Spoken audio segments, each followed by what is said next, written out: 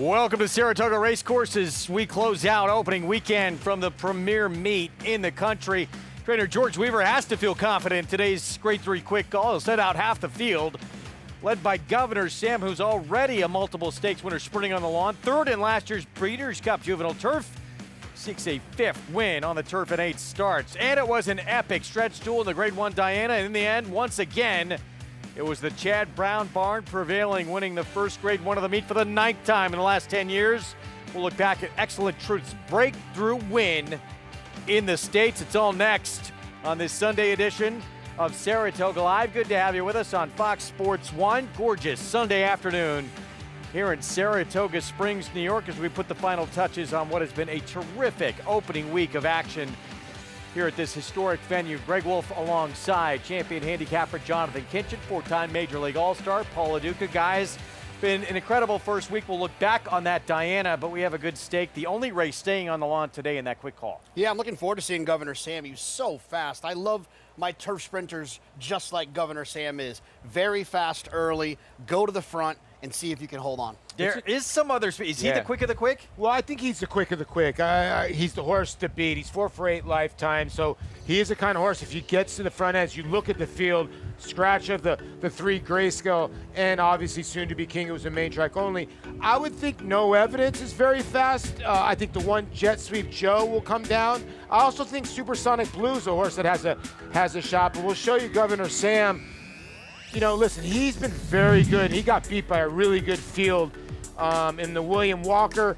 He was right there in the Breeders' Cup Turf Sprint. He's very, very fast. He doesn't give much up on the lawn, too. His speed, JK, is quite a weapon. He's already a multiple stakes winner on the turf. That last race put a line through it. That was a race that was not on the grass. And even when he got beat in that stake, Paulie mentioned at Churchill, that was off the bench. Absolutely. I mean, he had a right to get a little tired that day, especially the way that he runs. Like I said, he gets to the bottom of himself every time he runs. Some closers can have a little bit left in the tank if they time their run incorrectly. Speed horses, they have to be fit because they run the entire race. All right, Ortiz Jr., he'll be aboard. Actually broke his maiden on Governor Sam last summer here at Saratoga when Arad was aboard. Here's what's ahead, presented by Claiborne Farm. Early coverage here on Fox Sports 1 till 2:30. Then we go to YouTube 2:30 to 5, back on FS2, 5 to 6:30, as you see right there. And that quick call, race we were just talking about, horse who was the poster horse for thoroughbred Aftercare. Loved it at Saratoga. Looking forward to that feature later on. You can play all the action by getting signed up with Naira Bets. Get that $200 deposit match sign-up bonus when you punch in that code and sign up for new members, SPA200. And bet any track, anywhere, anytime, as Junior Alvarado rolls through the screen as he's looking to get reunited with the Kentucky Derby and Belmont Stakes winner Sovereignty and the Jim Dandy that prepped for the Travers. He was working early yesterday morning on track in preparation for that Jim Dandy. We're going to kick off our Sunday card with this maiden special weight. Everybody trying to get that first win. 1 1/8, and Chillax, Mott, and Alvarado. Odds-on favorite. We start with sturdy George Weaver. Yeah, this horse I think is going to appreciate the 9 furlongs. Has run well going 9 furlongs before.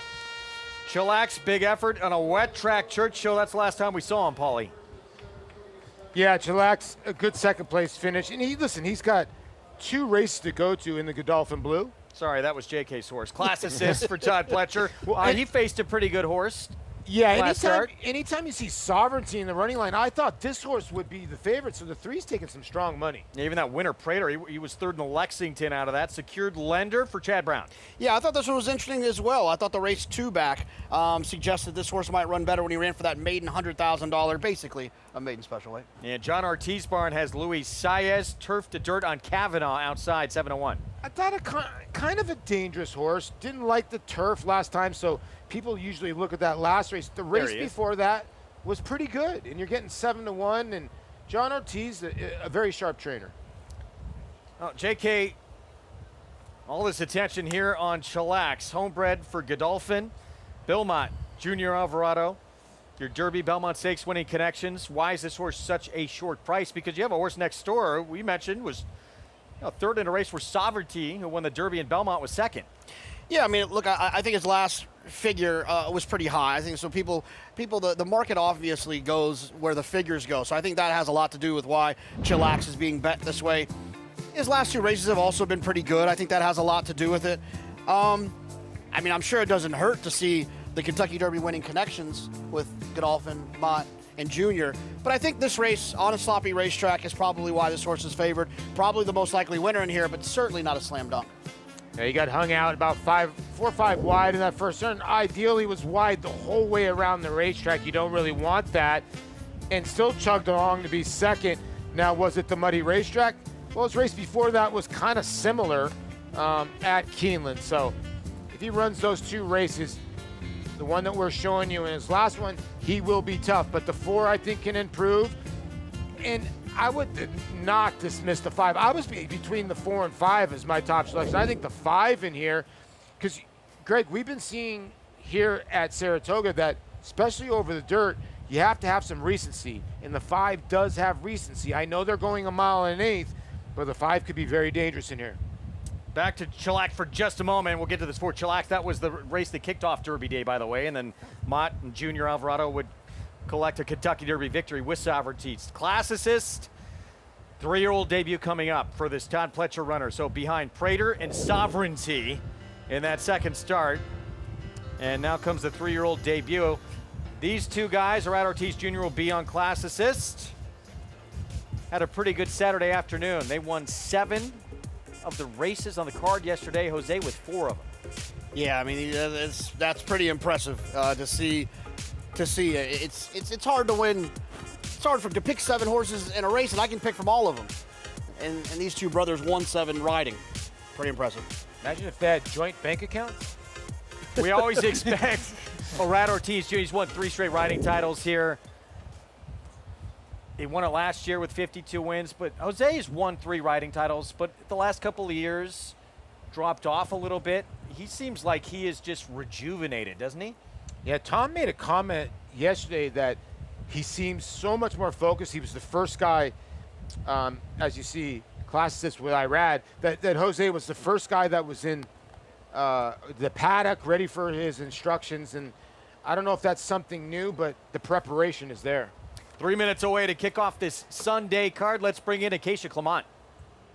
And we'll start off with Irad Ortiz's mount, who you guys were just looking at in the number 4 class assist, who we have not seen since September. And he did run in that incredibly salty maiden special weight field. But watching that race back, something I noticed was that he did not look to be moving comfortably throughout that race. A big pet peeve of mine is any horse that is swishing its tail or carrying its tail straight out in an uncomfortable sort of tail carriage and positioning, because that often can speak to maybe something that's going on behind or in their back. But that's something that always really stands out for me, and that's what this guy was doing throughout the running of this last race. Now, watching him warm up, I've been keeping a close eye on him, and besides that one little sidestep as he gets closer to the gate, he's been moving very well out there. A horse that I do think looks fit coming back off the layoff, hasn't changed a ton. He's a typical kind of curl-in appearance, but he's had great energy throughout the warm-up moving forward. I think maybe spotting that gate and knowing that it is about to be game time. The number 3, Chillax, he comes in after being based mostly at Churchill. According to the DRF Clocker report, his last workout here at Saratoga was a little bit more of a maintenance one. But if you go on First TV, which I was hoping to try and watch some of his workouts, the ones only available there are throughout the winter down at Payson Park, where this horse was the workmate of Sovereignty. And he was the steady workmate throughout, leading into races like the Florida Derby and eventually the Kentucky Derby. Now, obviously, his stablemate Sovereignty has gone on to be far more accomplished, and I should note that at the start of this year, Sovereignty wasn't the best workhorse, and he has improved. But this horse, Chillax, had been the one doing it with him in the morning and holding his own. So we'll see if he can finally step forward like Sovereignty has. He looks tremendous today, and he's been pretty sharp as well. But I'm going to land on the 5, Secured Lender, who I don't think physically looks like he wants any part of the 7 furlongs. He's been working in the mornings in company with Peter Pan winner Hill Road, and while second best to that one, I think flattered by the company, and he has been doing it pretty well within himself. I think he will appreciate more distance. Just totally out-footed when sprinting in those last couple of starts. Just doesn't have that kind of speed, and I think more ground should suit him well today, Greg. Acacia, thank you. So 9-2 on the board, secured lender for Chad Brown. Flavien Prat, of course, they combined to win that Diana yesterday. We'll have more on that big win a little bit later on. But Prat, 7 grade 1s at this meet last year, 5 of them for the trainer he's riding for here, Chad Brown, and another one yesterday. And he put on a display with that ride, JK. He's you know, we're spoiled here, right, with the having the best riders in the country, and having Flavien added to that group has just made it even better. I didn't know it could get better. Are you getting to that point when you play pick 5s, pick 6s, because I know you play pick 6s, pick 5s, it's just hard to throw him out when you see his name? It's just, when you look at a horse that is on the fringe, you know that Flavien's going to give him the best chance to win. So if they're a fringe horse where I'm thinking about maybe not using or using, he can help me upgrade a horse for sure.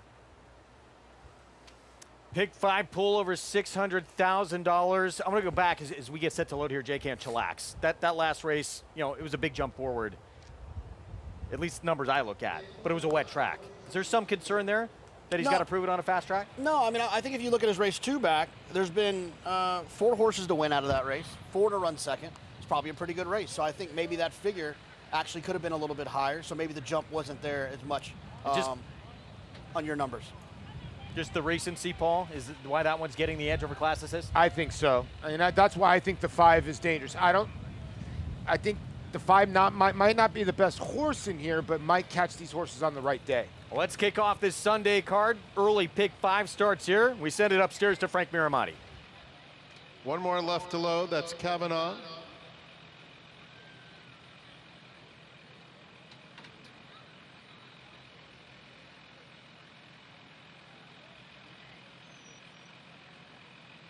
They're in the gate.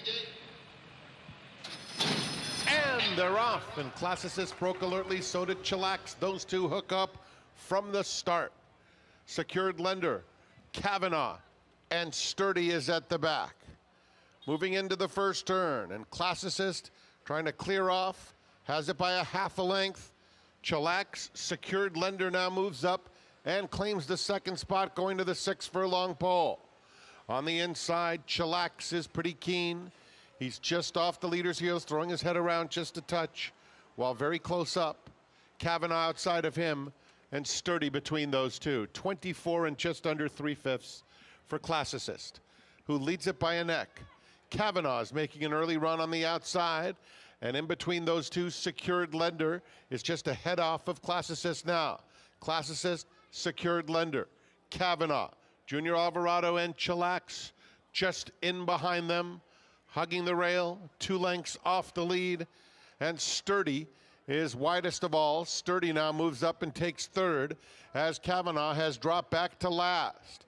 Around the far turn, 49 and 2, Class Assist, secured lender, Sturdy on the outside, Chillax in the blue colors is 4th. Deciding where he's going to go from there.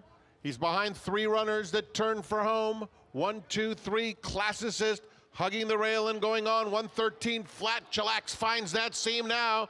And here is the showdown with a furlong left to go. And Chillax cut loose right up to Class Assist, who won't go away. Class Assist and Chillax are head and head. Class Assist digs down deep, maintains the lead, and pulls away, leaving no doubt. Class Assist comes back a winner.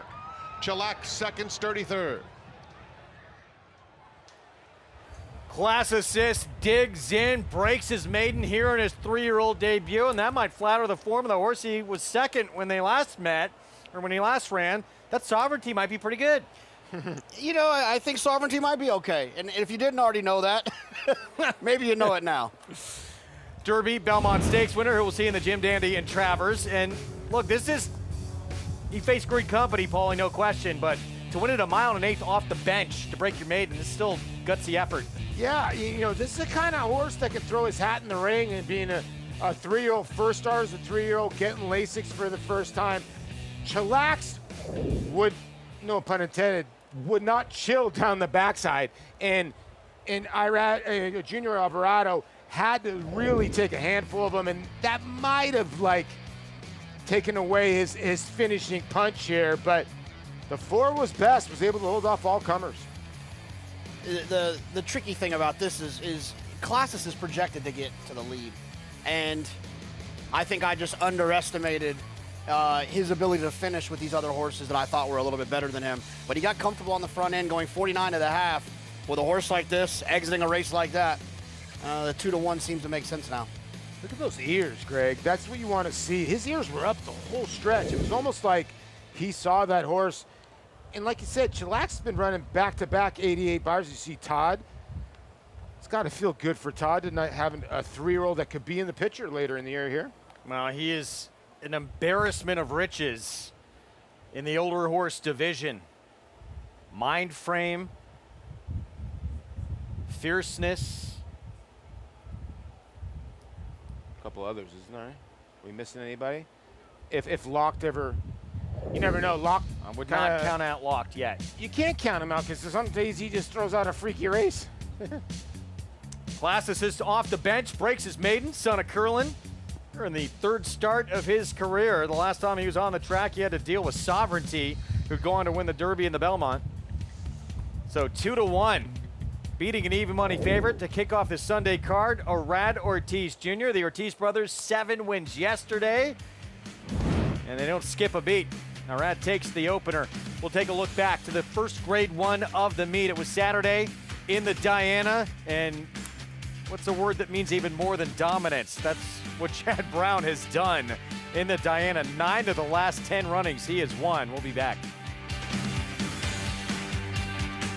Union Rags, a proven sire with 6 Grade 1 winners. He has 3 Grade 1 winning juveniles, including Dancing Rags, Union Strike, and standout older horses like Express Train and Paradise Woods. His success continues with recent graded stakes winner Circle of Trust and multiple graded stakes winner and Grade 1 winner Power Squeeze. Union Rags, a proven Grade 1 sire, standing at Lane's End.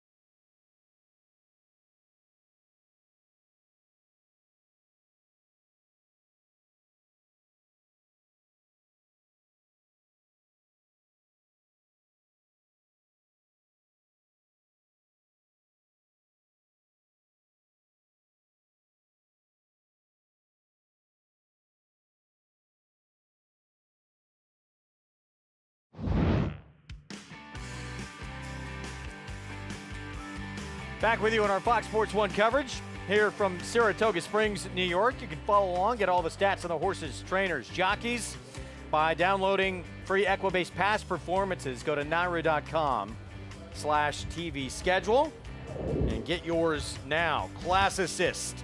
Todd Pletcher, 3-year-old debut for the son of Curlin.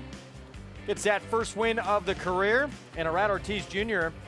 gets his 7th win of the meet, one behind his brother to the top 2 in the standings early on. Yeah, so they're like 15 wins already? That's crazy. Congratulations. Curlin Colt out of Street Chimera Playtime. And those St. Elias Silks. And my God, they've won a lot of races in the past couple days. Oh, they won a lot of races. They also won a lot of Stanley Cups.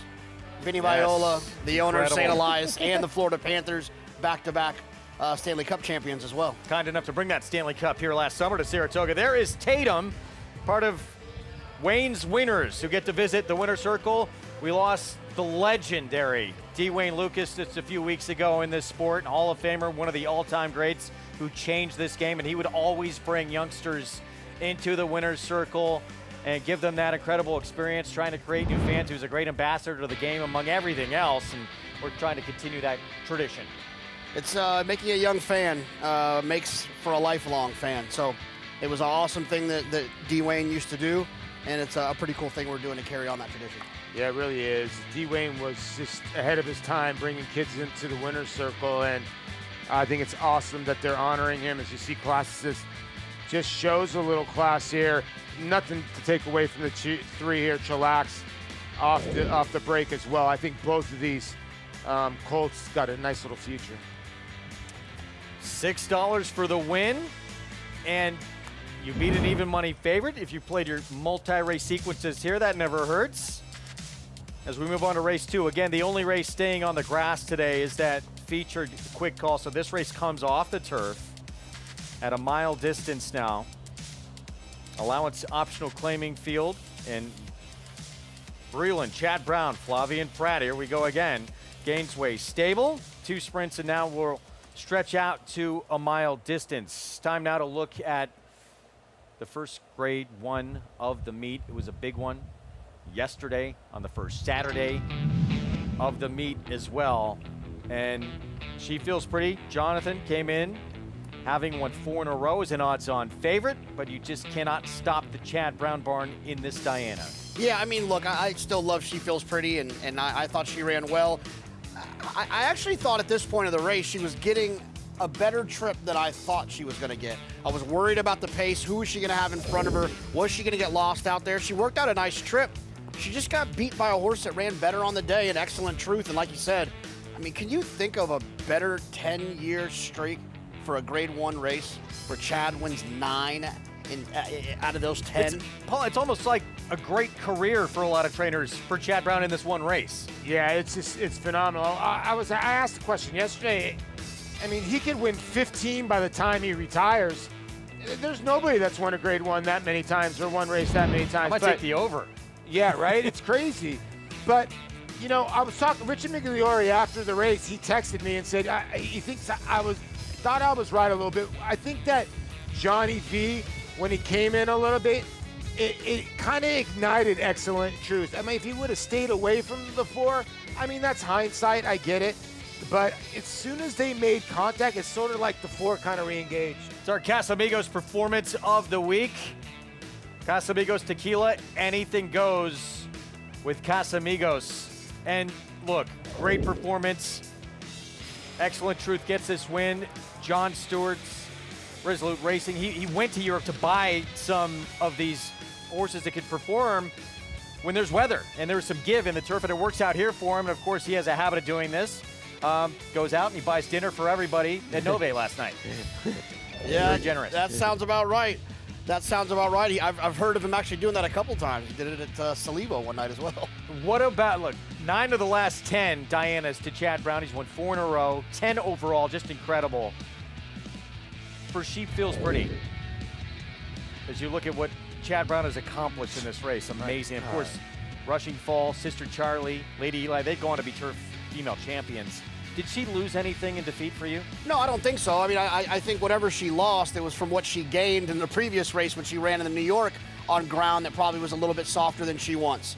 So I consider those to kind of to cancel each other out. I will say this, though, that Cherie and Lael Stables should be very happy to know that the Breeders' Cup is in Del Mar, and the turf will be firm. Yeah, you would think. Mile and 3/8, the distance for that Breeders' Cup filly and mare turf. Cherie DeVoe has said probably a mile and a quarter best for her. Is that maybe stretching things a little bit? I don't think it is. And she's won from 5.5 furlongs all the way out. I am in agreement with JK. I honestly think she wants to hear her feet rattle a little bit. So you would think at Del Mar, you're going to get that kind of turf course, and that's what she's going to love. Now, Excellent Truth, who beat her, I think caught her on the right day, because if you look at Excellent Truth, she was a better mile and a quarter horse overseas. So the distance was better for her, but the ground, I think, at Del Mar will be better for She Feels Pretty. First of likely many big wins to come for Chad Brown and Flavien Prat teaming up together. They'll team up again next week in the Chuvie. As we take a look at the field, that will go postward with Raging Sea. And of course, we know who's coming back to this meet later on in the personal ensign, the reigning horse of the year, Torpedo Anna. Yeah, it's going to be fun to see her back. It's, you know, I say it every day. It's about the superstars you get to see and the new superstars we get to meet. So Raging Sea comes in raging form. Is she as good as she has been?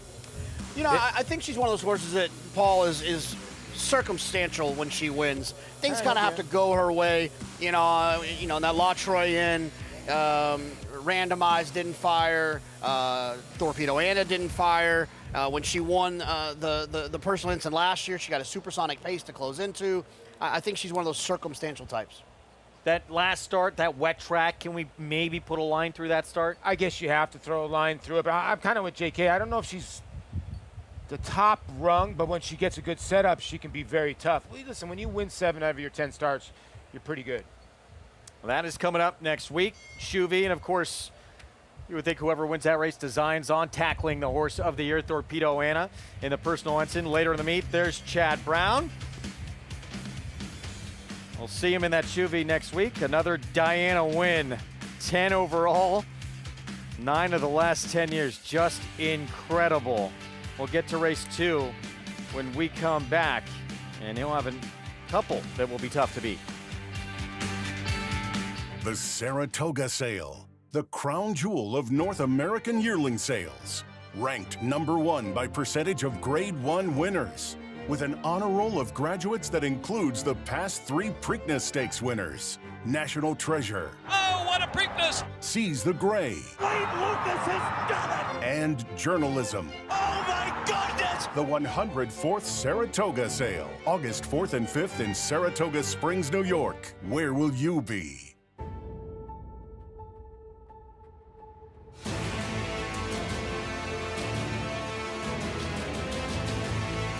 They come on for the finish in the Pilgrim Stakes. Annapolis by a head. It is Annapolis in front. It is Annapolis to win the Coolmore Turf Mile.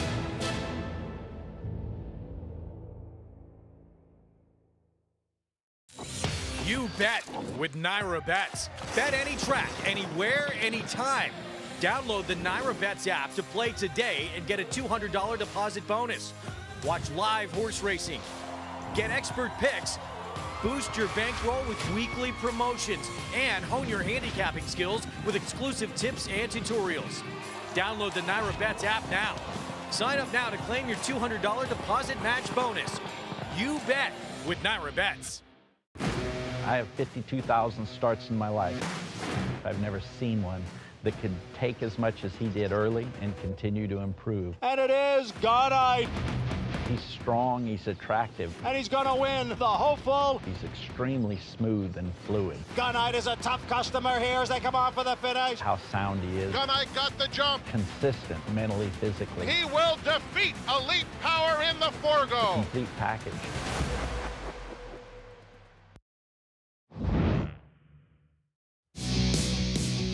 Back with you on our Fox Sports 1 coverage and our big Fox shows each and every Saturday. Beginning next weekend, we cannot wait through Travers Saturday on August 23rd, where we could see an incredible rematch once again between the three that lined up. And we're 1, 2, 3 in the Derby and the Belmont Stakes, and I would think some new faces as well. Magnitude throwing his hat in the mix as well with his comeback effort for Steve Asmussen. We'll kick off at the Coaching Club, American Oaks, this coming Saturday on Big Fox. And, you know, Andy Serling has brought this up. We saw Good Cheer finally defeated that perfect record going by the wayside. Lacara, is she the best 3-year-old filly in the game right now? I think she's at least in the conversation, that's for sure, especially on the dirt. And she's got a weapon in speed that I thought that she used in that Acorn. And I think she'll probably use that weapon for the rest of her year. Part of that coverage, Paulie, as we take a look at Lacara, been sensational for Mark Casse, the pride of New Jersey. Going to be on the card as well on Bookham Dano. Yeah, Bookham Dano, you know, his whole key is the draw. If he gets an outside draw, he's going to be very tough. The times when he gets beat is when an inside draw. He got outside of Mullican on this day and was able to grind him down with Paco Lopez aboard. And listen, this is a neat horse. Atlantic 6 Racing, the ownership group of this Jersey bred, it's just, they just love, and they bring crowds, and you can see that winner's circle that day. And listen, like I said, Bookham Dano is the horse that the draw is imperative. He fights, too. Grade 1 Woody Stevens winner. That ownership group, too. I know you know him well, Paul. It's been a lot of fun and really enjoyed every step of this ride with him. Yeah, I mean, after they won, the next day they were at Monmouth at the Summer Wind Bar having a blast and throwing their own little party. So the guys just enjoy racing. Man, center screen right there. I don't know if anyone knows him. In the purple tie, co-leading trainer at this meet here at Saratoga. One of 6, I believe, trainers with 2 wins. Tom Amos, well done. Last couple of days, getting 2 wins early on. Great start for him. Yeah, I mean, I think as a horse player, as a trainer, as a rider, I think winning early in this meet does a lot for your psyche, right? You don't start pressing. You don't start second-guessing yourself. You know, you're kind of playing from ahead. So hopefully Tom can continue to keep picking up some wins. Under no illusions, though, the man who is overwhelming favorite to win yet another training title. The trainer of this one here, Donor Advised, one of 2 in this race for Chad Brown. He had 45 wins at this meet last year. And Donor Advised outside post Manny Franco will be aboard. And this was 2 starts back at Aqueduct, going 1 1/8 in the maiden win. Yeah, look, I thought he ran well going the 9 furlongs. He should appreciate going just a little bit shorter this time. When you have a Chad Brown type horse that can show speed, they still finish like a Chad Brown horse. I've always found those horses to be very reliable for Chad's operation. Showed a lot of grit. He didn't really like the crop. He was all over the place a little bit, swishing his tail here and there, but it was a very good win. And in his next start, he faced Table Flirt, the 8 in here, and got beat. But I think that if he gets a different ride and he's more forwardly placed today, he's going to be dangerous. He's got a stablemate to deal with who's favored as well. Let's go to Acacia in the paddock. And as far as Donor Advised is concerned, she is one with natural speed, a tall and leggy daughter of Gunrunner. And as Paul mentioned, she does not seem to be the easiest horse to ride. I was not in the paddock for her last couple of races. Comparing notes with Maggie Wolfendale, she said that she kind of had the Chad Brown uniform, so to speak, as far as equipment. And that's a snaffle bit, one of the softest bits that you will see with horses running here, the drop nose band. And that's it. And that's what she's wearing again today. I was curious if there would be any sort of stronger equipment on her face, but not the case. She's sharp in here, but she does have the tendency to kind of run with her head turned or kind of leaning in or drifting out. So keep an eye on that with the outside post. But Manny Franco going to be aboard, Greg, and clearly he's gotten a chance to get to know her quite well. Yeah, he was aboard. Thank you, Acacia, for that maiden victory we showed you. I just felt like, and that's the way the board's being bet right now, JK, she's going to have to step up and improve to deal with most of these, including her stablemate here, Brylan. Yeah, the thing about Brylan, though, is that if you look at her past performances. She had that win last summer, then she had all that time off and came back and disappointed at odds on. I don't trust her to run back to that debut race. I think maybe she just was better than who she was facing on her first start.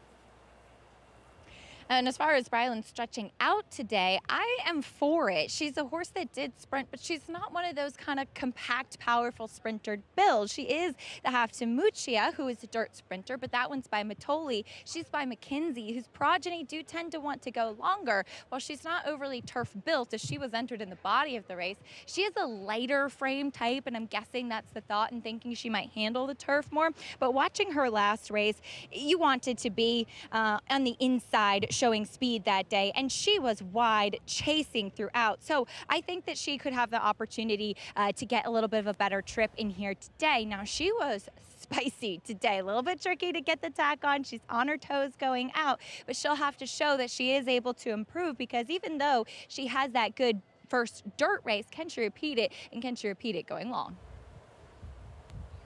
Well, I mean, her first race she won was over a muddy racetrack. I'll disagree a little bit with Jonathan, because I thought that the bobble start might have cost her in her last race. But then again, he's so good at hitting the reset button. You do get Flavian aboard. I thought this horse would be your favorite over Table Flirt, so I'm a little surprised. So maybe the board's kind of telling you how they're playing this race. Table Flirt, 3-2 favorite now. We'll talk more about her in a moment. She's one of the main track onlys in this race. As you get a look at these promos here and get signed up with Naira Bets, you get a 30% bonus when you hit a pick 3 at Saratoga or Monmouth today. Opt in at NairaBets.com. Have to opt in to take advantage for that 30% bonus. So as they come down Champions Way, we get to our post parade. And we'll start with the remaining half of that entry for Chad Brown, the outside post with Manny Franco, donor advised. Yeah, this is the horse I like. I think this horse is going to take another step forward. I thought that race back at Aqueduct in April was pretty good. Stable mate, but not entry mate. Chad Brown, Flavian Pratt with Brylan. I thought this horse would be your favorite, but I'm kind of against the horse considering a turf work last time. I can't take 7-5. Well, Table Flirt, not even close in terms of who's faced the toughest company. It's her. Yeah, she's gotten beat by Shred the Gnar, who donor advised just missed 2-2 as well. So Table Flirt, I thought was the horse to beat. And here's Stipulate, Tom Amos barn. He has Jose Ortiz aboard. The maiden win came at Oaklawn sprinting. Yeah, I mean, if you look at that race 2 back at Oaklawn, if he can run something similar to that, build off of that, he definitely has a shot in here. He's got some foundation as well, making this his 7th career start. Excuse me. Back to the 8-5 favorite. And here's the Belmont filly with Junior Alvarado. So 8-5 right now, just second at a mile on this racetrack, Belmont at Saratoga week. Do you give her any kind of edge because of that? She's done it over this track and run at least well at the distance. You know, I'm actually not crazy about the 8. I think that, you know, she spent all that time on the grass. I thought that she had pretty good trips in her last 2 starts, still wasn't able to win. You know, she was 8-1 and 10-1. I just feel like she's being a little bit overbet. I mean, they threw her in out of a maiden win against Nitrogen and Fion. Like, that's pretty aggressive move from a maiden special weight. And then that's the end of her turf career, I guess. And now she's a main track only horse. So she is kind of confusing. And another horse that's had troubles at the gate. I'm with JK. I think the 1-8 donor advised is your longest shot on the board, and I think is a great play at 4-1. Approaching the 5-minute mark to post. Compact field, 3-2 favorite. That filly right there for Belmont with Junior Alvarado, your Derby and Belmont Stakes winning connections. Can Table Flirt get the 2nd win of her career? We will find out when we come back on our FS1 coverage of Saratoga Live.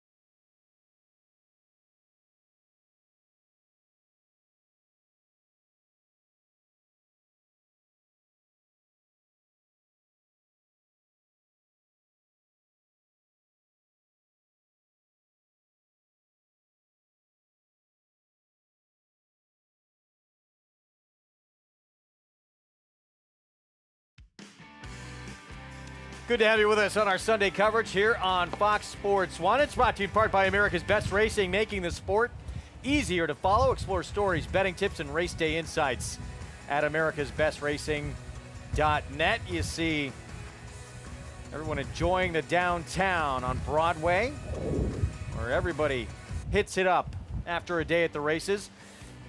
Thoroughbred Industry Employee Awards, still time to nominate. Deadline's midnight on Monday, July 14th. Finalists receive an all-expense-paid trip with a +1 to Kentucky. $124,000 in prize money will be distributed. Horse Farm Tour and Stallion Show. Afternoon of racing at Keeneland. Award ceremony will be October 15th at Keeneland. To nominate, go to TIEA.org. And again, midnight Monday, July 14th, that deadline to nominate. So back to the 1A. Wow, I'm shocked by this. Everyone aboard donor advised. Yeah, I mean, to me, it's more about not loving the 6 and the 8 is what led me to the 1A. Sometimes it could be I just love the individual, and that's what led me to wanting to play them. But this is more of a against the 6 and the 8, land on the 1A. I'm kind of with JK, yeah. This was 6 and the 8 that I don't trust the 6. I really don't trust the 8. The 9, I might be completely wrong. We might be completely wrong. I'm more scared of the 9 than anybody else because it seems like the horses from Churchill Downs have been really running well here. And Tom has been mentioning it, of course, the Churchill Downs homer. But he's, 4 horses won from Churchill yesterday. And Stipulate, I think, has a chance here. Well, Keisha all in with donor advised as well. Yeah, and I'm kind of in the same thought process in here of looking at what she's facing. And I also think that the post being drawn to the outside should actually help her. She is a big, long, galloping type donor advised. But as far as your favorite is concerned, Table Flirt, Paul brought up a really interesting point that she was on the turf, then thrown to the wolves in grade 2 company, and then went to the dirt. What happened there? A little bit of an odd kind of trajectory for her. And watching her last race, she got a good trip. She was just second best. She's done nothing wrong so far. She was a little bit sharp when she came out into the post parade, but then she settled down beautifully. She's big. She has a lot of length to her frame. She certainly could win this race, and it's an intriguing placement with being main track only, but I find her a little bit of a confusing horse. She certainly is fine to run on the dirt, but a little bit more of that angular build, so I can understand why she started her career on the turf, but at a short price. Now, as far as the 9 Stipulate is concerned, I do think that the point about horses coming from Churchill Downs is well meant and something we should pay attention to, particularly on the dirt. I've noticed she did have some traffic trouble last time out, but she was spirited in that warm-up, actually trying to run off with the pony a little bit, but Jose Ortiz got her to settle nicely, Greg. Thank you. And there is Tom Amos' Stipulate. He told us, and we were a little bit shocked by it, this most recent Churchill Downs meet was the most competitive he has ever been a part of. So high praise from Tom Amos with that meet, and Stipulate coming out of that Churchill meet. Set for race 2, kicks off this pick 4. Let's go to Frank Miramati for the call. Here's donor advised. They're in the gate. And they're off. And Bryland is out very quickly. Donor Advised has some early speed, too. They're followed by Stipulate. Table Flirt is at the back. Just 3 lengths covers the field. So it is Bryland taken in hand by Flavien Prat, but there'll be no breathers as Stipulate moves up in between horses, and Donor Advised is on the outside of them. So 3 of them covered by less than a half a length as they make their way onto the backstretch through a quarter that went in 24 and 2/5 seconds. And it is Bryland on the inside, Stipulate right up alongside. A length back to Donor Advised, and Table Flirt has 3 to make up as they run past the half-mile pole. Bryland by a head. Stipulate 47 and 3 for the half. Donor Advised now worked upon, trying to get closer, and Table Flirt is tucked in just behind her. Around the far turn, heading to the quarter pole. Bryland, Stipulate, 1-2 throughout. Table Flirt looming just behind them. Donor Advised, fully extended there at the top of the stretch. Stipulate on the outside of Bryland. Bryland cuts the corner, leaving room now for Table Flirt, who makes her bid through 3/4 in 1:11.4. Here's Table Flirt. Hand-ridden nicely up to take command from Bryland and start to pull away under Junior Alvarado.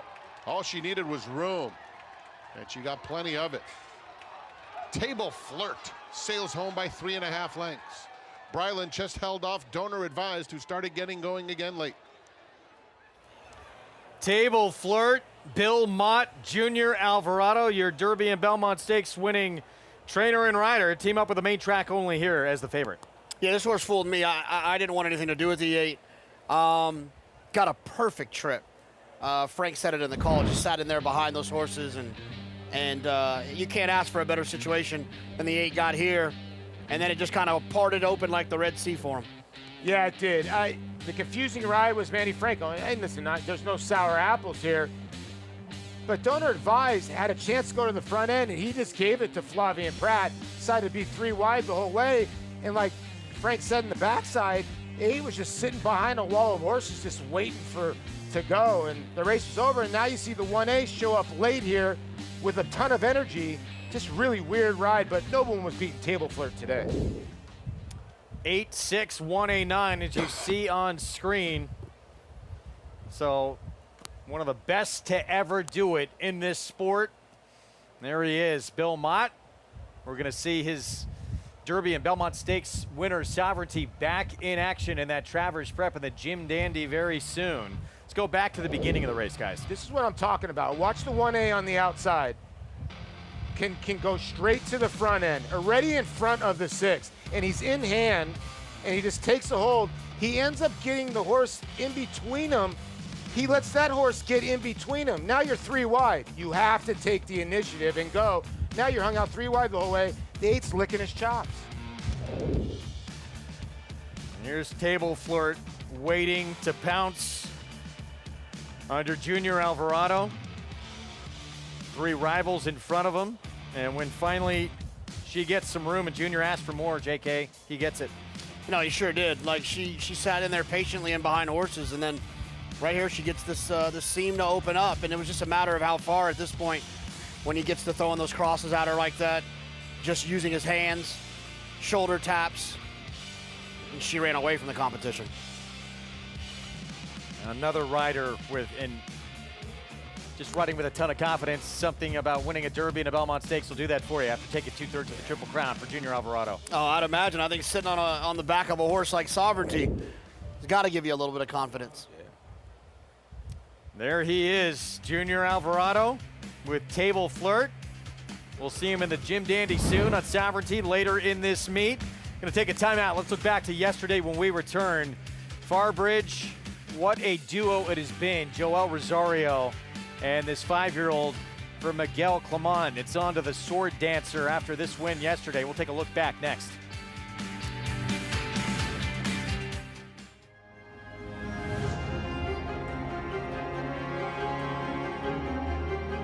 Greatest Honor has taken the lead now. Less than a 1/4 mile to go, and Greatest Honor starts to get away.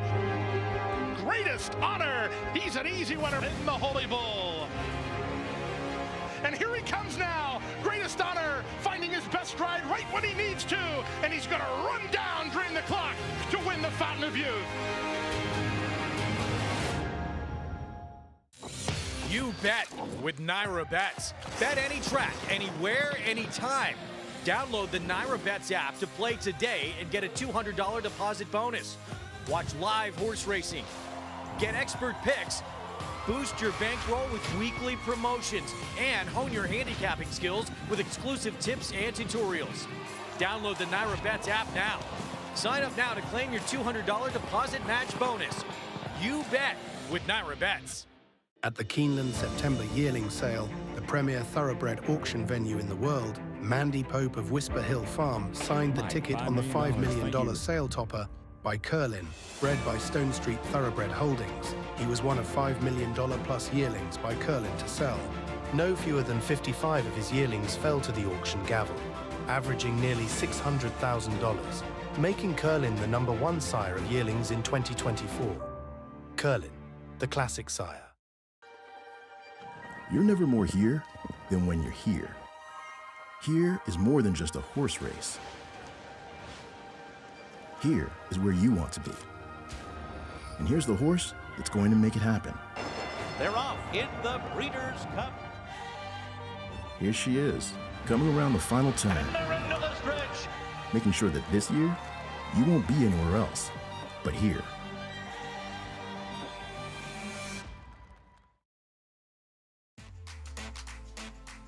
Back with you in our Sunday coverage here on Fox Sports 1. It's Table Flirt.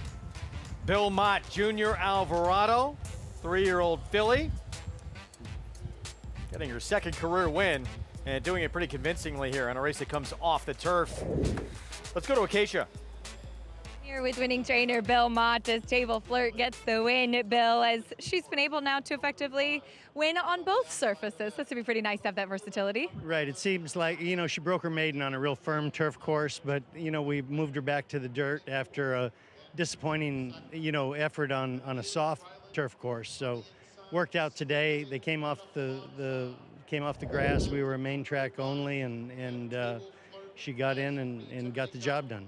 Yeah, she certainly had plenty of horse there in the stretch, but wanted to ask you, of course, about Sovereignty, who had to work here yesterday. I'm sure horse you've answered many questions about, but working 5 furlongs on the Oklahoma training track. What have you seen from him? Seems like he's been attacking his training in the mornings. Very good. He's been very good. I mean, we worked him in company with another horse just to keep him honest, but it was a good move. We got very lucky to get out just before the rain really hit, and we had a flood. But we worked over a good racetrack, and he looked like he was moving great and went well with his company, and it looked good this morning. That was the first 5 furlong work since that Belmont Stakes win. Can you talk a little bit about how he's progressing moving into potential start in the Jim Dandy? Well, I think very well. I mean, I think he looks good. He's holding his flesh good. I think we've got him fit enough. He's been, he does a good amount in his daily gallops. I mean, he gallops at a good pace, and he's been, very forward in his work. So, I think he's getting ready to go. He's made a fan of a lot of us. We can't wait to see him, but congratulations here as well, Bill. Thank you very much. He's a good horse. I'm, very lucky to have him. You've done exceptionally well with him. Bill Mott getting ready to send out what I think is now the leader of the 3-year-old division, Greg. No question, he is the top dog in that 3-year-old division. He'll line up with that Jim Dandy, and the third-place finisher from Derby Day and in the Belmont Stakes. Baeza has announced they're going to make that trip to tackle him again in that Jim Dandy. Journalism, who was so sensational in the Preakness, ran in all 3 legs of the Triple Crown. He is going to go to the Haskell, and hopefully we see him all again in the Travers. Our program brought to you in part by legendary Claiborne Farm. 100 years of doing the usual, unusually well. And JK, that 3-year-old picture getting even more intriguing as we look at the field for race 3 here with how Magnitude came back for Steve Asmussen. Yeah, none of these 3-year-olds are going to end up getting into that picture. I hate to break it to you. No. But yes, obviously Sovereignty and Journalism and Baeza, but then Magnitude makes it even more interesting. And who knows? We'll still see someone possibly run in the Curlin or jump up in the Jim Dandy and run well and throw their name into the hat for the Travers, or even some horses from the Haskell that run well and decide to run back. I mean, this could be one heck of a Travers. Gosger's going to line up in that race, a horse that looked like he was going to beat Journalism, but overcame that incredible trouble to run that horse down. Yeah, we'll see second half of the year, things can change. Yeah, a lot of things can change. And you'll see a lot of new 3-year-olds will throw their hat in the ring. But like Gosford's a horse that, for Brendan Walsh, was lightly raced. I get it. He got run down by Journalism, and you probably think he should have won the Preakness. But I thought he gave a really good effort. And, you're going to see a lot of different horses. Like we've seen, like the Steve Asmussen horse, Magnitude's got a ton of pace. And he brings a lot of pace to the 3-year-old division where there's not a lot. We'll look back to yesterday and those 2 big graded stakes on the turf. The first of them, Grade 2 Bowling Green. What a pair Joel Rosario and Farbridge have been together. Joel has just been perfect on this horse, knowing how he needs to ride him. 5 for 7 since they reunited together last summer, JK, and said in this race maybe moved a little too early, but he knew he was on the best horse. Yeah, but sometimes, I prefer my riders make mistakes with being too aggressive. I'd rather you make that mistake than make the mistake being too passive. And Farbridge is just the best horse in this country in this division. Going these longer distances on the turf, he's just one of the best horses. And until, which we'll probably see, some of those Godolphin horses for Charlie Appleby or some of the horses in the Breeders' Cup start showing up, Farbridge will continue to be the best horse in this division. Yeah, he's just, you made a good point that, Greg, when you said that, Joel said he made a move too early, but he was riding that race, right? So he knew, okay, I can get to the front here, I'm gone. When it's a little bit of deeper field, this horse is showing more tactability each start, and Joel fits him perfect. Now let's bring in Acacia. Nice job by Miguel with this horse, and now it's on to defend that title in the Sword Dancer. Yeah, very exciting. Greg, Farbridge is a really special horse that has meant a lot to everybody in the barn. Went by and saw him this morning, and he was his normal spicy self. And talking to assistant Lee Vickers, who's there in the hat holding him, he said when he brought him back last night after the race, in about 10 minutes, he had stopped blowing. He only drank half a bucket of water, and then he was off playing in his stall like absolutely nothing had happened. So he came back remarkably well from that race, in which he was much the best. And obviously, especially considering what Europeans might show up, the waters will get deeper going into the Sword Dancer. But as he tries to defend his title, I do think his versatility, as you guys mentioned, is one of the best weapons that he has, because he won the Sword Dancer last year on a very firm turf course going wire to wire. Then after that in the fall, won the Joe Hirsch on a soft turf course from last. So he's shown he can do pretty much anything, but he was feeling fresh this morning and ready for the next challenge. Yeah, Miguel Clement, Acacia's husband, saying 100% on to try and defend that title in the Sword Dancer. That's August 9th. That'll be fun. Yeah, a little change in the schedule with the Sword Dancer and also with the 4-star Dave. So August 9th, I can't wait to see that. It'll be a lot of fun. We'll see who else shows up. He's going to start running off some of the other horses in this division, but at some point I would think that some of the horses from overseas might start trying to get into the mix. Yeah, so we're going to see deeper waters for him, no question, what we saw yesterday, but got the job done, breathe a sigh of relief, and then tougher tests ahead. JK makes a good point. Charlie Appleby and some of these guys are going to bring in some horses as we get closer to the Breeders' Cup, you know what I mean? They want to get that race in them over here, and this key, if you look at the last couple Breeders' Cups, horses that have made starts here at Saratoga have ruled the Breeders' Cup. So, I think a lot of the European connections like coming here too as well. We're going to take a timeout. When we come back, look back to yesterday in that Diana. We mic'd up Cherie DeVoe, who had the odds-on favorite. She Feels Pretty. Came up just short, didn't lose much though in defeat with a very game performance. We'll hear what it sounded like coming down the stretch when we come back. Say hello to Move.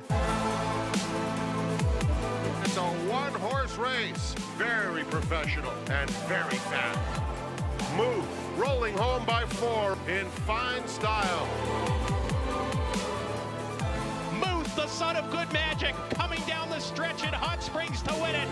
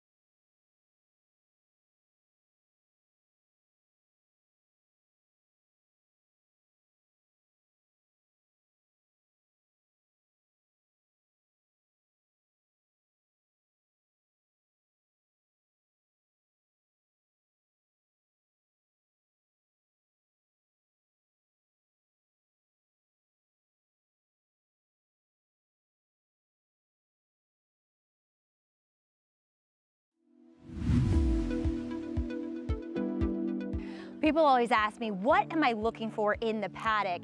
And the first thing that I look for is how well a horse looks to be doing. They can't tell us that I'm feeling great. You have to read it on their coat, on their flesh. And this is a horse that just looks exceptionally well. You can see here these lighter bits, the round circles, the lighter bits here, these are dapples.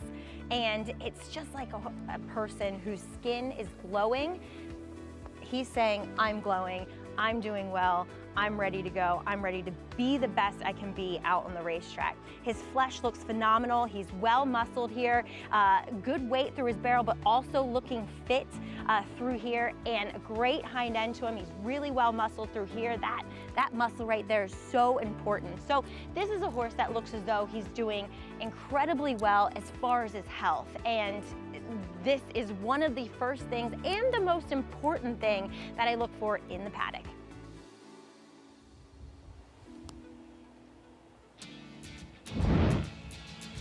Race 3, 15 minutes away, $20,000 maiden claiming test of endurance at 1.1 miles. That is the one this race goes through. Adventurous, big drop in class for the Hall of Fame barn of Todd Pletcher. We'll get back to this race in a moment. Time right now for Saratoga Sound as we mic'd up Cherie DeVoe, trainer of the odds-on favorite in yesterday's first grade 1 of the meet in the Duncan Diana. She rooted home. She feels pretty.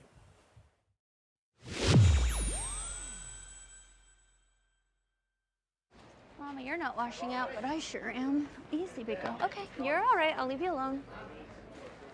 All right, all right. All right, baby. Yeah. Okay, in between. She's fine. She just says I'm taller than you. You got to work for it. I came in here because the two's acting like a little silly and they're making a big deal about it. So I'm like, I just want to get away from all the goofiness. And then I'm like, oh no, this is different. So maybe she doesn't like it. And then I overthink everything because, you know, I'm nervous. So. All right, well, it's 4 horses, so good luck. Thank you. Yeah. It's more for me than for... Hopefully Luis goes and I can cover up behind him, right? No? Yeah, well... We'll go, yeah. That's the only one who can be in the lead. I don't know. Otherwise, we're going to be in the lead ourselves. Well, if you are, you are. I mean, I don't know what to tell you. You're just not going to want to let Chad's in front of you. I don't think you're going to want Chad's in front of you. Yeah, I don't know. Unless you send one of them, though, you know? I don't know if he's going to. Yeah. Just play it out like you always do. Wait for us. Enrique, we got short legs. Her legs are a lot longer than ours. Warm her up away from the pony like you always do.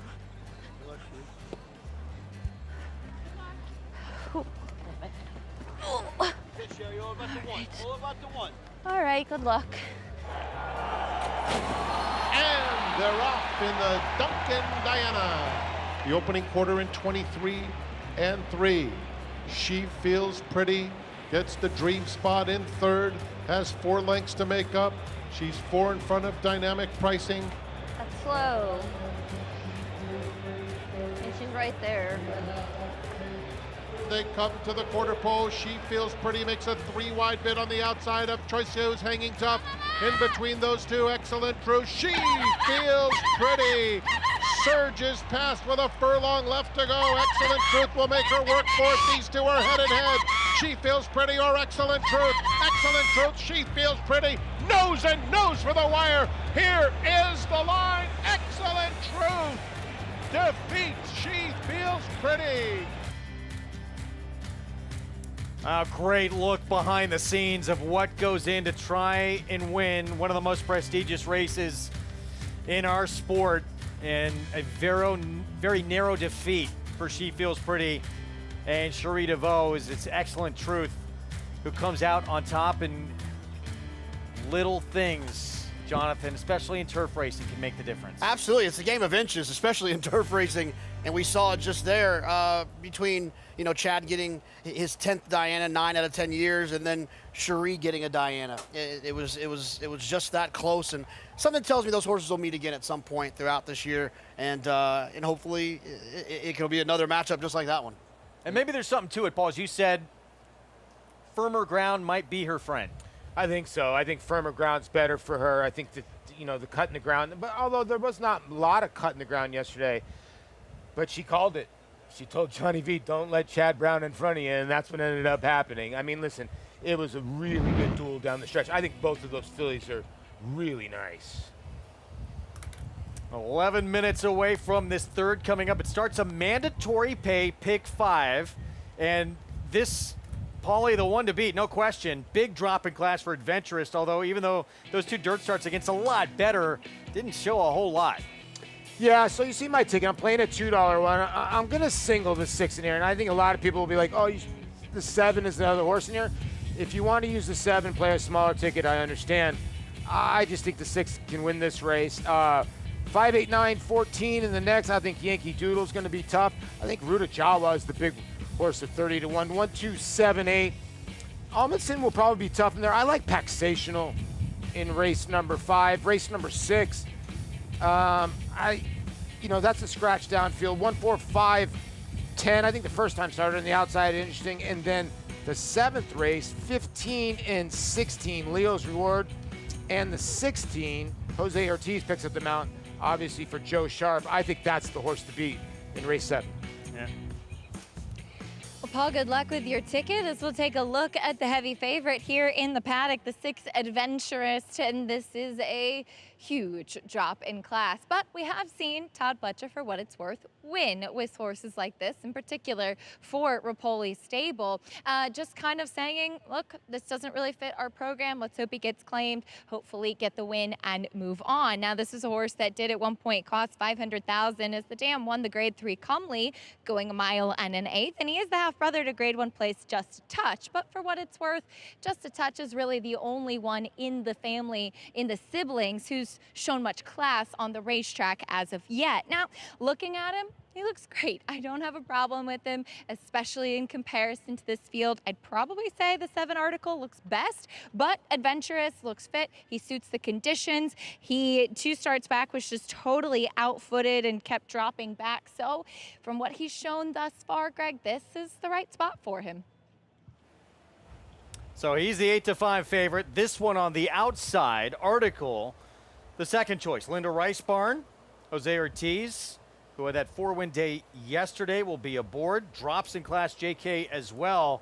Hard to get very excited, though, with what this horse has done in 2 dirt starts. Yeah, I mean, the horse was 19 to 1 on debut, got beat 14, was 31 to 1 second time out, got beat 26 lengths. Now the horse is 2 to 1.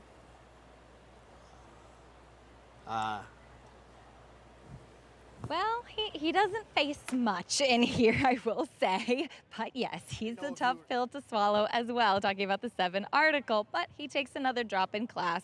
Last time he did bobble at the start and was kind of bumped a little bit. But the biggest thing to me it looked that day was that he was climbing, meaning that he was kind of running up and down instead of forward, not really kind of getting into the race, and took him a while to get going. As I had alluded to, he's the horse that actually looks best from a physical perspective here in the paddock. Really, really great weight and muscle condition on him. He was sharp getting the tack on him. He's been sharp in here. I do wonder, and I'll watch how he warms up, but I do wonder if it's possible for him, and given what he's facing in here, it might be, if we're going to see him be more forwardly placed, because the way that he ran last time, I think he's a horse that would be happier without getting any kickback in his face.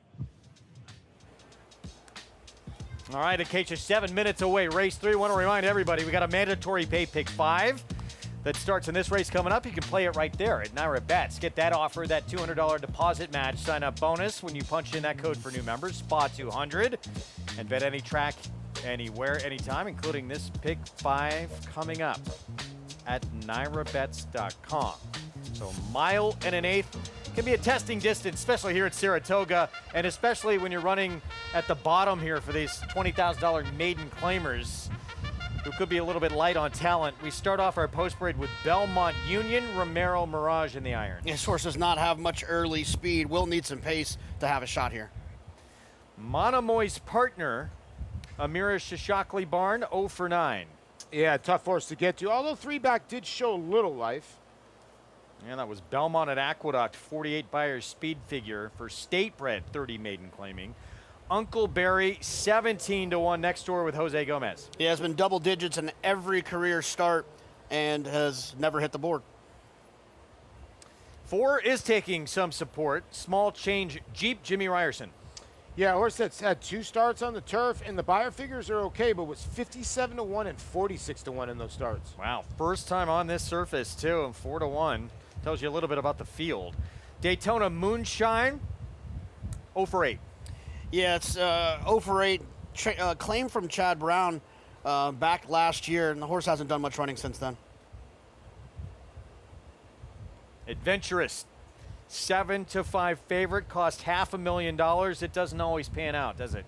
No, it doesn't, but you put Luis Saez on, and I think to hustle this big horse, because considering he's going to one that's going to probably like the distance the best. And the leading rider very early on at this meet with that 4-win day yesterday. Here's Jose Ortiz on article for Linda Rice. Yeah, I mean, you know, for maiden claiming, this horse has never taken any money and has never done any running.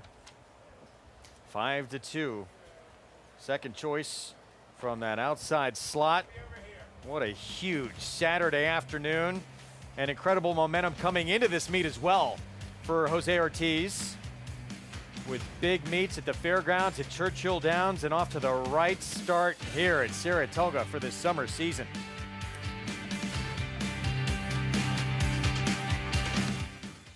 Behind a no-doubt champion, Echo Zulu, Sierra Leone does it. Early voting comes inside. He wins the preakness. Gunite, Cyber Knight, Society, Antiva, it's Baba. Gun Pilot. Hit 1 million, hit 1 million, hit 1 million, hit 1 million, hit 1 million, hit 1 million, hit 1 million, now 1, now $1,000,000. You got to put it in a half. Mark, $3 million. Thank you. Runners on top of the world. Who's in for Mohegan? Obviously everyone. A cheers with friends, then it's off to the races. A moment of calm before the dark and stormy. One more dance floor. Who needs skill when you have style? And feeling like it's the best time ever? Smile. Hats and nightcaps? Yes. Then it's down for the thread count to start it all again tomorrow. This is how it feels when you're all in for Mohegan. Mohegan Sun. We know that the horses are the foundation to this industry, but it's the people that brings us together. We need to celebrate the community that is horse racing. The stories are amazing. The people that you meet and the love they have for this business warms your heart and renews one's faith in this industry. I think this is one of the best things we've done in the last few years in horse racing, but it has to happen with somebody nominating an individual. Racetrack Television Network brings you every race, from every track, on every screen, every day. With monthly packages starting as low as $5, RTN gives you great value and access to more live HD streaming and race replays than anyone. Visit RTN.tv today to sign up and watch on almost any device, including Roku and Amazon Fire. RTN has packages that start at $5 per month.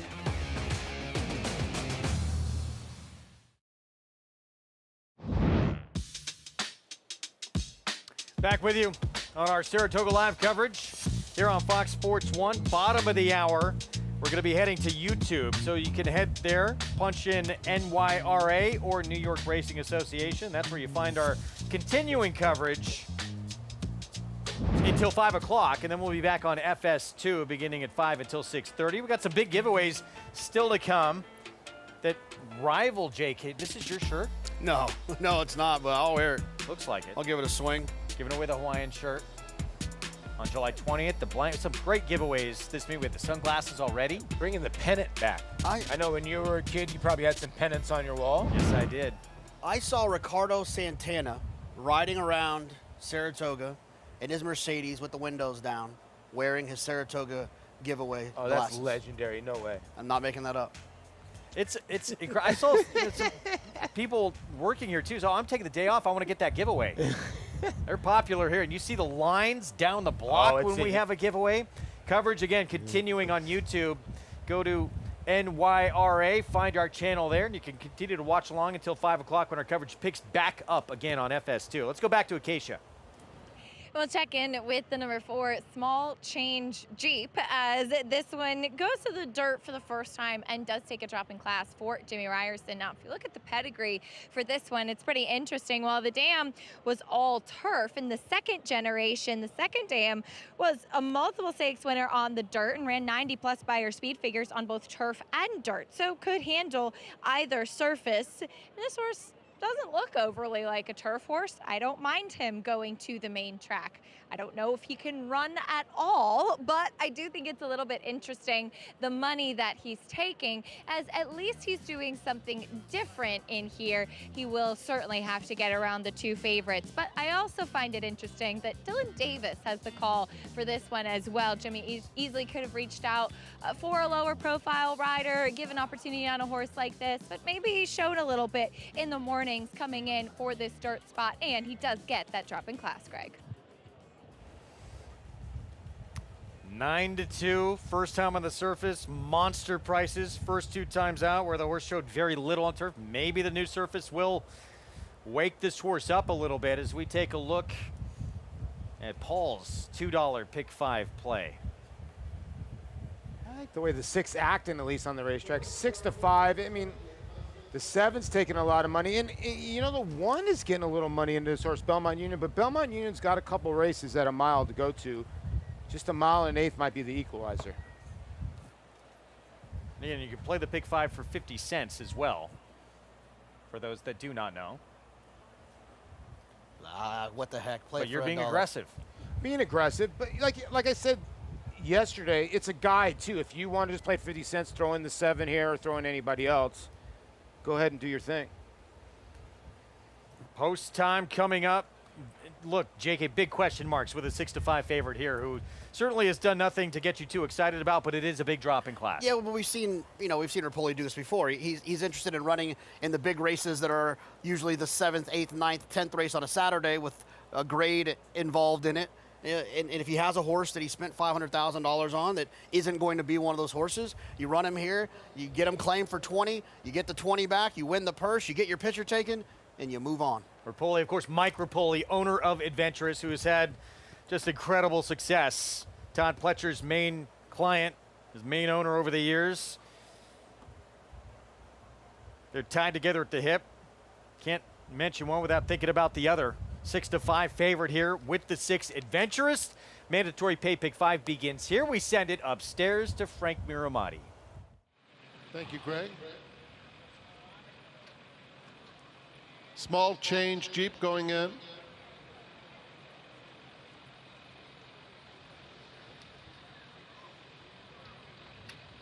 Daytona Moonshine will be next.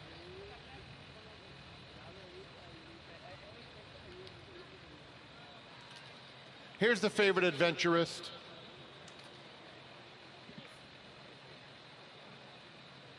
And Article will complete the lineup. Article right up to the gate.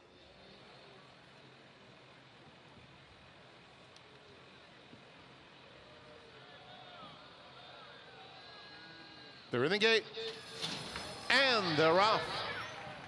Uncle Barry, Small Change Jeep, Adventurous, Daytona Moonshine trying to keep pace with them as there's a real scramble for the early lead. And it will be Small Change Jeep along the inside, just in front. Daytona Moonshine is 3/4 of a length back second, and Adventurous stays right on them, while 3 wide, a length and a half off them in third. Uncle Barry is in fourth there, followed by Article fifth. A big gap to the 2 trailers, Monomoy's Partner and Belmont Union at the back, 23 and 4 for the opening quarter mile. And 3 of them going at it as they run down the back stretch. And it is Small Change Jeep maintaining a half-length lead. Daytona Moonshine in between horses. Adventurous third. Uncle Barry, orange colors, just off the leader in fourth. Article is fifth, but only 3 lengths off the lead. A gap of 8, Belmont Union and Monomoy's Partner. 48 and 1 for Small Change Jeep, taking him into the far turn with less than a half mile to travel as Adventurous starts to turn up the pressure now. An Adventurous on even terms with Small Change Jeep. Article has 3/4 of a length to make up with less than 3 furlongs to run. Uncle Barry is still in fourth with Adventurist in front of half a length now coming to the quarter pole.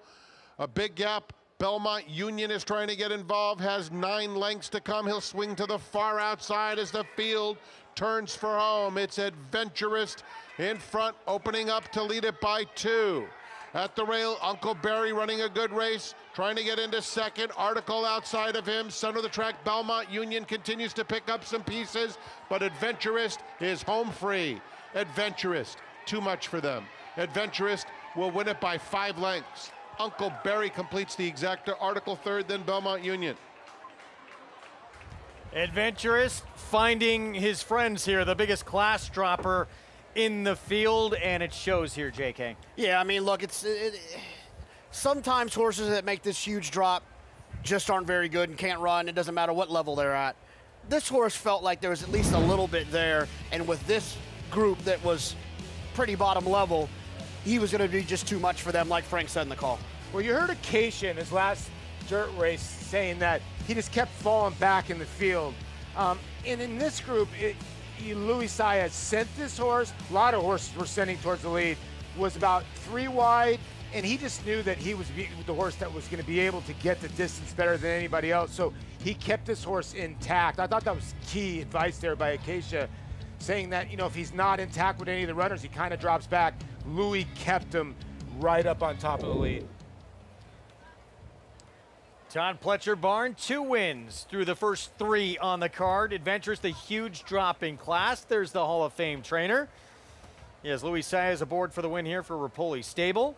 And not just the win, probably wanted to part ways with this horse, and this one was claimed. We'll be moving to a new barn. Oh, I would have been shocked. I'd be probably more shocked if there wasn't 10 claims for the horse, honestly, at least.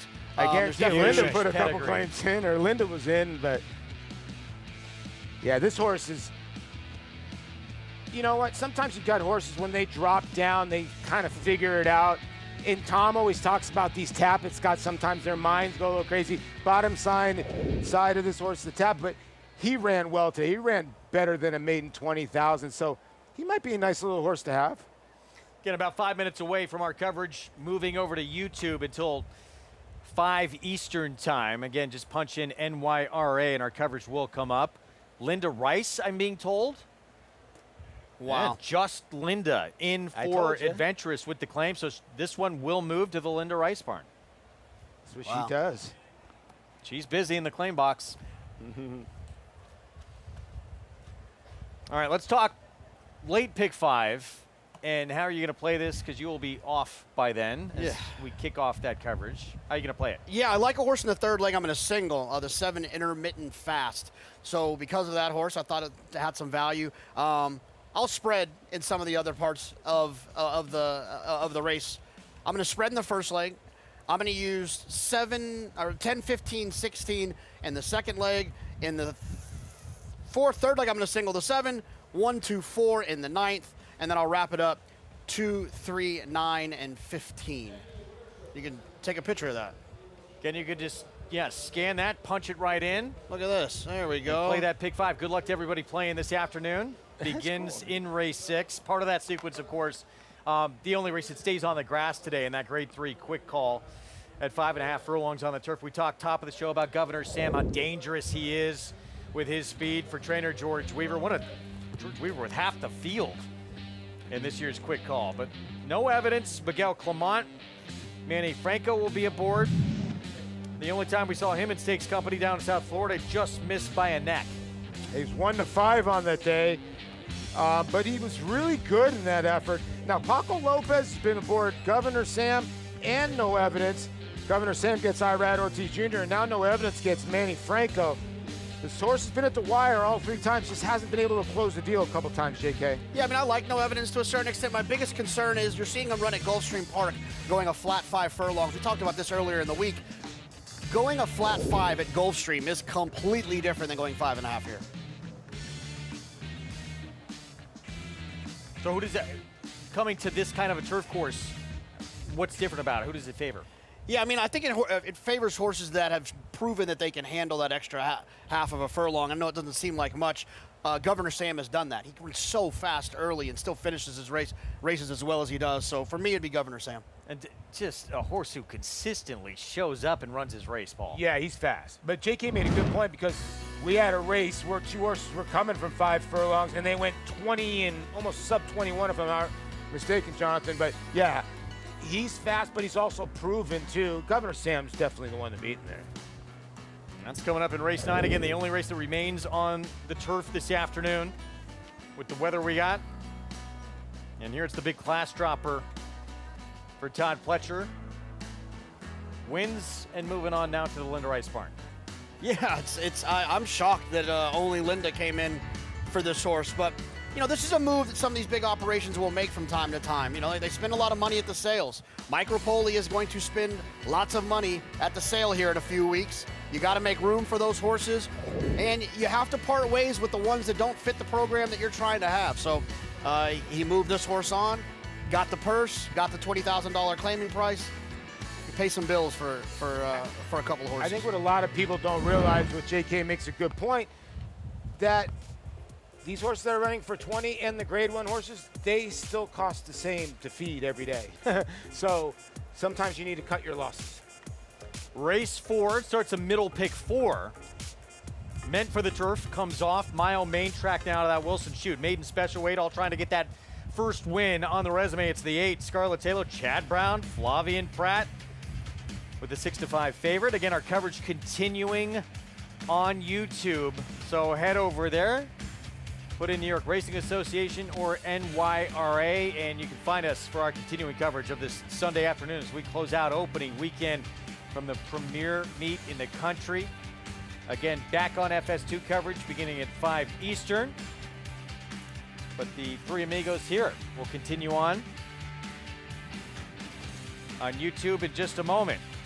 It was Class Assist to kick off our coverage here in the opener. Todd Pletcher Barn, 3-year-old return for this son of Curlin with a Rat Ortiz Jr. Impressive in the comeback. Table Flirt, main track only for Bill Mott Jr. Alvarado, your Kentucky Derby and Belmont Stakes winning trainer and rider in the second. We just saw Adventurous with the big drop in class getting the win for Todd Pletcher, and now moving on to the Linda Rice Barn. We'll see you on YouTube next.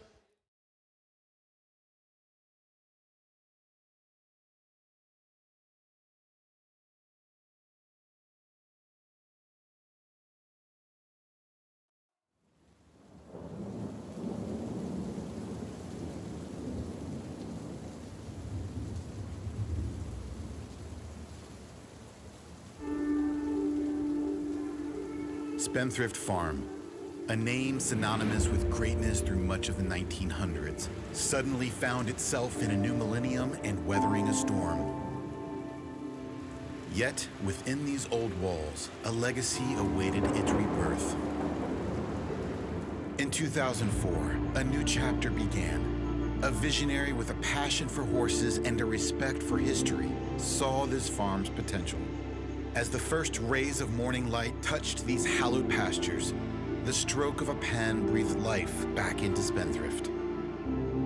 What followed was nothing short of a revival, a resurrection of tradition and excellence. Malibu Moon, now etched in history, returned home to usher in a new dawn for Spendthrift's once proud stallion operation. Spendthrift was not just back, it was reborn. 2013 marked a watershed moment in the rebuild of Spendthrift as the farm was again home to a Kentucky Derby sire.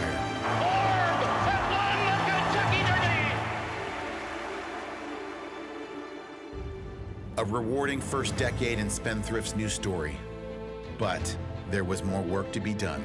Beholder, a queen of the track, returned Spendthrift to prominence on the world's biggest stages and with sweet symbolism for a bloodline that was beginning to erupt. Beholder is absolutely poetry in motion. Her brother, Into Mischief, would return Spendthrift to prominence in the stud barn, becoming the sire of our time and cornerstone of this reborn dynasty.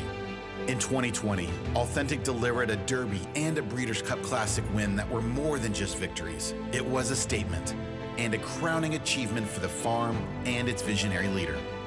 Today, Spendthrift is home to the best stallions racing has to offer. Each represents a piece of the legacy B. Wayne Hughes built, a tribute to the past and a beacon for the future. And now, a new era dawns. Kingsbarns looking to finish them off in the Louisiana Derby. Kingsbarns is opened up. Kingsbarns bounding past the Twin Spires in the Foster. National Treasure putting on a show in the Preakness. It's gonna be National Treasure. National Treasure devastating them in the Metropolitan Handicap. Dornock in an absolute thriller. It will be Dornock to win the Belmont Stakes. And Dornock stubborn. Dornock wins the Haskell. Three top performers who carry with them the hopes and dreams of tomorrow. Their arrival marks not just a continuation, but an evolution. Spendthrift Farm stands today as a testament to vision, perseverance, and a deep respect for tradition. Dedicated to ensuring a strong future for all breeders who are committed to the same level of excellence.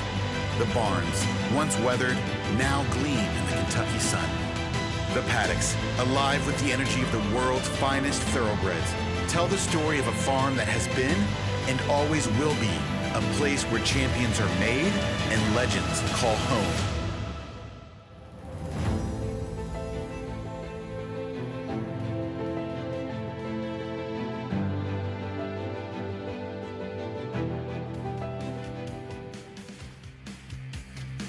Good to have you with us on our YouTube coverage of Saratoga Live as we close out opening weekend here on a Sunday afternoon on a gorgeous Sunday here at Saratoga Springs. And we have race 4, going to start a middle pick 4, about 19 minutes away. Greg Wolf, Jonathan Kinchin, 4-time Major League All-Star, Paul LaDuca with you. And to this point early on, no real big surprises. No, it's been pretty straightforward, but could get a little trickier as the card goes on. Yeah, off the turf today, Paulie, the race that does remain on the grass, that featured the Grade 3 quick call, and George Weaver, not only with the one to beat, he's got half the field. Yeah, he does have half the field. And I think, you know, the rain did come, but we are a little bit overcast. But I think the turf might end up being better than you think when we get to the quick call. And there you see Grayscale, Scratch, obviously soon to be King, the main track only. And Governor Sam and No Evidence are the two horses in there, but Governor Sam is the one to beat. Yeah, I actually heard from one of the owners of Governor Sam and said that he's a big, heavy horse, and he's hoping that there isn't too much give in the ground. He might not love that too much. I don't think it's going to be that soft. You know, I think it needed the water we got over the last, over the weekend, and it's been heavy.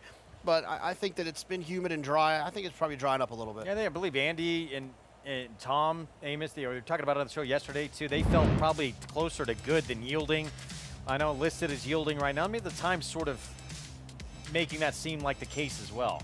You don't forget, right, they water the grass every day. So when they have a big rain like that, they just don't water for a couple of days, and then it ends up kind of ending up in the same place it would be. Race 4, meant for the turf, comes off. It's a maiden special weight out of the Wilson chute here at a mile. The 6-5 favorite, Scarlet's Halo for Chad Brown, has only been on turf so far, but he decides to keep this 3-year-old filly by practical joke in the race. Let's go back to the last start. Mile and a 16th on the lawn. Yeah, Scarlet's Halo doesn't break particularly well here and in both starts. I think on this dirt course today, you're going to want to break a little bit better. You don't want to get in behind and then get all that kickback. She's going to have to do that. But, she's run fine enough in her last race. And I think that the idea with her is that I think she's just better than these other horses. And I'm hopeful that she'll be able to find a way to win, even if dirt isn't her preferred surface. She needs to get out of the gate. You're 100% right, but she's shown talent. Now, you have to figure out, is this a race that Chad leaves her on the dirt because she needs a race? She hasn't been seen since April. I don't think so, because that's not that far of a layoff, you know what I mean? So, and that's probably why she is going to probably be your favorite. She's the favorite in the Will Pays. 7-5, despite the surface switch for the first time for this one here. Let's go to Acacia Clement.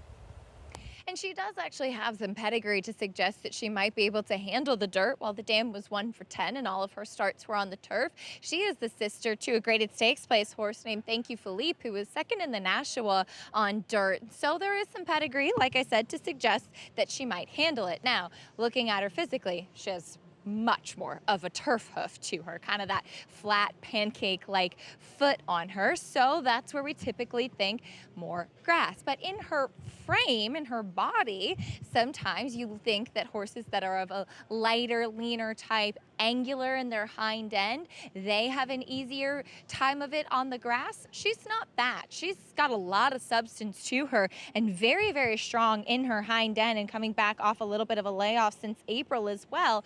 And given, as JK pointed out, she broke slowly last time, that was something that I was looking for today. Does she have the power in her hind end to be able to push off, break cleanly, and get into the race? She does. So I'll watch her in the rest of the preliminaries and watch her warm up. And like I said, I'd like to see her back on the grass, but in the way that she's built and put together, Greg, a little bit intriguing, as she does seem to have some ability as she tries the dirt for the first time. Thank you, Acacia. We'll get to the post parade when we come back, 15 minutes away from this fourth on our Sunday card. Opening weekend continues from the premier meet in the country. When we come back here on Saratoga Live, stay with us.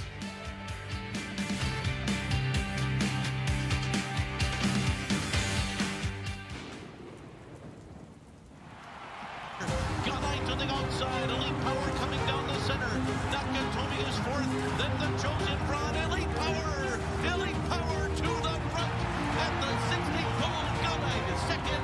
But Elite Power does it again in the Breeders' Cup Sprint. These particular horses, Elite Power, I feel like these are horses we want to see in the breeding shed if we want to develop the thoroughbred breed. The power of Juddmonte. The Saratoga Sale, the crown jewel of North American yearling sales. Ranked #1 by percentage of Grade 1 winners, with an honor roll of graduates that includes the past 3 Preakness Stakes winners. National Treasure. Oh, what a Preakness! Seize the Gray. Wade Lucas has done it! And Journalism. Oh my goodness! The 104th Saratoga Sale, August 4th and 5th in Saratoga Springs, New York. Where will you be?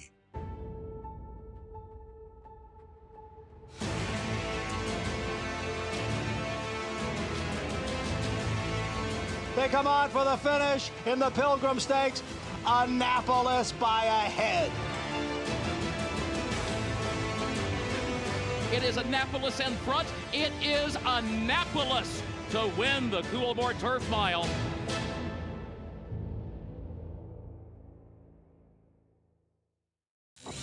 You bet with Naira Bets. Bet any track, anywhere, anytime. Download the Naira Bets app to play today and get a $200 deposit bonus. Watch live horse racing, get expert picks, boost your bankroll with weekly promotions, and hone your handicapping skills with exclusive tips and tutorials. Download the Naira Bets app now. Sign up now to claim your $200 deposit match bonus. You bet with Naira Bets. I have 52,000 starts in my life. I've never seen one that could take as much as he did early and continue to improve. And it is Gunite. He's strong, he's attractive. And he's gonna win the hopeful. He's extremely smooth and fluid. Gunite is a tough customer here as they come on for the finish. How sound he is. Gunite got the jump. Consistent, mentally, physically. He will defeat Elite Power in the forego. Complete package.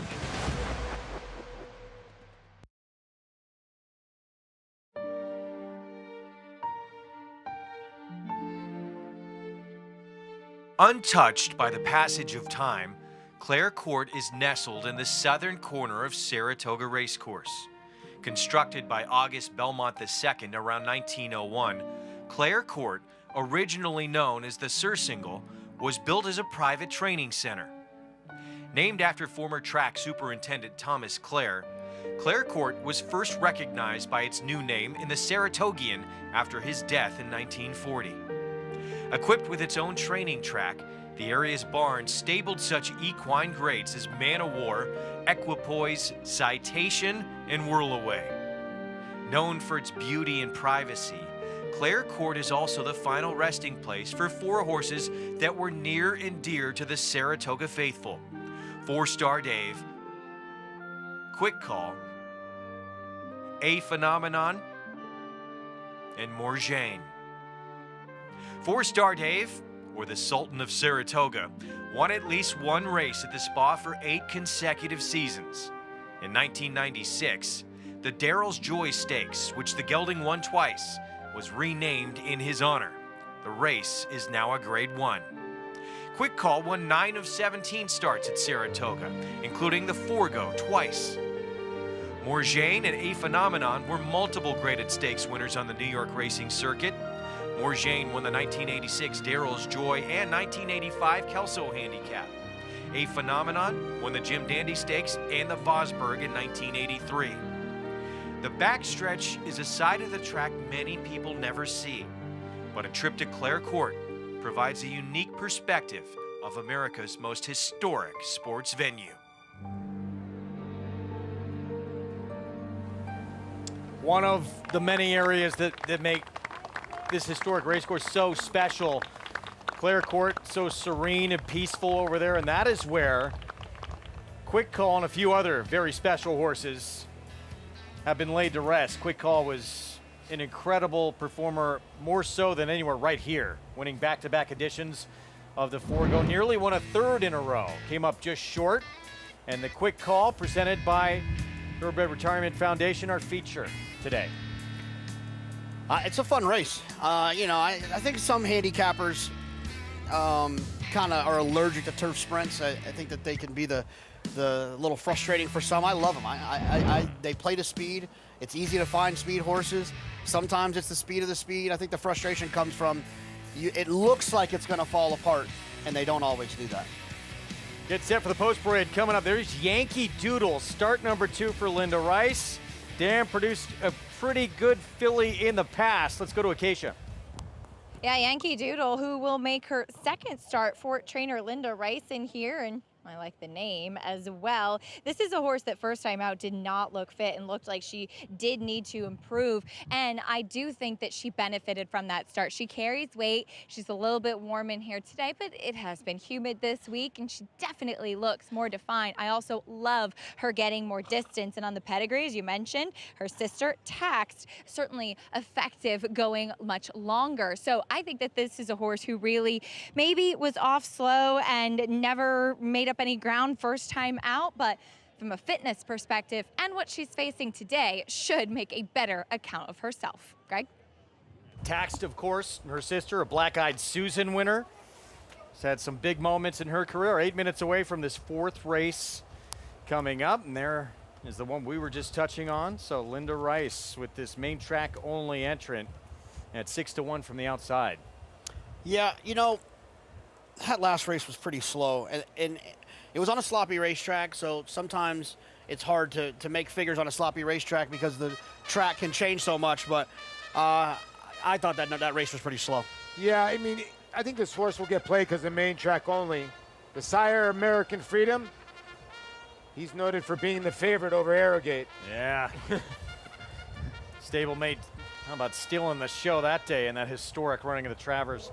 Day away went by at Pringle. Yeah, this is a horse that just has no early speed. This one interesting. 2 sprints now stretching out Sugar Run.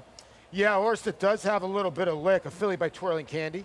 Dirt debut, Cleopatra's Key. Yeah, it has been working on the dirt, so maybe Bill Mott decided this was a good switch. Rudy Rodriguez with Bossy Dish. I thought this horse was interesting. Yeah, getting Lasix for the 3-year-old debut, and sometimes these fillies can improve overnight. 30-1, completely ignored. 7-5 favorite, Charlotte's Halo. Yeah, the one to beat for CHP Racing here, making her 3rd career start. Ratu Jawa has some of the best races run of anybody on the surface. This horse is not impossible. 9-1, Ricardo Santana Jr. And then let's jump outside. Also eligible, Katarina Ristova. Well, I said the 9 wasn't impossible. The 13 feels a little impossible. 44-1. And then here is Yankee Doodle, the sister to Taxed. Yeah, if you don't tax Gray, filly was very good for Randy Moore, still very good. But this horse on the outside, tough to figure out on a main track only horse at 6-1. So Dylan Davis, he'll be back aboard, 2nd-time starter here for Linda Rice, and did not take a lot of attention even with who her sister is.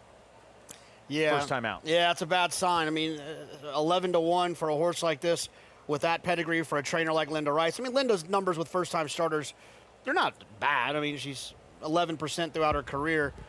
They definitely run a little bit better second time out for her. 11% first time out, 21% second time out.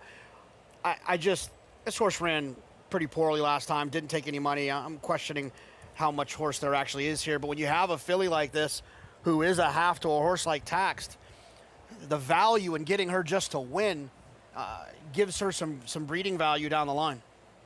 Yeah, a lot of breeding value. And when we mention back to the 9, that horse does have a couple of races to go to that are not impossible. I mean, the last race on dirt was pretty good. I know the horse was 66-1, but this was slated for turf, and that's why you're getting 8-1 today. And by the way, if you're a Blacklist fan, that's Katarina Rostova. She was a character in there. I thought she was a gymnast at first, but this one here, Ratu Jawa, 8-1. The debut dirt effort makes this one a contender, and even more so, the second dirt start last time out here at Saratoga makes her a contender. Why is she such a big number? maybe the connections. Just Douglas Saylor. A lot of people don't know the connections, but again, like you know, you're getting Ricardo, who's aggressive. Horse has had some gate issues, so maybe he can get this horse out of the gate. I got another reason why I think the 9 is probably a bigger price than you would think. Is because the horse was 30-1 morning line if they were running. Yeah, true. You know what I mean? If they were running on the grass. So I think some people look at that and they just kind of dismiss 30-1 morning line type horses. Meanwhile, this one, Cleopatra's Key, one start. It's Bill Mott, Junior Alvarado. High-profile connections, obviously. Turf debut was 12-1. Finished 9th in a 10-horse field, but taking money here. No, he's taking money, and this horse has run on the dirt a couple of times, and Bill Mott, one of the most famous surface changes, I think. Cigar started off as a turf horse. Yeah. Ended up being a pretty good dirt horse. 16 in a row. The most. I know there's been longer streaks. That's probably the most famous streak, though, of all time. Yeah, the best part about it is that, you know, talking to Simon Bray, who was the assistant trainer for Bill Mott at that time, he said it was the girl that was the outrider, said, you guys, what are you doing? This horse is way better on dirt. Why do you keep running the horse on turf? And that's why they moved the horse to dirt. Let's go back to Acacia.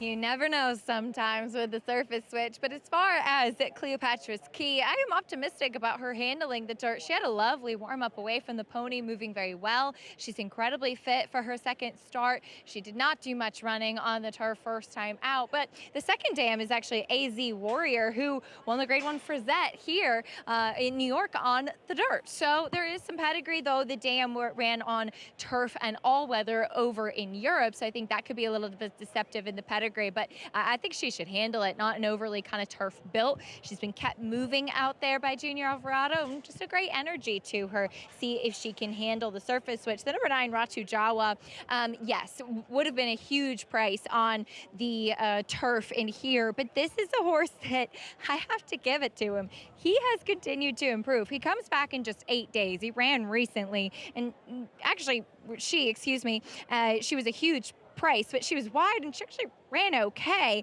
And with all due respect, she does get the most high-profile rider in Ricardo Santana that she's had yet. You might have noticed that she went off the other way, away from the rest of the horses, galloped off. That's what she's done in all of her starts so far. But this is a horse who, first time out, looked very weak across her top line. She's strengthened a lot, and there's a lot of length to her frame. She really strikes me as a horse that wants to go longer. So I think she's interesting, just as you guys do, at a price, and see what Ricardo can do, because she does need to get herself into the race. Yeah, she's been fairly far back early, no question. Her only 2 dirt starts, really, as we take a look here at the 4. Mark Hennig, Kender Carmouche, and 2 sprints, and now we'll get to a mile for the first time here, start number 3, Paulie. Listen, this horse is getting bet. But I do have one rule I don't like. When a horse is clear in the stretch in their first start and they get beat, I just don't like those kind of horses because they've never really tasted defeat before and kind of waiting on horses. Then this next start, was over a sloppy racetrack, or her next start. And now she's by Twirling Candy. You would think she would like it. And I thought she ran well considering she had a bad beginning and she made up a ton of ground. I don't understand why she's 3-1. I might put her in the winner's circle. Wolfie, I love Twirling Candy as a sire. I loved him as a horse as well. His Malibu was one of my favorite races. He's so versatile as a stallion, right? He can get you a horse like Think Big, who was at one point this year the best turf sprinter in the country. Then he won a graded stake going a mile on the turf over here 4th of July I know weekend. you liked him that day. Good call. And then you get Rombauer, who won the Preakness. That's the kind of versatility you get with Twirling Candy. So I have no problem with this horse trying the dirt again. I want to remind everybody playing with Naira Bets today, earn a 30% bonus when you hit a pick 3 at Saratoga or Monmouth. Opt in at nairabets.com for a 30% bonus today. Take advantage. Every little bit helps. We got some good opt-ins. If you took advantage of yesterday's, it was if you bet $50, you got $20 back if you lost for your bankroll builder for Travers. So trying to build you up for a nice little day coming for the Travers, but still want you to have some winning tickets along the way. So much fun, this 3-year-old division this year, and what's going to take place this second half of the year. I know obviously Sovereignty has ruled the division. He is the best. We'll see if things, if others can catch up. Some others, obviously Magnitude, that incredible comeback for Steve Asmussen. He looks like he is a major player. Travers going to be a lot of fun this year. These are the kind of 3-year-old situations I like, when you have all the good horses keep showing up, running in all the races. You get a nice, successful Triple Crown with good horses winning the races. They all show up in the summer in the Haskell and the Travers, and then you get the new shooters, the horses that didn't get to run in the Triple Crown like Magnitude. Set for this 4th, and the favorite still, first time on this surface for Chad Brown, Scarlet's Halo. 2 turf starts, dirt debut coming up. Flavien Prat will be in the irons. Let's send it upstairs. Frank Miramati, the call. Bossy Dish has gone in. Here's Yankee Doodle to the outside. They're in the gate. And they're off. The slightest of bobbles for Day Away, inconsequential. And it's a fast start for Bossy Dish. Cleopatra's Key has some early speed too. And there goes Scarlet's Halo getting a good position in the opening furlongs, now taking the 2nd spot. Ratu Jawas racing in 4th. They are followed by Sugar Run, who's 5th at this stage. 5 lengths off the lead as they make their way onto the backstretch. Katerina Ristova is next, 2 in front of Yankee Doodle and Day Away at the back. 24-1 for Bossy Dish, who leads Scarlet's Halo, the favorite, tracking intently while 2nd. Cleopatra's Key is 3rd to the half-mile pole.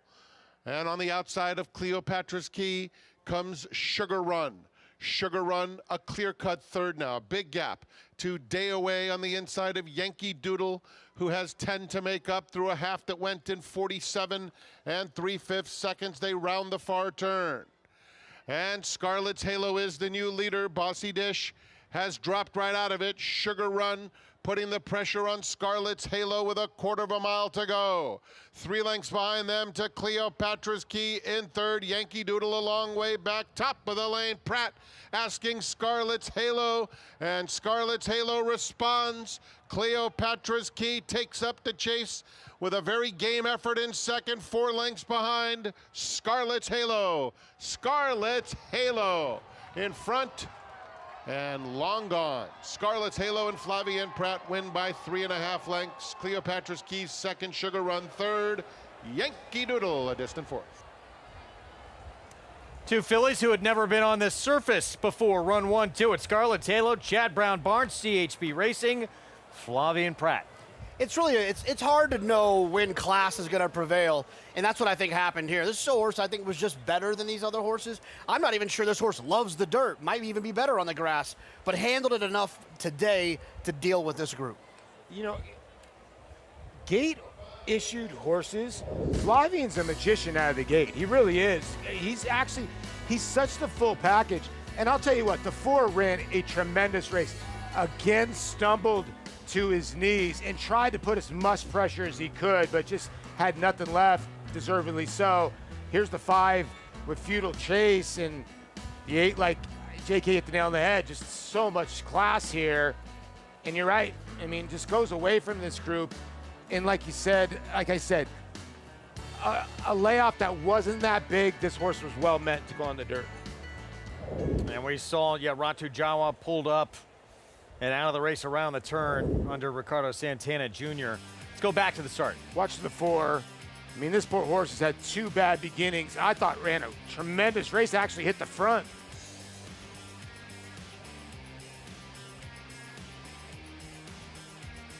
Yeah, minor stumble and got banged a little bit. But he's supposed to be on the front end, no? Yeah. Tough position for Sugar Run. 8.54.14. Chad Brown notches another one here, as does Flavian Pratt, who collects his 6th winner of the meet early on. So 7-5 favorite with the win here. We'll have these prices when we come back. We'll get into the pick 6 when we return. First leg coming up next. It's Scarlet's Halo, start number 3, first time on dirt, the win.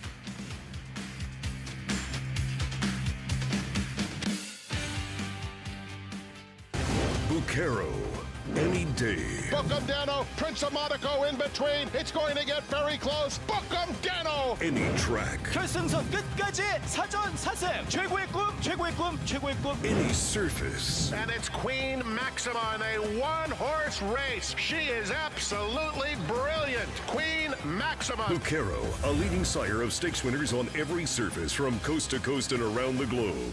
Standing in New York at Iron Horse Stallions. It all comes down to this. Good afternoon, ladies and gentlemen. The moment that defines the year, when the world's most influential buyers gather, and every decision, every bid, every opportunity shapes the future.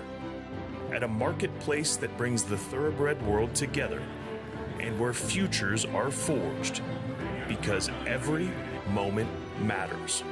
At the World's Yearling Sale, Keeneland, September.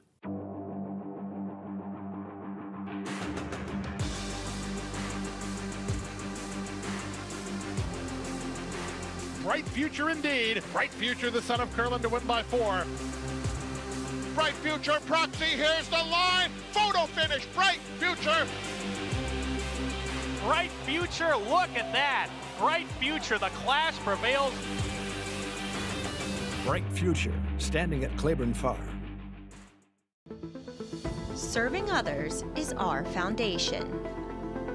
That's why NYRA is building a pathway for businesses, individuals, and organizations to support charitable groups connected to horse racing in New York State and beyond.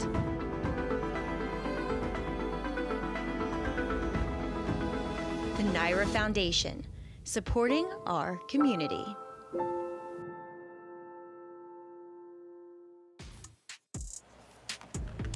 Back with you on our Sunday coverage.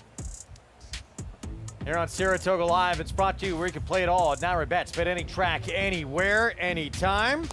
We just saw Scarlet's Halo, Chad Brown, Barn, Flavian Pratt. Heroes from the Grade 1 Diana yesterday on Excellent Truth. Pratt, little look over the tote board, and yeah, well clear for this win. Yeah, it's the easy way to do it, right? You don't got to look backwards. Just take a peek over to the side. See if you're clear. It's almost like the jockeys' home run celebration. They can just like look over to the side. You know, I'm waiting for one of them to like flip the stick. You know, like yeah. $4.90 for the win as your 7-5 favorite. Of course, Pratt, 7 Grade 1 wins last year at this meet. 5 of them coming for Chad Brown. And they just collected their first of the season yesterday in the Diana. Let's go to Acacia. And you're with the winning jockey Flavian Pratt as Scarlet's Halo is able to take them every step. It seemed that getting her to be forward, and she obviously handled the dirt, but the placement in the race seemed to make a difference for her. Yeah, fortunately she jumped out of there okay, and I was able to get her in the race. And it seems like she likes the dirt. Obviously was able to get comfortable there too, but wanted to reflect back on yesterday's Diana, a thrilling stretch run for the fans watching, and I'm sure thrilling for you coming out on top with Excellent Truth. But can you talk about how that mare has improved as she's run 3 good races here stateside? Yeah, she's been running very gamely. I was very disappointed when she ran at Keeneland. I thought she was good enough to win. And then last time we came here and outside draw, just naturally she finds herself a little bit further than what she likes. But we learned from that race, and we had a chance to get her in a race yesterday, and it looks like turning form. She feel pretty, had a better kick than her, but she fought back, so it was a very game race. And as you and I talked about on the official opening day of this meet, you had 7 Grade 1 wins last summer here at the spa. Picking up another Grade 1 this weekend has to feel pretty good to start it off that way. Yeah, absolutely. No, it's very grateful. Like I say, I've been around good horses and riding for the right people, so I just try to get the best out of it. Well done yesterday and today as well. Congratulations. Thank you. 6 more Grade 1 wins to go, Greg. Record-breaking season for him here last summer. That's right, Acacia. And, you know, Chad Brown and Pratt, they had talked about it with excellent truth, JK. They said they wanted to get her more involved early. She doesn't have an explosive turn of foot, but she can continue to grind away, and that's exactly what they did. They made the difference. It's an underrated club in Chad Brown's bag. If he has multiple in the race, and even sometimes when he doesn't, he will be aggressive with a horse and put them into the race. I know that he has this perception of his horses are these, late running, big kick closing types. That's just how some of them are, but he'll put them in the race if it makes sense from a race dynamic standpoint. Yeah, you look at some of his horses, his great horses, a lot of them had speed. You can go to Newspaper of Record, you can go to Lady Eli, a lot of the girls like Excellent Truth showed a little bit more speed. In Italian was a horse that had a ton of speed. So a lot of people think Chad Brown launches these horses from dead last. JK's completely right. When he has a horse that has a little bit of pace, they're even more dangerous. Great tactical move to change things up with Excellent Truth. And we'll see if this one now can go on. Thought, too, maybe a little bit longer might be better for her. She got a little more ground, too.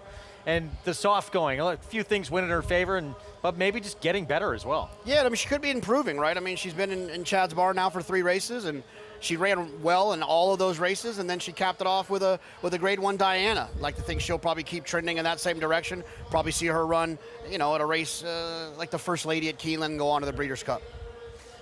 Up next, it's Pick 6 time on this final day of opening week. And going to start the Pick 6 with a 6-furlong sprint, $25,000 claiming race. Paxational, Rat Ortiz Jr., a chance to tie his brother atop the rider standings early on at the meet. But Old Amundsen, this 9-year, I'm such a fan of him. 9 years old, 17-time winner, Paulie, who's won over $830,000. He just brings it every time. It doesn't matter what barn he's been in. He's just a win machine. He's a 4-time winner at 8. He's now 4 for 5 in the exacta and 5 for 5 in the trifecta at age 9. He's like a fine wine. He keeps on getting better and better. He'll break second to the outside while the post parade for this first leg of the Pick 6. When we come back, race 5 will kick things off. You can play it through Naira Bets. Get those tickets together. 22 minutes till the gates open for this Sunday Pick 6. We'll be back again with the post parade right after a break.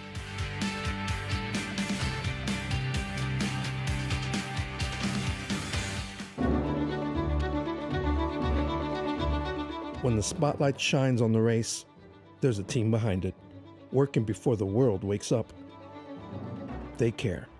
They sacrifice. They make it all possible.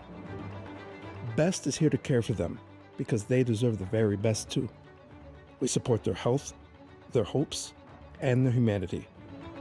Best, behind every champion is a team, caring for the people who care for the horses.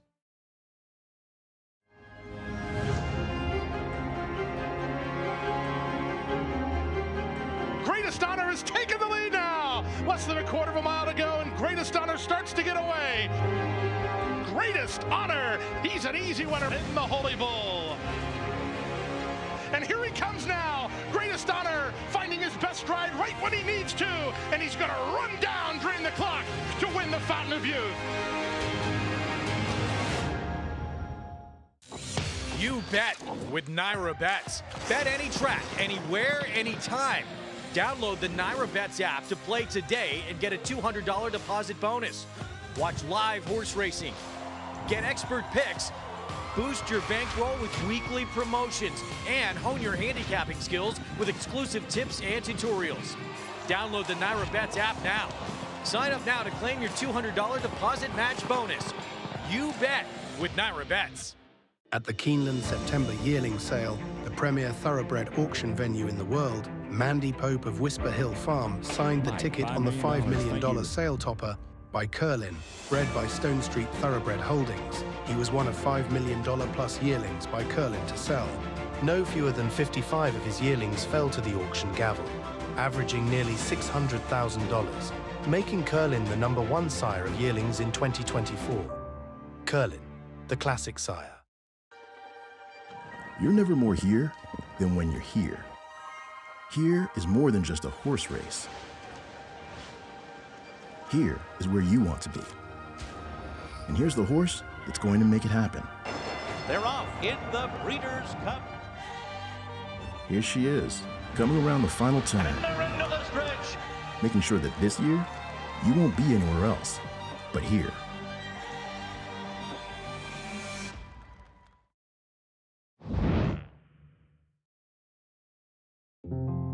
My name is Julianne Stowell, and I'm the Director of Client Relations at Now Brennan Stables.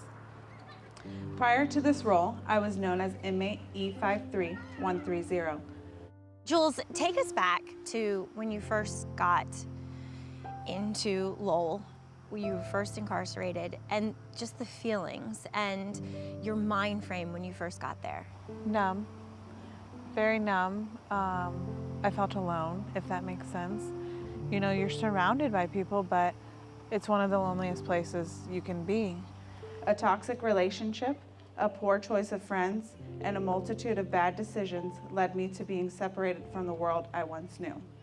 So when did you begin the Second Chances program?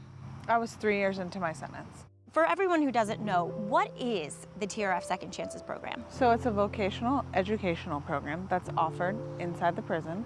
It's textbook driven program, but it's also hands-on. So it's a multi-purpose program. Upon walking through the gates of hell, something I never expected to see caught my eyes. Horses up on a hill grazing in a pasture. What did you find that they taught you immediately when you started the program? The horses? Yeah. Kindness. They taught me patience, understanding. They taught me probably more about myself than about them. I was blessed to be in the program for a little over 2 years, and during that time my life changed drastically.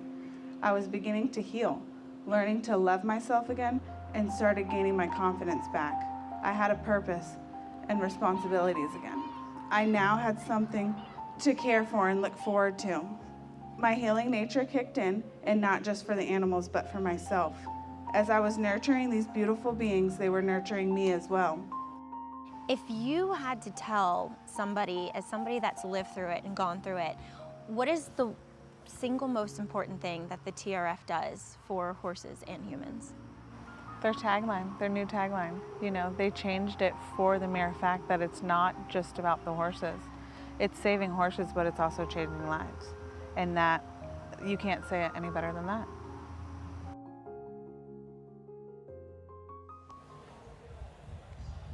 Such a tremendous program. Thoroughbred Retirement Foundation presenting our feature race later on this afternoon. The Quick Call, and Quick Call was so important to that Second Chances program. And all those incarcerated individuals changed a lot of lives. Summer event series. If you haven't had the gumbo with Kendrick Carmouche, I would recommend that.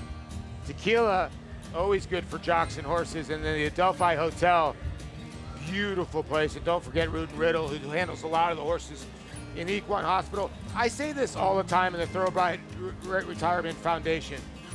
I had a horse called the Weege. It was named after my father, who could not run an absolute step. He broke his maiden for $5,000 at Turf Paradise. So I took him off the racetrack. I sold him for $1. I'll never forget, I came back to Dodger Stadium. I've told this story before. I came back to Dodger Stadium as a Met, and I had this little girl yelling my name, could not have yelled it even more. And I finally went over to her, and she didn't want an autograph. she showed me a picture of the Weege, and the Weege was in the backyard. She had been riding the horse around. It brought such warmth to my heart. It was unbelievable. And that's what thoroughbreds can do to people. They are so therapeutic, and it warmed my heart, and she still sends me pictures to say he finally passed away at 30-something, but to this day, that's one of my best days on a baseball field. I love that story. I heard you tell it before, but yeah, special moment. These horses have so much to give. No one knows that better than Acacia, who does so much with Aftercare as well, but we all know the importance of the TRF. Absolutely, Greg. I cannot speak highly enough of the work that the TRF does, and I have personally been able to spend several days down at Lowell Correctional, the women's facility in Ocala, Florida, where there is the Second Chances program that Maggie was talking about in that feature, and having the opportunity to speak with many of the women there, and they were really open with their stories and talk about maybe some mistakes that were made in life to bring them to that point, but how horses really gave them a second opportunity, and for those horses to find their second home there as well. So much love, so much care in those programs, and amazing to see so many of them go on to continue working, particularly in Ocala, in the horse world for top consigners like Niall and Stephanie Brennan. So a wonderful program, but as you mentioned, yes, I'm the founder and president of Racing for Home and Aftercare nonprofit, and as somebody who has my own OTTB, Who's Your Drama, who's been off the track since 2019. He's 12 years old now, and I ride him every morning up here, and he is my therapy away from those horses, from life, and just getting a chance to spend time with a horse. They are so therapeutic, and now with Racing for Home, we have another horse that's arriving this week, and then another one in a couple of weeks as well, and most especially, as many might remember, Soldier Rising, multiple Grade 1 placed for Christophe, while retired, and now in the Racing for Home program, part of my family forever. But horses have given me so much, and Greg, cannot speak highly enough about how important it is to continue looking after these incredible athletes after their racing days are over. They have so much to give beyond their careers on the racetrack. And we talk about it all the time. And if you can't do anything to give back, if you have a great day winning at the track, you hit a pick 5 or whatever it may be, don't forget and give a little bit back. Yeah, even on the machines, if you're playing on the machines here at Saratoga, they got to donate $1 off your voucher, donate $1 off your voucher. Pick 6, 13 minutes away, and that's the 9-year-old we were talking about. That's Amundsen, who's such a fun story. 17 wins, 44 career starts, and he's still got a little life left in those legs. One for 25,000 easily, JK, last start. Yeah, I love this horse. I love the way he runs, his style, and his determination, right? That's what makes him so special, led to those 17 career wins. He runs fast early, and he doesn't like getting past late. He's in tough today. I think Paxational, the one, could be tough, but Amundsen will be there at the end, I can guarantee you that. He's been voided claim 3 times in his career, so there's something there, but it doesn't bother him. He moves just fine, and it doesn't scare people away from claiming him. He's moved barns a couple times, and now in the Rob Alchus barn, he's just a win machine. Yeah, Greg, I got a lot of love for Amundsen. Such a cool horse and incredibly consistent as well. And as Paul mentioned, running for pretty much whoever trains him. Now, I will say last time out on June 29th, I did think on the main track, it was very tough to make up ground. So he was with the flow of the racetrack. He was forwardly placed where you wanted to be. So might have been benefited by that, but he's been consistent, and he does meet some salty horses in here, but he was bright, happy, forward coming into the paddock, just as he always is, and carrying his weight and conditioning exceptionally well off the back of that win. He's a horse that knows his job, and he often goes out there and does it very well. See if he can keep that momentum going, because he is an incredibly tough and consistent 9-year-old New York bred on top of that. And New York bred, see if he can keep things going. This horse, though, Paxational, 7-5 favorite. 3-time winner, Arad Ortiz Jr. will ride. It's Brad Cox, second off the claim. It just faced tougher company last time out. Absolutely. He faced better, and you like to think that the more time he's with a future Hall of Famer like Brad Cox, the more he'll improve, right? I mean, it's not often that you see Brad doing too much claiming. If I'm not mistaken, I think he'll really only claims for like Sandy Goldfarb or Mike Dubb. Outside of that, he's not out here claiming a lot of horses. His operation has kind of moved past that part of it. You'd like to think he'll continue to improve. I like where he's drawn. He's tactical enough to be able to work out a trip, and he'll be able to get first run at Amundsen. You know, even though that was off the turf, he was a main track only. All 11 stayed in, which was kind of crazy. So I don't think that he was going to turf. You know, he had him in going for dirt. And second time Brad, usually. The rail would be my only concern because the 2 Swifty Devil is probably the quick of the quick, the one right up to the outside of her. Or him. Yeah, I do think that the speed is a really big piece of it, because I think that Paxational runs his better races when he can use his speed to his advantage, and he was stuck chasing 4-5 wide the entire time last time out, and he ran into Acoustic Ave, who has a ton of backlash and has been in great form lately too. This is a horse who I don't think was comfortable chasing. He also did not switch leads last time out, looking a little bit uncomfortable between horses. He looks terrific again and here. And one thing I will say is that typically when Brad Cox claims horses for Sandy Goldfarb, you expect them to move up right away, but he claimed this horse for $30,000 2 starts back. So I don't think that the drop in for $25,000 should be seen as a negative today.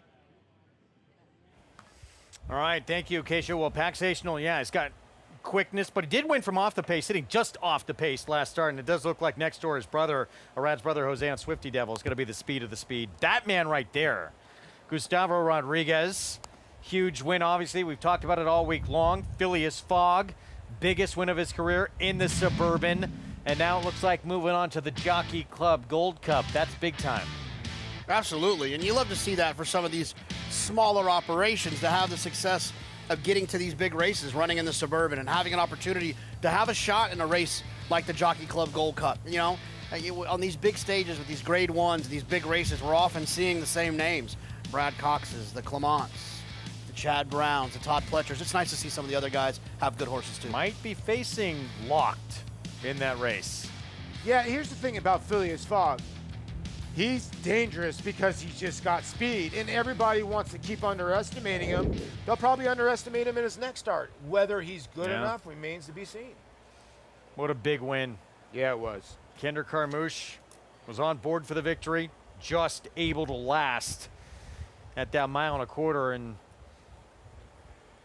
I know Kendrick came back to Gustavo and said, well, why don't we think, maybe we should think Whitney cut back a little bit, but he's been very effective at 1.25 miles, and that is the plan going forward. This pick 6 today, JK. We got a 7-5 favorite here. Amundsen is going to be really hard to leave out in here. Are there some races where you felt there was a major lean? And you can is Governor Sam that horse? I don't think so. I think there's a couple of others in there. I think the No Evidence, the 4, I think can run a little bit. The horse that I would lean on is in the 8th, the 7 Intermittent Fast. And I think that's not a typical type of horse people will single. I think people like to single, you know, stake races. At least for me, you know what you're going to get. I think Intermittent Fast is going to be tough in there. I think he's got some excuses for his last race, and his 2 previous races to that are much better than anything else in this group. Wow. So in the 8th, the 7th. Yeah, you know, if I had more faith in Refua 3 for 39 with 15 seconds, I would lean on him in the Joe Sharp barn, but that's tough. I'm in agreement with JK. Intermittent Fast is going to be really tough. Maybe if you get to the last race, I do like Vino Samara there, the 2. But, you know, the 15 is going to get played, some of the other ones, but maybe the 2 in the last? Good luck in this pick 6. JK is going to give you a pick 5 ticket starting in the next race. You can play all of it in this pick 6 here. Late pick 5 beginning in the 6th. At Naira Bets. Get that $200 deposit match sign-up bonus. That offer, when you punch in that code at sign-up, SPA200, and bet any track, anywhere, anytime at NairaBets.com. Walking down Champions Way. You hear the call to post in the background, and we'll start off with Arad Ortiz Jr., his mount for one of the best trainers in the sport, Brad Cox, second off the claim with Paxational, and certainly a horse who can be maybe sitting just off of Swifty Devil early. Yeah, I thought Paxational ran well last time. I'm looking forward to seeing him get another half furlong, second time for Brad Cox. Rad's brother, Jose, the leading rider at the meet, right next door on Swifty Devil. Yeah, horse that's 4 for 37 lifetime does bring a lot of speed to the party. Showed you Gustavo Rodriguez. Here is Dots Dollar for his barn.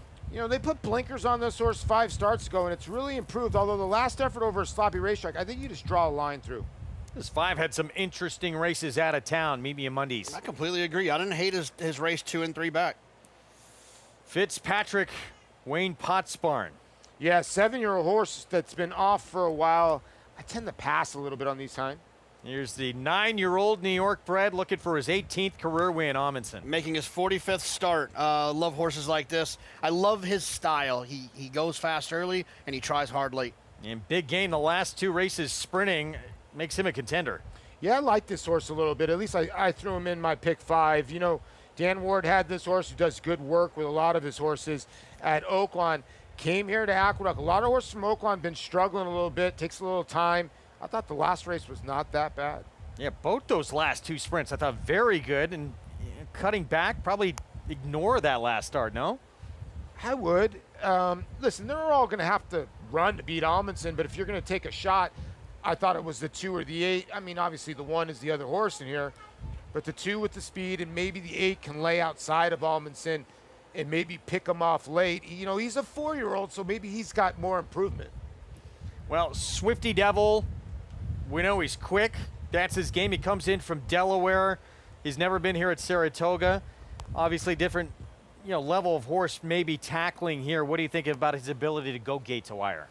I mean, he's going to be forward away from there, I would think, but he's going to have a couple of things happen, in my opinion. He's going to have to deal with Amundsen at some point, so he's going to have to hold that one off.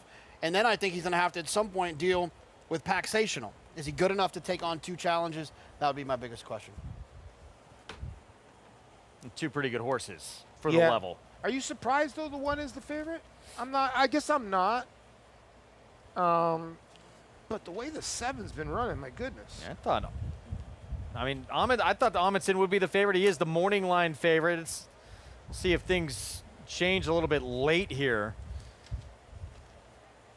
And take a look at the pick 3. In terms of the pick 3, yeah, Paxational is the favorite. And in terms of the double, he's the favorite as well. They're really close, though, right? Solid favorite, Paxational. Really? That's the IRAD effect, I would think. Brad Cox IRAD effect. Yeah. So 6-5. Would you consider the 4 a player in here? It's dropping from 40. What do you think, Jake? I mean, the last time he was in for this level, he won. Yeah, I thought there were a lot of others to like. Feel like he's a cut below. And I think that the levels, even though they're listed as the same, for whatever reason, I feel like the level up here is a little bit tougher than the level downstate. He beat Amundsen. Yeah. Yeah, but the problem is he was able to get away with an easy lead, gate to wire. He's just not going to be able to get it. That was Amundsen, too, coming off a long time away. Yeah. So a little bit different story. Let's go back to Acacia. Yeah, and as far as Dots Dollar is concerned, I agree. When he was able to get comfortable on the front end that day was kind of the undoing of Amundsen. I don't think that's going to happen in here. But as far as Dots Dollar is concerned, he's a horse that he really kind of wears his heart on his sleeve. When he's acting a little bit dull or he's a bit quieter, you can tell that he's not going to run one of his A races. Lately, he's been peppy and bright and healthy looking, and that's very much the case again today. And also, as you guys talked about, for Gustavo Rodriguez getting that graded stakes victory, a special win with Phileas Fogg, but his barn is going very well right now too, as this is a horse, as you can see, very sharp warming up with Ricardo Santana. The 2 Swifty Devil and takes a bit of a drop in class coming here to the Nairo circuit after running at Delaware and Laurel. Now, obviously, this is a horse that's coming here I haven't seen before, but he wears a lot of equipment in that he has the full cheek snaffles. You see those bars on either side of his face, not a bit. You tend to see that often. He also has a burr on the right side, which applies pressure to the right side of the cheek, primarily when the left rein is pulled. So it does help to add a little bit more pressure there for a horse that has the tendency to get out. So something to keep an eye on there for Jose Ortiz. Was pressing early last time out and ended up fading, but his speed is dangerous. We'll see what kind of pressure he gets early on, Greg. All right, thanks, Acacia. Yeah, we'll keep our eyes on this pace. This one, we believe the speed of the two. Swifty Devil. Taxational with Jose Ortiz's brother, who's on the 2, Irad on the 1, will not be far behind. And again, though, JK, as you said, this horse is going to have to take on waves of pretty good horses coming at him. Yeah, I mean, I think that the Matisse brothers, famous horse players, legendary horse players, taught me this word, this phrase, race design, and how do you design the race? And for me, it feels like the 2 is going to go, get the rail. The 1's going to sit right behind him in the pocket, and then Amundsen's going to sit off of the 2, the 7. And the 2 and the 7 are going to end up hooking up, and the 1 is going to tip out and circle those 2 horses as they come for home. So, you know, when you look at that race design, that's how I design this race looking. It doesn't always happen, but it's an important part of trying to handicap of, like, not just who's going to make the lead, but how are they going to make the lead, who's going to make the lead with them, and where does everyone else end up? A great way to kind of go about your handicapping. I think all of us do that and kind of look at, you start with, or at least I do, start with who's going to be in front, but then where everyone's going to lay in a race. I think you have to look at, where everybody's going to sit in the race. Can the horse win from that position? You have to vision what you think, how the race is going to play out. As you see, it looks like they're tightening maybe the blinkers on the 8 there. Well, that's big gain, and yeah, it looks like they got things sorted out. Let's go to Acacia. Yeah, not exactly sure what happened with his initial blinkers, but if there is any issue with any sort of equipment at the starting gate, they have plenty of backups, be it blinker cups, bridle pieces, a girth, whatever it is. So it looked like there was some sort of issue, maybe even with the strap of the original blinkers. So putting in the backup that they have here, it's a little bit of a different cup than he did have on the initial set, but better to do that than not have the equipment that he was entered to run with. So the starting gate will always have a backup if needed, and that was the case in here, Greg. Thank you, Acacia. So things all sorted out with 15 to 1 shot. Who's interesting from that outside post, Paulie? Listen, I run faster when I get new shades. 3 to 2 favorite, Taxational. Irad Ortiz Jr., Brad Cox, second off the claim, pick 6 on this Sunday card. Begins here. Good luck to everyone going after it. Frank Miramati to get us started. Fitzpatrick goes in, Greg. Here's Amundsen. And big gain.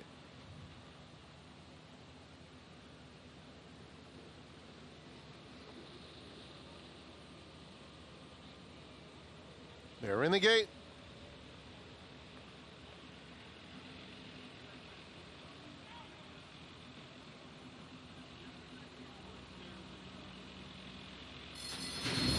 And they're off.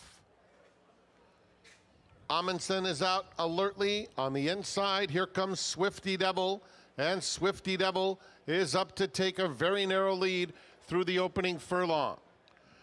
Up alongside is Dots Dollar, and then Amundsen tracking third. Taxational along the rail is in fourth. Meet Me at Mondays races in the 5th spot, just passed by Fitzpatrick, who has 5 to make up through a quarter that went in 22 2/5 seconds.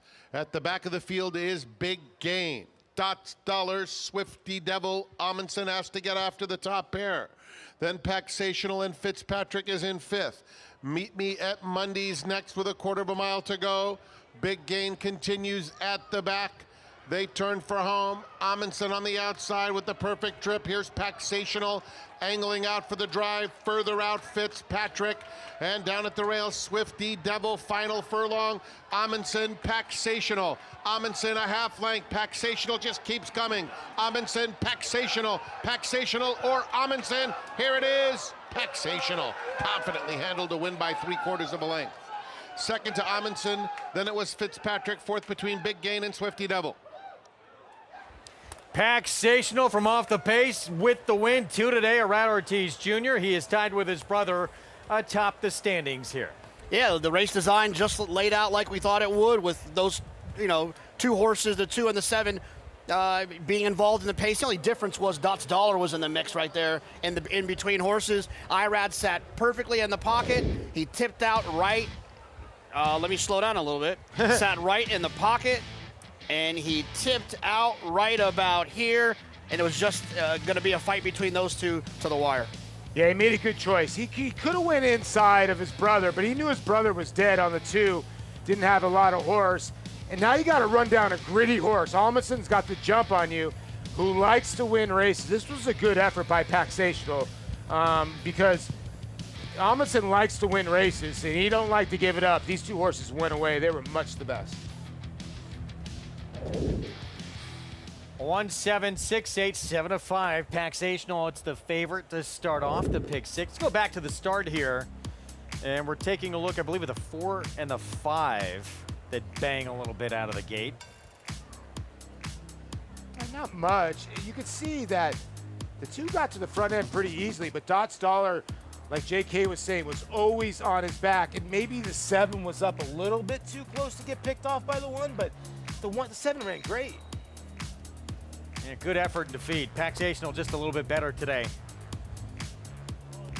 And you talk about this barn, Jonathan. They tend to get better when they go to Brad Cox. Yeah, I mean, it makes sense, right? One of the best trainers in the world gets horse gets better. Makes sense. Was able to keep him. We'll try and find that out for you when we come back. Paxational the win at 7-5 to start the pick 6. 2-win afternoon and counting for Arad Ortiz Jr. It's Paxational here in the 5th. We'll be back.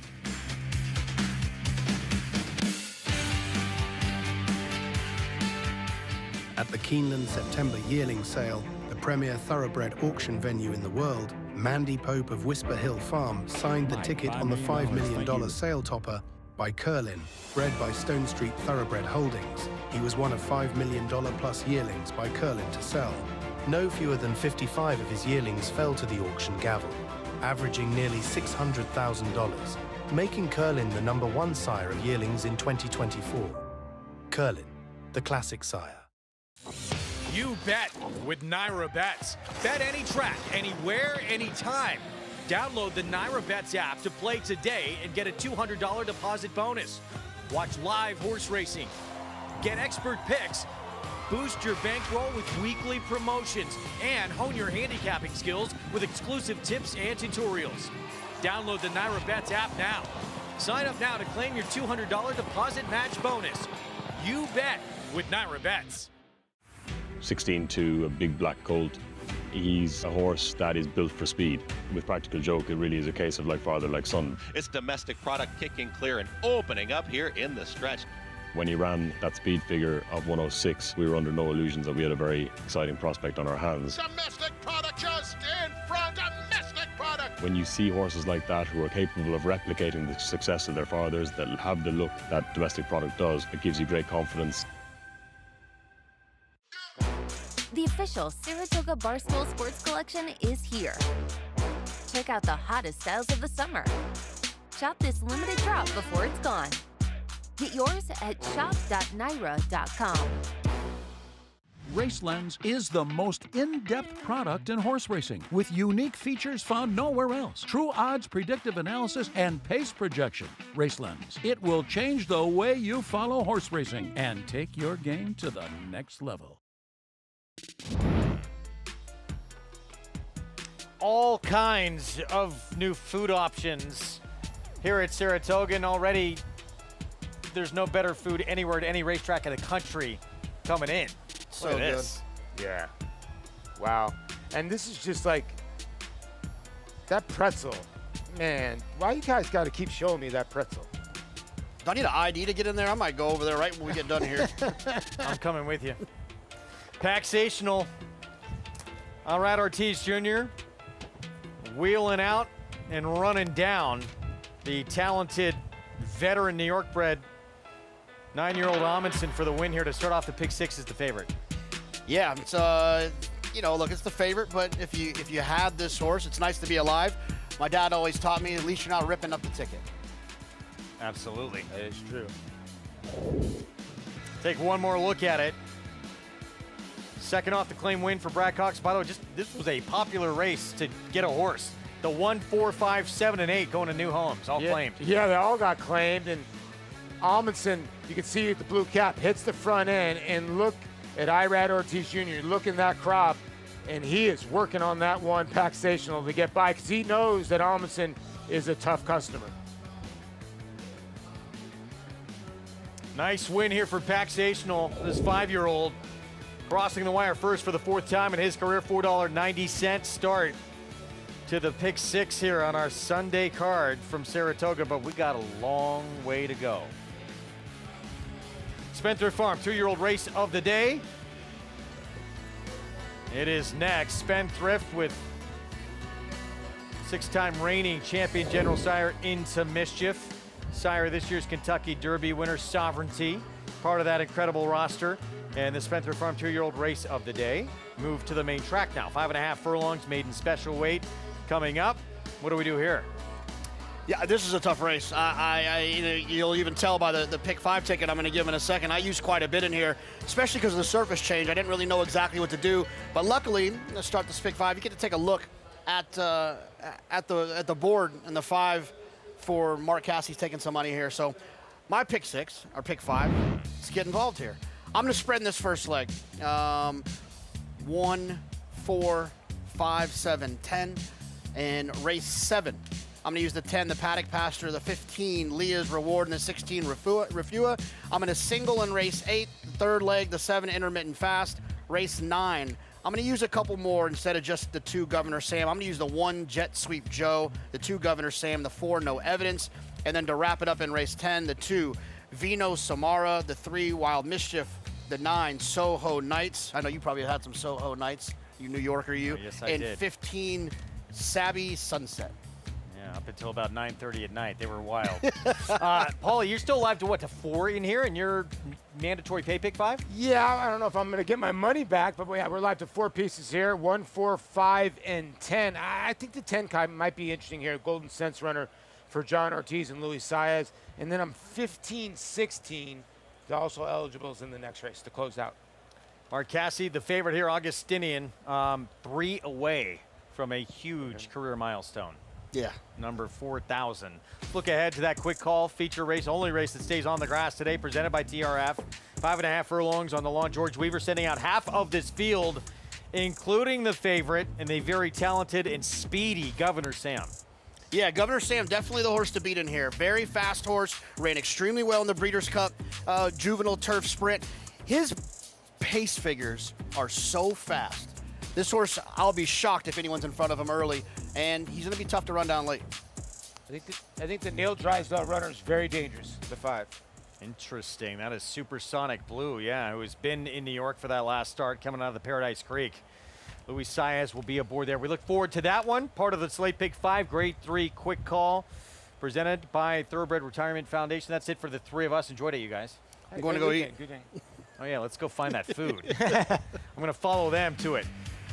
Lafitte and company taking over for the second half of this card right after a short timeout. And there he is. He's got the favorite coming up, as we mentioned, Augustinian in our Spendthrift Farm 2-year-old race of the day. Hall of Famer Mark Cassie on the verge of an incredible number in his training career. Stay tuned.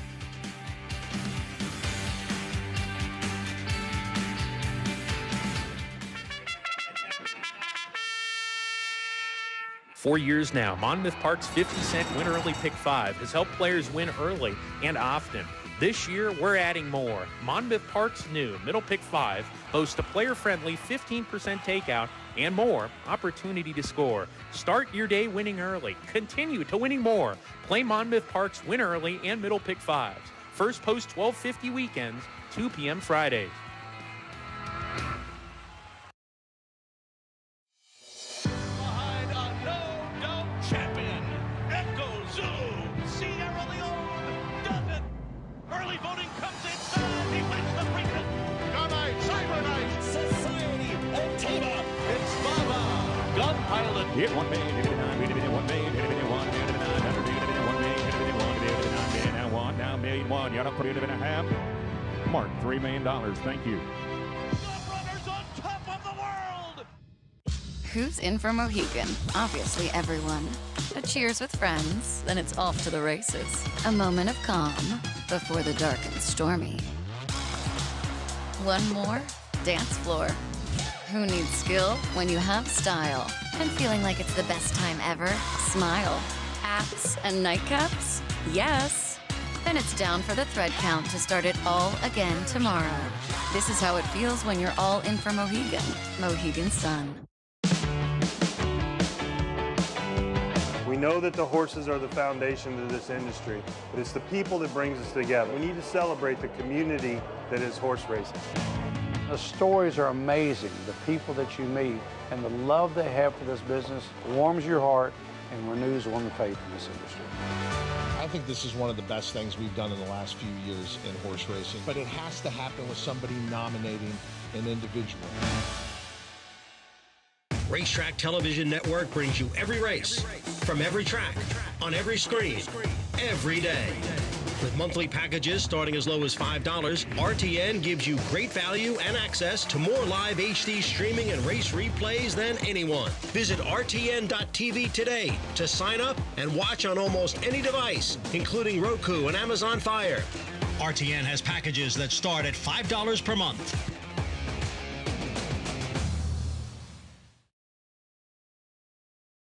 And they're off at Saratoga.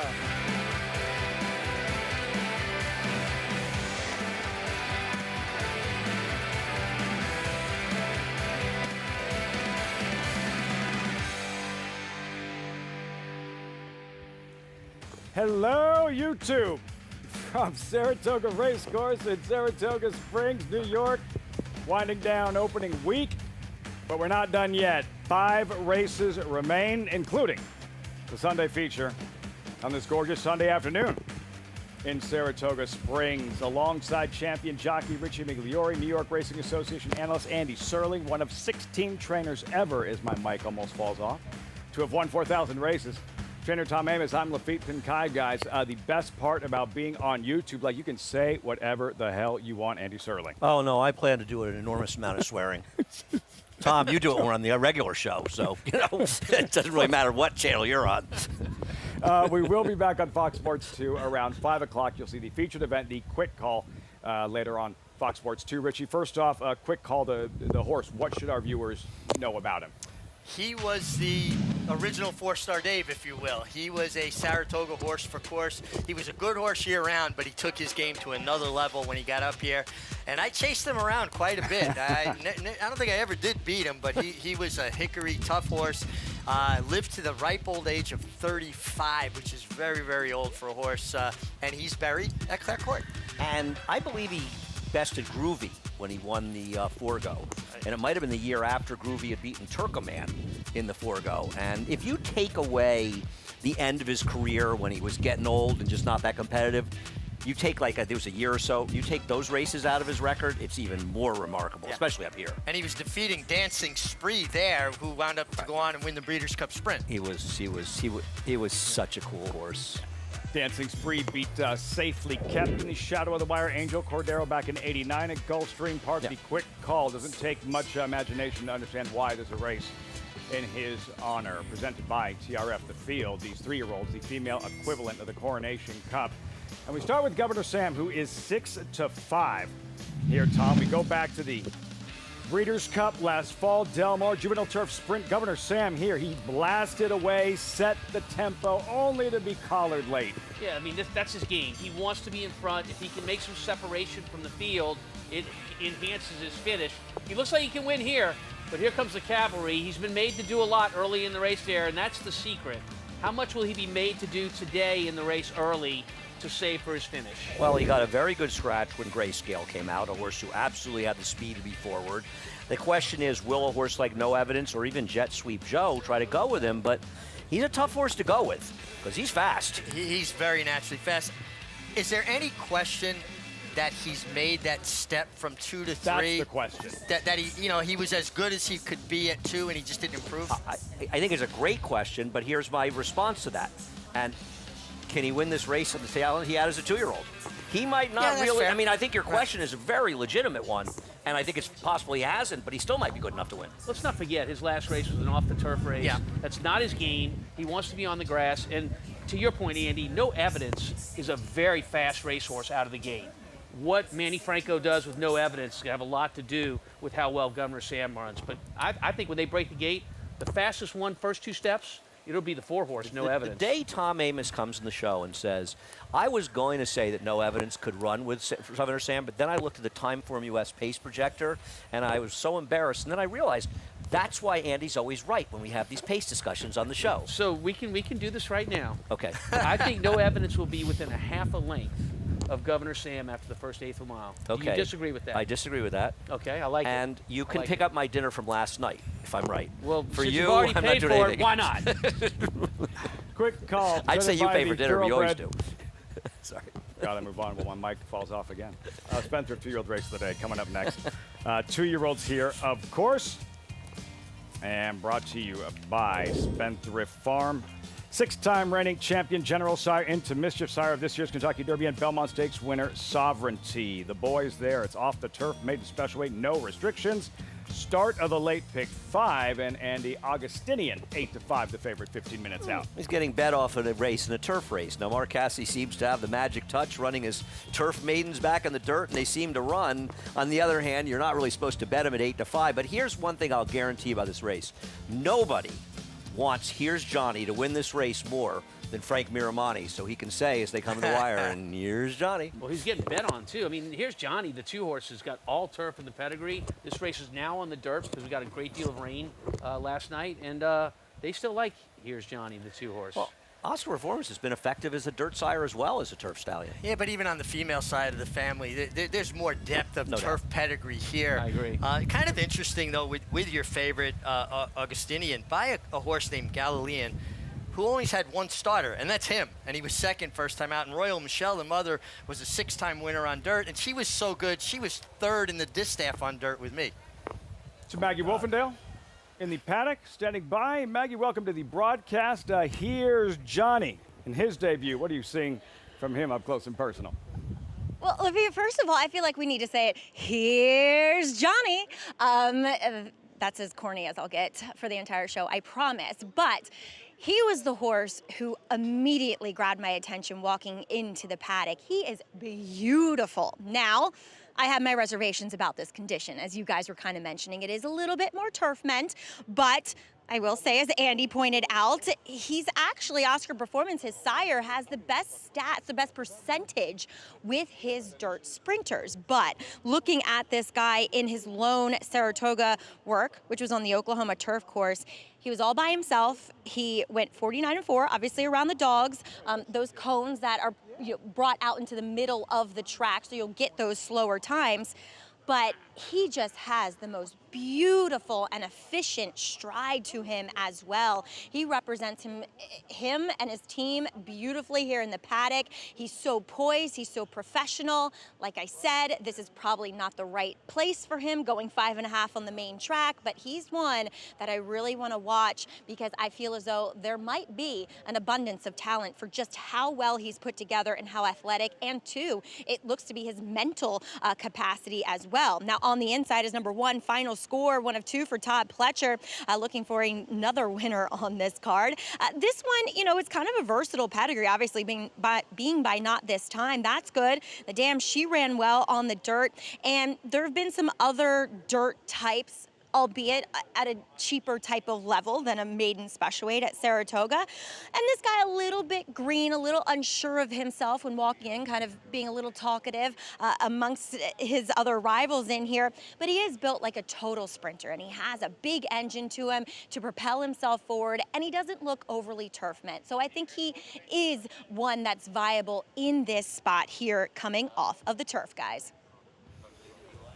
Final score, trainer Todd Pletcher seeking a second win of the afternoon, currently 3-1. The Spendthrift 2-year-old race of the day in 11 minutes kicks off the late pick 5. Tom, we know you're playing. Let's see the ticket.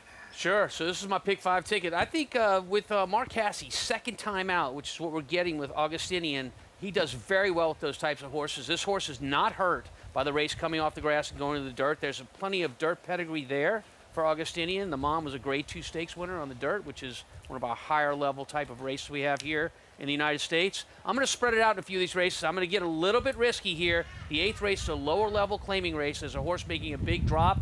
Well, those kind of horses usually either run first or last. I'm counting on Intermittent Fast in the 8th race to run first, the 7 horse, and I'll spread it back out in the last 2 legs. I just want to say one thing. You said it's not bad for the 5 the race came off the turf. You don't know that. You know the horse can run okay on the turf. You don't know that Solid as an absolute. debut. I mean, you don't mind that it's going, but you can't say it. And the other thing I want to say about her first race, she was even money that day, or he was, for a trainer that does nothing but win with his horse like that and still got run down the stretch. Doesn't that bother you a little bit? So, look, let me address the first question. You know, I don't know that. Look, there's nothing that we know for sure until after the race runs. We can talk about how the race is going to set up. We can do this or that. We don't know for sure, but you got to have an opinion when you go to the window and bet. And my opinion is this horse isn't hurt by coming off the grass based on the pedigree.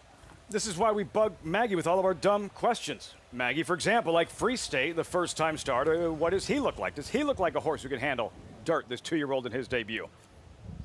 Lafitte, I was really intrigued by him staying in here, given his pedigree. Caravaggio, obviously known for his turf merits, but he actually is quite effective with his dirt sprinters. And if you do a little bit of searching in the pedigree and going back a generation, the dam, she's half to multiple graded stakes winner on the dirt, Opportunity, winner of over $4 million on it, as well as Executive Privilege, who is a multiple graded stakes winning 2-year-old dirt sprinter. He looks like a turf horse, and he also looks as though he's staying in here to, A, get a race into him. He just does not look that fit, though I respect when Kevin Rice brings horses here, as well as Adam Rice, nephews of Linda Rice, of course. But wait-and-see approach with this guy, but a generous 15-1. Now, on the outside is number 10. That is Golden Rule. He's a half to Raining Flowers, who was a 2-year-old winner on the turf here last year. He's, like her, a little bit of a narrow, kind of weedy-looking horse. It must run in the bloodline, but with that being said, you have to be a stronger individual to handle the dirt. And I just feel like experience is going to go a long way with this horse who just, again, seems a bit unsure of himself. You know, he's not really forward and in the bridle. He came in with the training saddle. He's wearing blinkers first time out. I think this is all about a learning experience, Lafitte. Jumping off point, Golden Rule. I'm such a fan of his sire, Golden Sense, 2-time Breeders' Cup Dirt Mile winner. Like your type of horse as well, Andy, just to take it to the competition right from the start and run them off their feet. A very, very good horse. I want to say, did he win or was he second the Met Mile? I feel like he might have been second to a really good horse. I don't think he won it. I think he was second to a very good horse, like Quality Road. Does that sound possible? That sounds very possible. Yeah, like he may have He been was a little second to bit him. later than Quality Road. Yeah, he Golden Sense 2013, Quality Road. Oh, you're right. Quality Road was 9. Like 3-year-old and 9. 09. So he won the Met in 10. Yeah. So you're definitely right. Palace Malice. That was close. I got the right trainer. I got Todd Fletcher alive. He was having a lousy meet. I said I'm not betting his horses till he wins a race, so he's won 2. Did he find you? Probably Did he with find 3. you and thank you? Yeah. Looking for his third on the day right They here. all thank me when I put him in the winner's circle. Oh, 2 already. In a groove. Fletcher, and that's the first one we'll see. The colt he trains, the first-time starter, not this time here. Final score, who Maggie said looked like he could handle dirt. I still I can't get over the fact that Todd entered this horse first time to run on grass, and the second dam was a very good turf horse. Here's Johnny by Oscar Performance. No Oscar, but Jack was awesome in The Shining. This horse getting a lot of action at the window at 4-1, and has a pedigree that tells me it's all about grass, not dirt. Malouse, we saw more on him in a moment. There's a favorite, Augustinian. I think he's a terrible gamble as the favorite, but I'm also not going to be surprised when he wins. I picked him second. Glorious Boy, another fresh face, 18-1. There is the 7, a Free State, Neil Clark's first-time starter. I always respect when Kevin Rice comes here, but there's so much more turf pedigree. Long shots towards the outside. There is Glorious Boy, 18-1 for his debut. Yeah, you know, outside post is probably the second toughest post for a beginner. When we train in the gate with horses, they're usually not big groups, and the outside horse usually breaks towards the outside, and it causes him a bit of a problem in the race. Water, as Richie says, flowing towards empty space. There is golden that. rule and 46 racing first-time starter. We learn a lot from Richie around here. Yeah. Yeah, okay. I have a lot of respect for John Ortiz and the success he's had shipping here. He's shipped just a few horses over the last 2-3 seasons, and he has had unbelievable success. Now, the problem with statistics based on small sample size is that regression to the mean is undefeated. So, you know, somebody comes and wins 5 of 7 races, that probably means they got an 0 for 19 streak coming up, and they still have a pretty good record. Or the 0 for 19, who's a good trainer, is due. Right, right, exactly, or you missed out on the wedding in that case. But I'm very impressed with, because even the horses he's run that haven't won at this meet, I think they've run well. He's obviously a very good trainer, but he's done a very good job in bringing the right horse to Saratoga, which, Tom, as you know, grade 1 win at Saratoga. You shade 48 out of the gate in a workout at Keeneland Racetrack, and you are cooking. You're going quick. So you're the last guy who believes that times of workouts matter? I was wondering if I'd ever meet that guy. Well, you know what? I'll address that. So when you're at Keeneland, oftentimes those workouts there are timed to the second. They're timed very, very well. So I believe in what the clockers So put you're down saying at it's Keeneland. Kentucky, they get them right, but it's around other places I that didn't shall say that. remain nameless, I know may we're on or may YouTube. not get I know them. we're on YouTube, but I did not say that. Only I said don't know, that. Richie. What Why do you you think said? I'm letting this go? What do you think that was going? How far it goes. Listen, I You can do believe in those Keeneland workouts. That's all I said. I do believe that spacing of workouts is more important, because you tell if there's no interruptions, right? It's a steady timing between workouts. It means the horse is healthy. Right. And then it's, of course, times is about intention. And did the horse work with Tammy Fox on board or a 140-pound rider on board? Yeah. So I understand the argument between the importance of time. For me, I place more importance on the spacing of work. And I think one of the best think that's innovations fair. in the game in the recent years, the DRF clocker reports, having those available for people at home, would talk about how the horses worked. Well, let me give you another one And more I think recent it's- than that. So the KTA website has all of the workouts from Kentucky on there. You can type in just about any horse and actually view the horse work. That is a great handicapping tool. KTA? KTA, Kentucky Thoroughbred Association. That was brought to you by Tom Amos. It was. But seriously, right? I mean, No, when that's you can great. watch workouts, that makes a big difference. Yep. To Maggie, trackside while we look at Malus. Maggie, what are you seeing from Augustinian, the favorite, as he winds up for his second career try? I like what I see, and I feel like it's going to be deja vu here in 2025 versus 2024, in that we see these Mark Casse second-time starters just be so effective. Now, looking at him, I am not seeing a horse that's overly turf. He moved well in the warm-up over the dirt, so I think he makes a good deal of sense, and plus he's a big, strong type of colt. So I think those types do translate their form well here. The Dam, she was a greatest stakes-winning dirt sprinter. So, and he's out of a progeny of Uncle Mo. And in my estimation, I think Uncle Mo's are quite versatile. As we'll also take a look here at Malou. Now, he's the other one with experience. Last time, kind of the same thing again here. Very laid back in the paddock. Took a little while to warm up, which I don't always love to see, especially with these 2-year-olds, and it was the same thing I noticed first time out.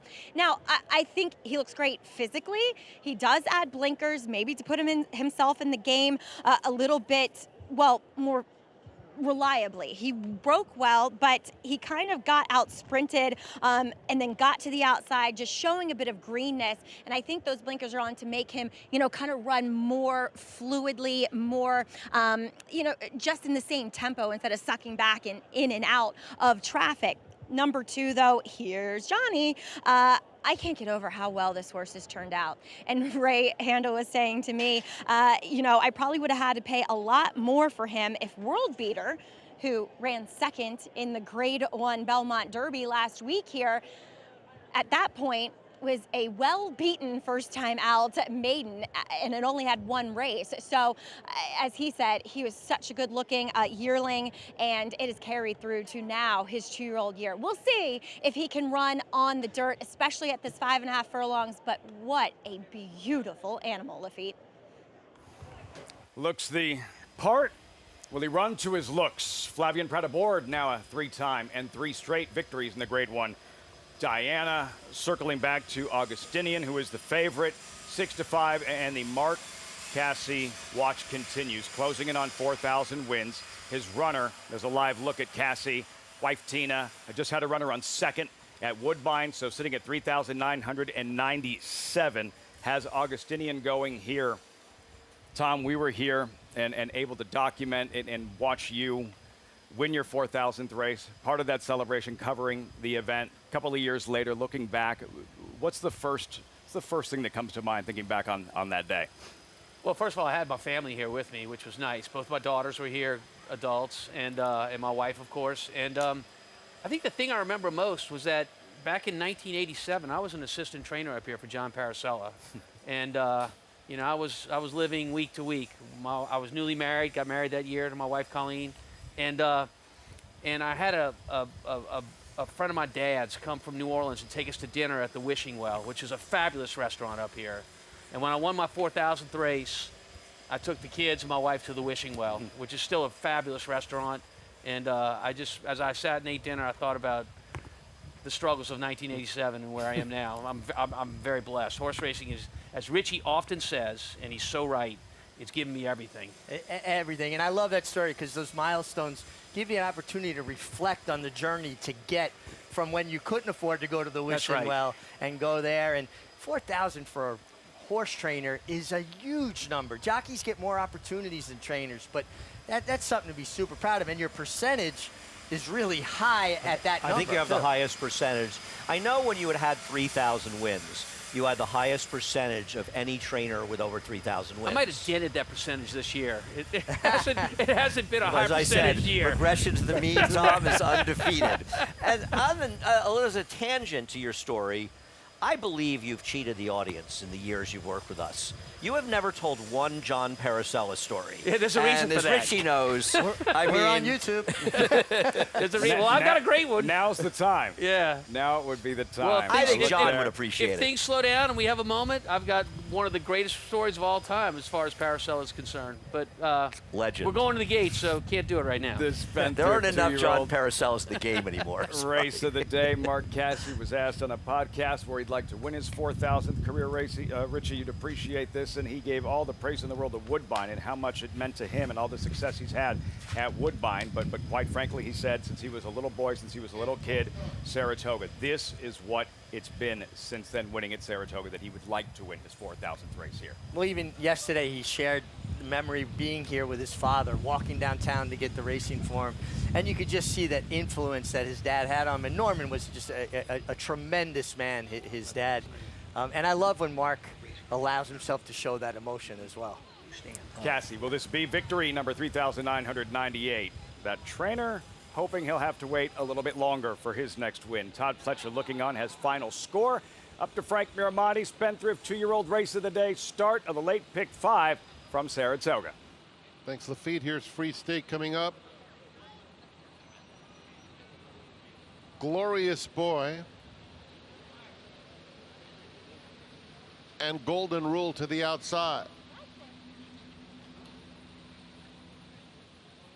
Goes in.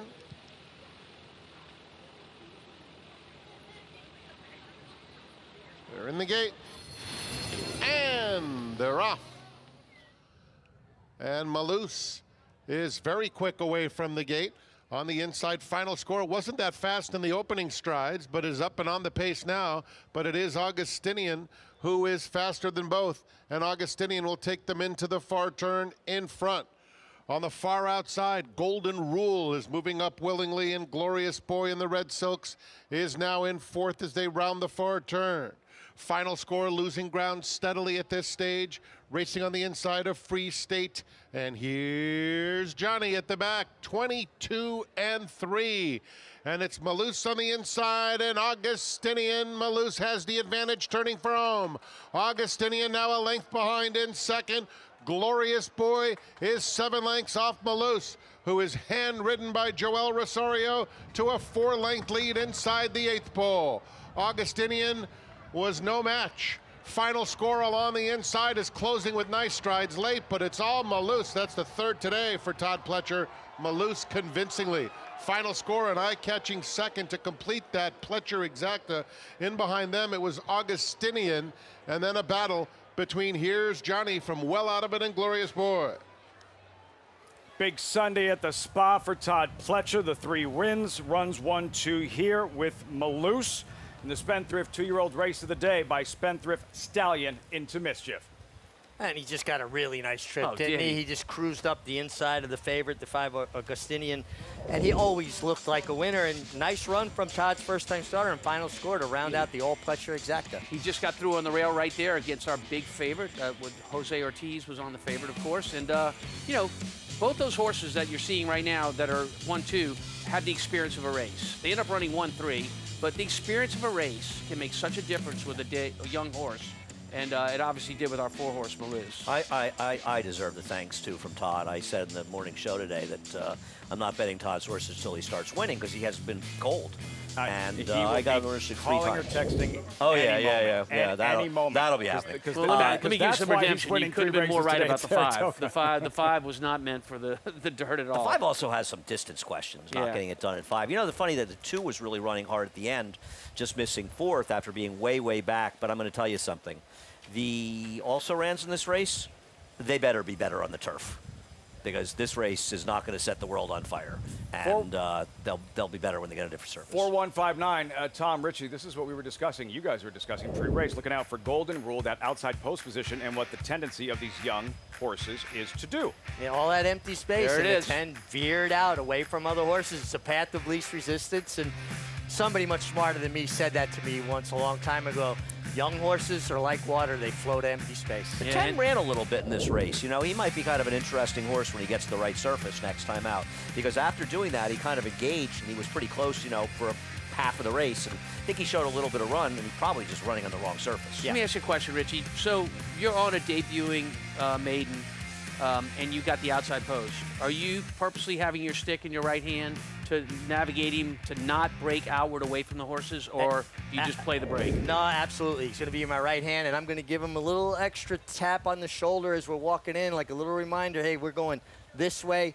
Sometimes you can't avoid it. They're going to do it regardless, but you really try to have their attention to go forward instead of right or left. So I give very little instruction to the paddock to riders, but would it be insulting to you if you were riding one of my horses on debut, had the outside post, and I said to you, hey, horses have a tendency to break out, so please have your stick in your right hand? Would that bother you? Like, duh, I know that, Tom. Well, it's interesting because when I was riding, it would have insulted me. Like, I know what I'm doing. Yeah, now that I can eat, I'm relaxed, I'm up here. No, I wouldn't be insulting at all. Not hangry anymore. That guy knows what he's doing. Joel Rosario, Malouse. Rosario winning yesterday's Bowling Green, Far Bridge. Another trip to the winner's circle and a 3rd for Todd Pletcher. We'll be right back.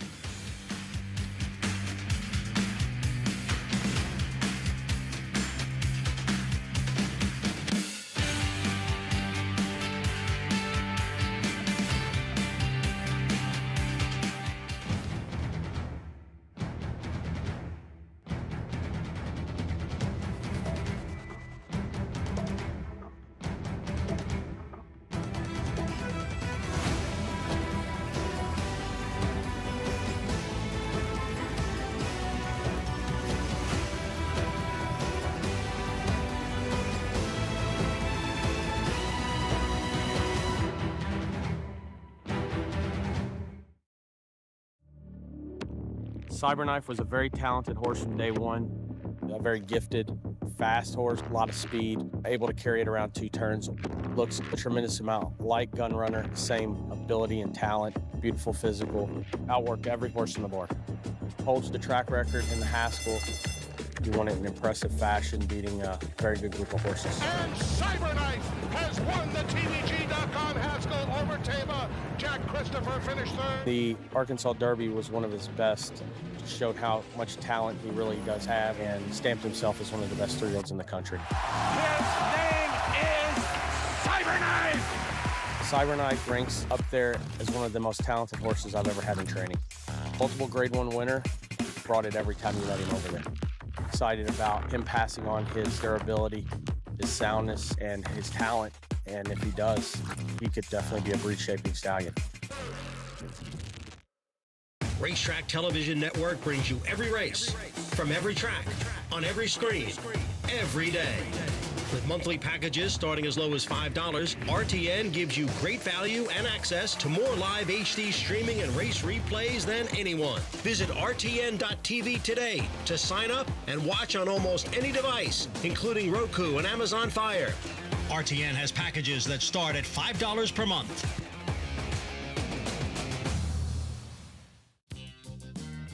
Welcome back to Saratoga Live, and we are proudly brought to you by Naira Bets. Bet any track, anywhere, anytime.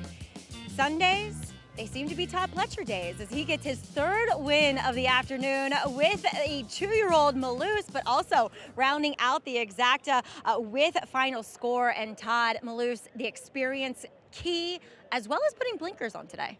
Yeah, I think that helps. As we saw yesterday, I think all 3 maiden races for 2-year-olds were won by horses with a start, so it's such an advantage. But we did learn a little something in his debut. He was kind of shying away from horses. We worked him back with blinkers, seemed to help. And your first-time starter actually rallying well to up the rail to be second. Yeah, I tell you, I was impressed by the way he finished. He galloped out great, so it's promising. Is he better on turf? Well, we don't know. We were kind of guessing on the turf because his dirt works have been okay, but the tracks have been kind of deep and demanding, and so it's taken these 2-year-olds a little while to get fit. That's why I think it's such an advantage for the horses with some experience. Absolutely. A horse that has lots of experience, though, is Fierceness. As you were just telling me during the break, on target for the Whitney. As you said, as sure as you can be in this business. Yeah, he's doing great. He had a super breeze here on Friday, and he's amazing. He's such a laid-back horse when he gallops, but then when you ask him to work a little bit, he reminds you how special he is. So yeah, we're targeting the Whitney, and hopefully everything stays on course. Now, is there a hope for like an outside post position? Is that the most ideal spot for him? I think just a clean break. It seems like the one thing that's in common when he doesn't run his best race is when he gets bumped around a little bit, when he's got to jockey for position, push his way through, kind of like he did in the Met from the inside draw. So yeah, we're just hoping for a clean trip, not necessarily worried about from which post. Excellent. Looking forward to him, but congrats on a huge day. Oh, thank you. All right, Todd Pletcher, the Hall of Famer, having himself a day, Lafitte. Many days like this over the years at Saratoga for Todd Pletcher, the 14-time Saratoga champion trainer. 3 victories, Malouse here, and that, Tom, and it's opening week, start of a big meet for Todd. A day like this has to feel good to get momentum going here before we push forward. Yeah, the opening week ends today, so if you walk away and you're not on the scoreboard, it's not a fun feeling. I thought Todd said something very interesting, and I agree with it 100%, about the track in the morning here being very, very deep and it being very demanding on horses and having a race experience making a big difference. I have seen that throughout the week as well, and obviously it helped my filly yesterday, in Spa Prospector. Lots to smile about. Classicist, adventurist, Malouse. Andy, where are you with Fierceness right now? Coming off the Met Mile, pointing towards the Whitney. Listen, he's obviously one of the best horses in the country. I do think you have to have some concerns with his last race. He didn't run very well. I mean, it's not unfair totally what Todd said. I didn't think he had that much trouble in there, but he also lost to a pretty good horse at Raging Torrent, who I think people didn't take as seriously as maybe they should have.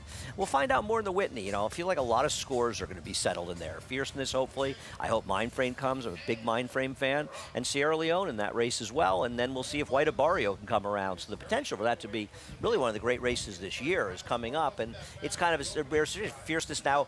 I mean, he doesn't have to reprove himself, he's already proven himself. But every time a good horse loses a big race as a heavy favorite, you feel like you want a sense of redemption. But that doesn't take away the kind of performances he's put in his career.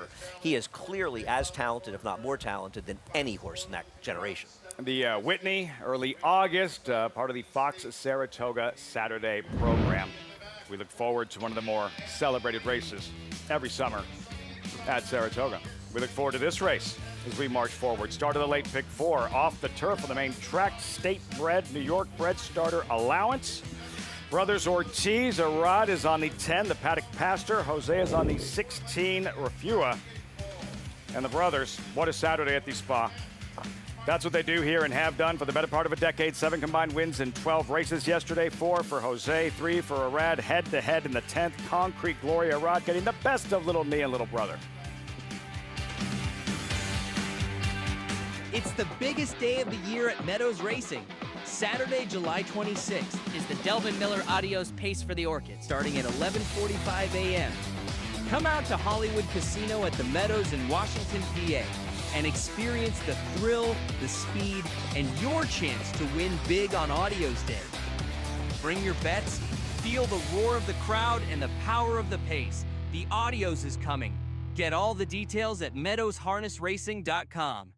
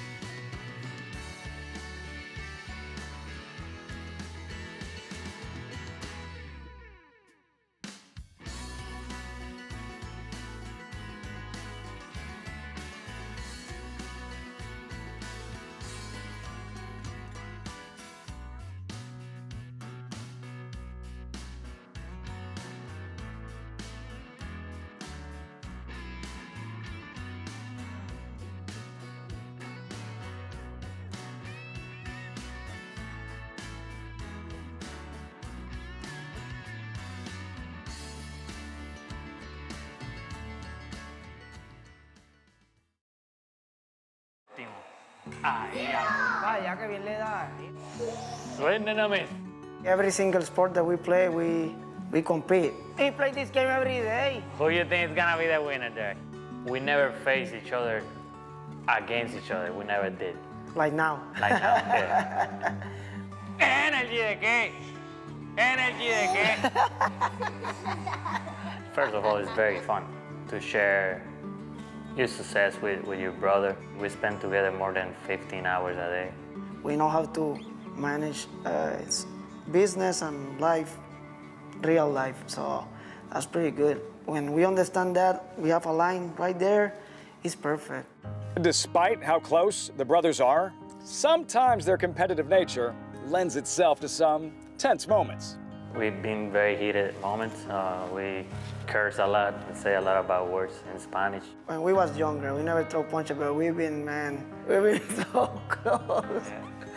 We don't talk about races before the race runs. It's fun. It's Ira is very quiet, like you cannot say nothing. It's like on his own, and I don't want to know anything about his thing. yeah, it's very fun when you can outsmart the competition. I have to think how he thinks to try to beat him. It's very hard to a rider like Ira try to read his mind before he does it because he's so unpredictable. He's one of the best, and I think he has made me better. Sometimes I come out to say, why you will do different if you ride the race again? He say, nothing. I say, are you sure? Because I have another mind. I have something. I see something different that probably he don't see. It's like the same thing happened to me.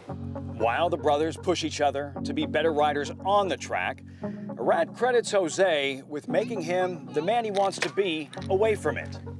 He used to be too on the muscle, like too keen, and tell him he need to calm down and think before he do things and say things. He start winning like crazy and start winning all the Eclipse Awards. And I told him just, my job is to keep you grounded and keep you doing the right thing. As a person, I think he made me better. He's so good at some things that I'm not. So I try to get whatever I can get of him to make me better in that part of the racetrack. He's been working, so he's been doing a lot better, become a better person, a better father, better son, and everything. So it's nice to see that. Always gonna have him. He's my brother, he's my blood. I love him.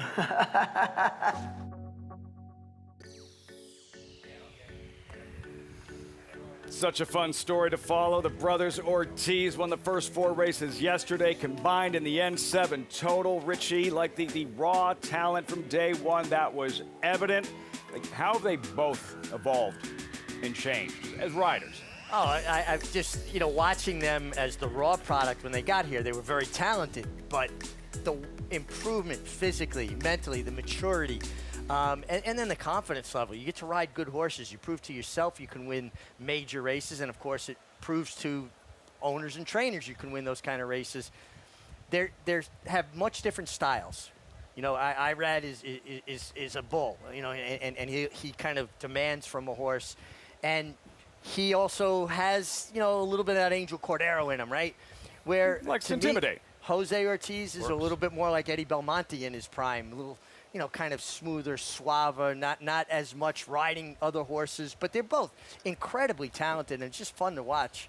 And what a product they turn out from the jockey school in Puerto Rico. I remember when Irad, he'd lost his bug, but he had those grade 1 wins up here, and it was clear that he was going to be, one of the better riders. And Richie, Questing, was that? Yeah, that was North first? Kieran left him on, and that right. really helped him a lot. Yeah. I think he'd have been fine without it, but it definitely helped him. And I remember Richie saying to me, I think we were at Aqueduct in like the fall around the winter, and you said, he's got a brother that just started riding at Parks, an apprentice that might be every bit as good as he is. And I watched him ride on a Tuesday, doing the Dark Day simulcast show from Aqueduct, and we were covering Parks, and he switched sticks, and the way he changed his hold, it wasn't like an apprentice. It was like somebody had been there and done that. So, I mean, think about the Manning's mom. Mm-hmm. Well, right. The Ortiz's mom is like that for horse racing. What an incredible broodmare, if you will. And the working relationship, Tom, you're having with Jose Ortiz as well. Yeah, look, I mean, Jose made a decision at the end of I guess September, because he came to me at the end of the Saratoga meet and said, I'm going to ride at the fairgrounds in New Orleans. And I thought that was almost a shock that he was going to do that. He won the meet down there. He picked up a lot of clients. Then he went on to Churchill Downs. He won the meet at Churchill Downs, the spring meet at Churchill Downs, and now he's here. And the combination of the business he's got from down there, as well as a group of horses up here from Churchill Downs that are every bit as competitive as any year that Churchill Downs has sent horses to Saratoga to race against the New York horses, has made him the leading rider here. That's Jose, Maggie, a rod to ride the Paddock Pasture in this upcoming 7th race at Saratoga. They're having a change, something going on with equipment and shoes, yes? The Paddock Pasture Lafitte doesn't necessarily live up to his name. There's nothing holy about the Paddock Pasture. In fact, he is a bit of a devil child. He misbehaves, and my assumption is, while I have not been able to catch up with connections because they've been busy tending to him, is that he acted up on the way over here and pulled his left front shoe off. So he had to get that tacked back on. Yes, it is commonplace to have a blacksmith here in a paddock and all across the country to be able to do that. So he was a little bit obstreperous to get it on. You would like a horse to be standing a little bit more quietly, not get as hot. But then again, that's just kind of how he always is. But what in the world is he doing at a short price?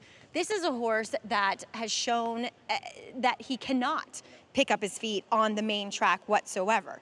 So take him at your own peril. This is a turf horse, and I know Amelia Green's done great work with him, but he was in some pretty sharp barns before that as well. And he'll add blinkers today. Have yet to, just a short cup cheater blinker that's being applied now. So not changing too much with him, but this is off the turf, guys, not the turf. But there's some few horses that were entered in the body of the race that have some dirt for him to lean upon, and one does include number 1, Lil Lang, as he's another one adding blinkers, but he's going to stretch things out for the first time in his career, and he has the opportunity to be the speed of the speed in this race from the inside, which could prove to be dangerous here for trainer Jorge Abreu. Again, another horse just adding a short cup blinker on today overall. And he's one that I have my reservations about him handling this distance because he is a shorter coupled, that has that short back to him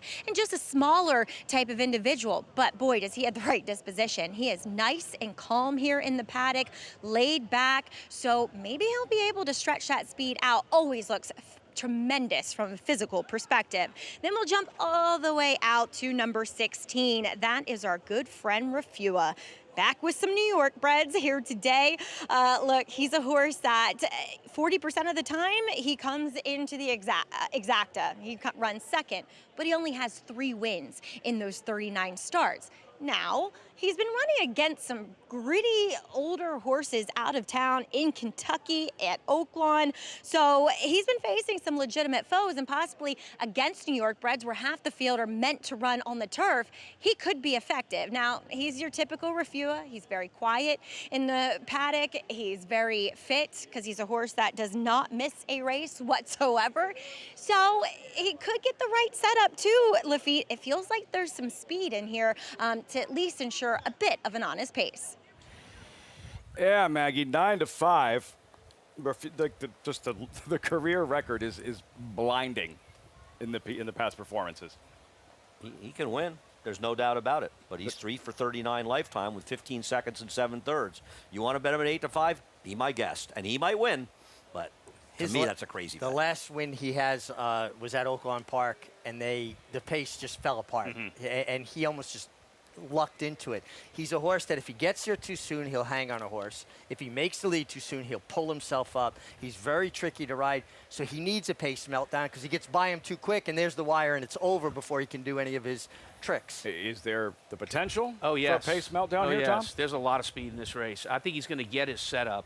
The other knock on him would be that he's coming back in 18 days. He's traveled from Churchill Downs all the way up here from his last race. Coming back in 18 days, I think that's pretty quick for a horse to come back with a big, long trip in between. And the shipping, right? Yeah, of course. Yeah. This is one of the rare times that I think Tom might be right about the pace. Because between the 1, 8, and 9, you do have 3 horses that possess the speed. And a lot of times, 2 horses isn't enough because one will sort of abdicate the other one. But if you throw a third one into the mix, it throws in the potential to heat up. Now, I like the 9. I think Richie's interested in him, too. I don't love him in here, but I think he's a horse to be forward. At least he's the outside of the 3 speeds, so he can survey the situation a bit. And I thought his last win was good. When he ran badly 2 races back behind Leo's Reward, who's an insane price at 9-1, he's a bigger price than the 14. He was on a rail you did not want to be on at Aqueduct that day. All the running was done outside, and he was getting buried down inside. He's okay, and we love Dave Duggan, and I'll take Dave Duggan at 13-1 off the turf. 13-1? This horse should not be 13-1. Hey, throw the 12 into that pace scenario too. The 12 can show some speed also. 25-1 outsider. No, he can't. No, he can't. Never mind. He can't. Leo's if the Reward. 1, 8, and 9 all don't get out of the gate, I think there's a chance he'll be second or third. I can't see a 16 saddle towel without thinking of Bellamy Road in the Kentucky Derby. I can't. It's automatic every single time. I can't see the 16 without thinking of Bellamy Road in the Derby. Bellamy Road is one of those horses that really gets under my skin that he doesn't get the credit he deserves. He was coming back in the Travers, 4 months after the Derby without a race and almost being Flower Alley. Was unbelievable at that Who almost point. beat St. Liam in the Breeders' Cup Classic. One of the great losing performances in a big race you'll ever see, and nobody gives him any credit. Hey, Tom, you got grooms that braid the manes? So I never understood that. So, I mean, Richie, we both know why those riders are undoing those braids. But, it takes a lot of work and time for a groom to braid the manes. They look perfect when they come to the paddock. And the first thing the rider does before he hits the track is he takes those braids out. Why? Well, you need a piece of mane to hang on to leaving the starting gate. And, they should braid down to about 4 or 5 inches from the withers and leave that little bit of a handlebar for a rider to hang on to. The best was at Aqueduct in the winter. Be freezing cold, short post braid. You got gloves, and they got them tight French braids. I mean, come on, give me something to hang on to. Like Richie said, he's more relaxed now. He's eating more. He's drinking. He's in better shape and everything. Hydrated. Everything's is it just good. aesthetics when we see it? Is it just He's aesthetics? relaxed. Yeah, I mean, it looks pretty, and I give him a lot of credit. Well, you would braid them back on the way back if you won the race, right? Well, of course. You don't want to make the guy feel bad for all his hard work. Braids with your gloves Post-parade, on. let's meet these New York breds. There's Lil Lang and Flavien Prat to kick things off. Listen, I never want to say never with Flavien Prat, and he does have a lot of speed, but I don't see this horse as a dirt horse getting the distance, but I've been wrong a lot lately. Fast colt stretching out, detail-oriented. Yeah, no, quick early for sure. Jose Lezcano gets the mount here. Gonna have to keep him going. More speed, just graduated. Van Vollenhoven. There is the 10 at 3-1. The Paddock Pastor and new shoes. New shoes, blinkers on. A lot of things happening with this horse. This horse is way over bet. His dirt performances are dreadful. Number 12, Sebastian the First, finally broke through in his 15th effort. He did indeed. He actually showed speed in the last few of his starts, but as Andy just pointed out to everyone, not today. Just Licorice entered main track only. Linda Rice, 2 wins yesterday. Well, this horse will be coming from off the pace. Andy, I think, has a shot of Linda Rice's here in Just Licorice. Leo's Reward, middle distance, dirt. He's run well. A crazy price on this horse. This horse at 7-1. He's got to come down, Richie. Yeah. Rafua, Kentucky Invader, main track only. Jose Ortiz in the irons, 2-1 favorite. 2-1, and probably for the reason of the pace we talked about. Not a great gate horse. He doesn't lead the gate that well. His last race, they took the blinkers off. They're just trying to find some way to get this horse to the winner's circle. One thing I will say that I've noticed recently in Joe Sharp's barn, and Joe always does well, but he's been on a really good run. When they bet his horses in the last couple months that he's come to New York and they feel like they're over bet, they aren't. They think they know, and they do. They're right about him. It's like the Brad Cox, Sandy Goldfarb horses. We see the one that won earlier today, Paxational, that they knew to bet. When they know, and they're right. So that scares me a little bit. I still think he's a bad gamble, but that money scares me a little bit. The opportunity you've touched on off the turf on the main track races, often the wagering can be a little bit funky. So are you seeing created opportunities anywhere here? Yeah, I think there's 3 horses being overbet here. I think the worst defender is the 10 at 7-2. This horse has never shown an ability to stand up on the dirt. He's got evidence. I know it's only 2 races, but they're bad. And I think there's question the 1 at 5-2. I think it's a much more competitive race. I mean, I think the 16 of those 3 getting bet, in my opinion, is clearly the likeliest winner of them. I know he doesn't get the job done, but he's got the dirt for him. Yeah, I'm going to get involved here. I got $300 left as I am on my long march to 0 and week number 1 here in Saratoga, but I'm going down. I'm going down with a flurry here. I bet 150 to win on Van Vollenhoven. I think he was in your fraternity, I think, right? Days in high school, because you didn't go to college, did you, Tom? Van Vollenhoven, Maggie. The bankroll play for Andy, 150 to win. Are you liking what you're seeing pre-race? Honestly, I wish you would have asked Andy first about why he likes this horse, because I didn't really see it. I don't mind him getting more ground to work out with as he stretches back out off of the maiden score from 6 furlongs to a mile. And the problem is that I feel like there's just more speed to keep him company, and I don't know how big this horse's heart is. I don't know how brave he is overall, and he gets himself so worked up. He expends so much energy pre-race that if he was just a little bit more subdued, I'd like him, but I also feel like he might have to run faster than he ever has in his career so far. As we'll move on to the MTOs that I feel like are getting really overlooked here, including number 14, Just Licorice. Again, maybe he'll have to run a bit faster too, but last time out, going 1.1 miles, Kendrick dropped him all the way back to last, and it just felt like he left himself way too much to do. He is a horse that got a little revved up, a little undone by the Saratoga Paddock, which you don't love to see, but as it's continued over to the racetrack too, he's like, can I go home? He's like, my barn's over here.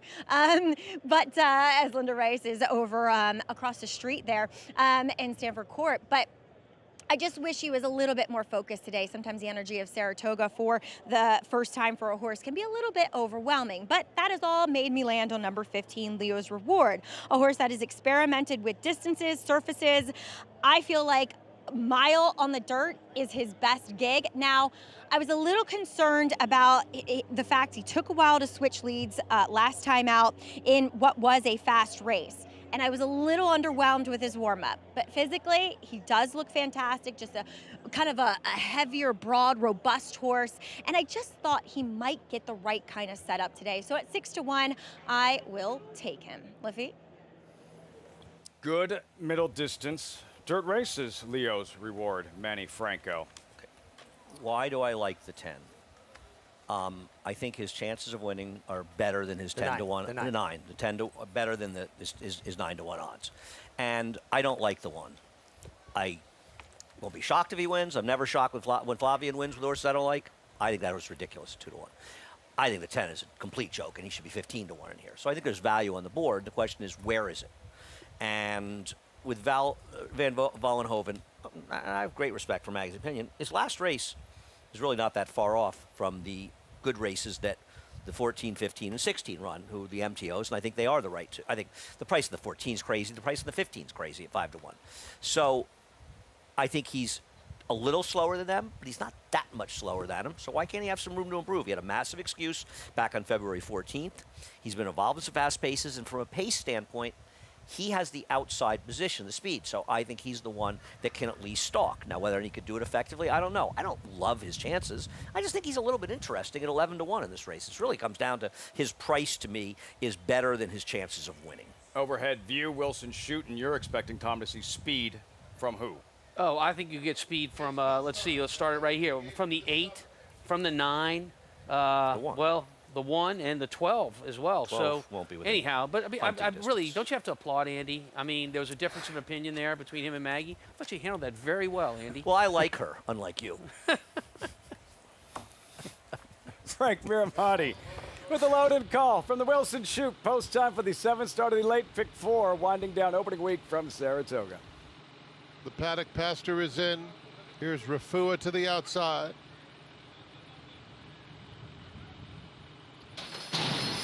And they're off. And it's a fast start for Van Vollenhoven, who goes straight to the front. Detail-oriented in second. And on the outside, there goes Just Licorice, now ranging up and taking that second spot. So it will be Van Vollenhoven in front to Just Licorice, who will track just 3/4 off in second. Then comes Leo's Reward, well spotted in third.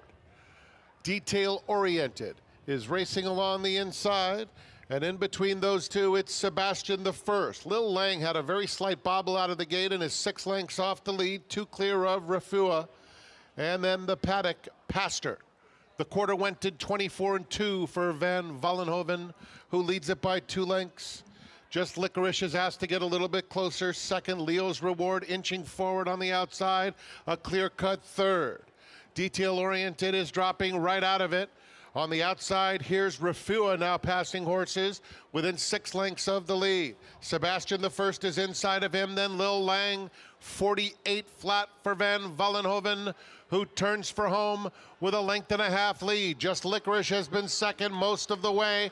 Out in the center of the track, Lil Lang is starting to roll home. Has 5 or 6 lengths to make up inside the final 1/8 of a mile. Down at the rail, Sebastian the First. Just Licorice takes over close to home and opens up a 1.5 lengths on Van Vollenhoven. It's going to be Just Licorice to score by 3 wrapped up. Van Vollenhoven was second. Photo for third went to Rafua, who was in front of Sebastian the First. Just Licorice. Winning trainer Linda Rice, couple of wins yesterday. Another score here, Just Licorice and Kendrick Carmouche in the 7th to kick off the late pick 4 at the Spa. And the key was that Kendrick Carmouche was aggressive, and he never let the 9 Van Vollenhoven out of his sights. And being forward, they ran 1-2 and on it really racetrack. looked like the 9 was getting away from him on the turn, and the 15 might be the one who would sort of take over his spot, and they didn't. And these 2 horses, they were 2-1 around the track, and I did not expect my 9 horse, to be fair, to get clear like this. I did not expect him to get clear. But he is a horse that's forward. He broke very well in here. And Tom, I have a question for you. Are you ready to say you just don't ever think there's going to be a lot of pace around here? Well, it's something, If there isn't isn't it? here, I mean, it's crazy. We had 4 horses that I thought could attend the pace. You thought at least 3. And this horse makes a lone, easy lead in the 9 horse, Van Vollenhoven. Maybe there's a case to be made that horse doesn't want to go quite this far, the 9 horse. Listen, and he it's outran set his up. odds. He ran good. He just and it's didn't set win. up for Just Licorice, the 14, to finish. And what a finish it was for Linda Rice's horse. Well, this exact is 9-1. okay by me, my friend.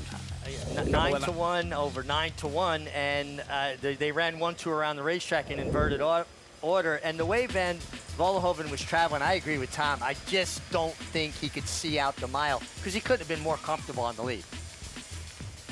Cheering on, Just Licorice, Linda Rice. Another one in Saratoga, down to Maggie. There with her, I guess it would be her great nephew, watching as well, Jose Ortiz's child. But I just wanted to make a point about Kendrick. It was like he learned from that last race where he totally dropped him out the back, or from the 3 races before that. And today he said, while he had a sharp horse, as we saw out on track, how revved up Just Licorice was today, he said, let me use this to my advantage. This horse needs to sit closer. And wow, did it pay off today. And I'm still not going to understand how he was ever 9-1 in this spot, guys. Big number, more aggressive. Pre-race, Kendrick taking advantage, putting him into the race, and able to run down Van Vollenhoven. Just Licorice, 14, 9, 16, 12 in race 7. Results when we come back. Plus, yesterday's Bowling Green, the heavy favorite, the sentimental favorite, would not disappoint. Far Bridge for trainer Miguel Clement, just too good, just too classy on the Saratoga lawn.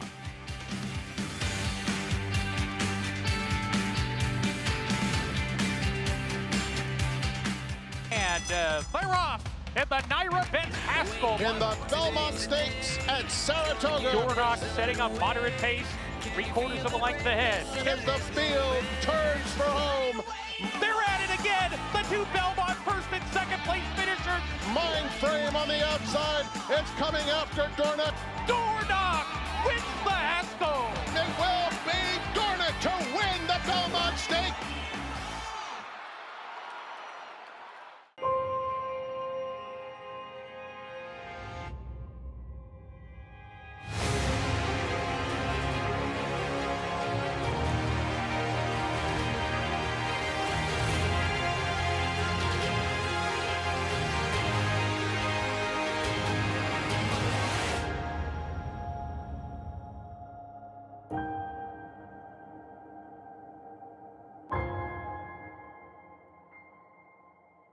The brilliance of the legendary Arrowgate and the speed and stamina of the sire of sires, Uncle Mo.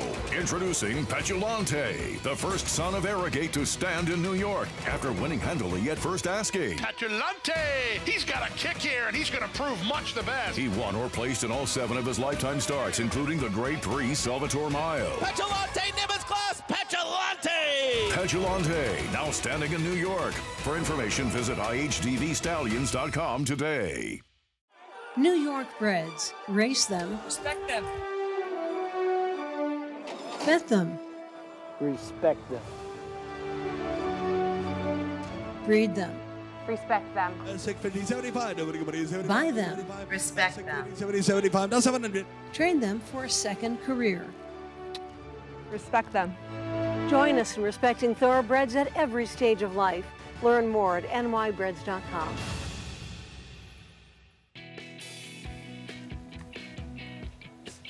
Great to have you with us on this Sunday afternoon, Saratoga Live. Just watched race 7. These New York breds and Just Licorice at a price. Kendrick Carmouche, 9-1. Trainer Linda Rice, 2-time Saratoga champion. Trainer Linda Rice had this one ready to rock and roll, and Kendrick Carmouche in the saddle now in the winner's circle with Maggie. I still can't believe he was 9-1, Kendrick. But last time I thought, I'm gonna be a little harsh on you. I thought you let this horse have too much to do going a mile and an eighth, and today you said, no, we are sitting close, and boy, did it pay off. I know, Mags. I knew you'd probably say that, but, you know. I love you. You know that. I know that, but when you look at the paper, he's such a hard horse to ride. He never breaks good, and then when you try to keep him close, he sucks back. And today he warmed up really good. Man, he left there with a little anger in him, you know, so I was like, you know, let me ride him a little. And when I rode him a little, he put me there. But then after that, I just had to stay after him because he was keep wanting to suck back the whole race. And by the time I got to the quarter pole, he just took the bit, and I was like, oh, I win now. Exactly. All of that, the hard riding early on certainly paid off. How much does that take out of you on a hot day like this? Oh, man, I'm blowing. I mean, listen, it's no air out here.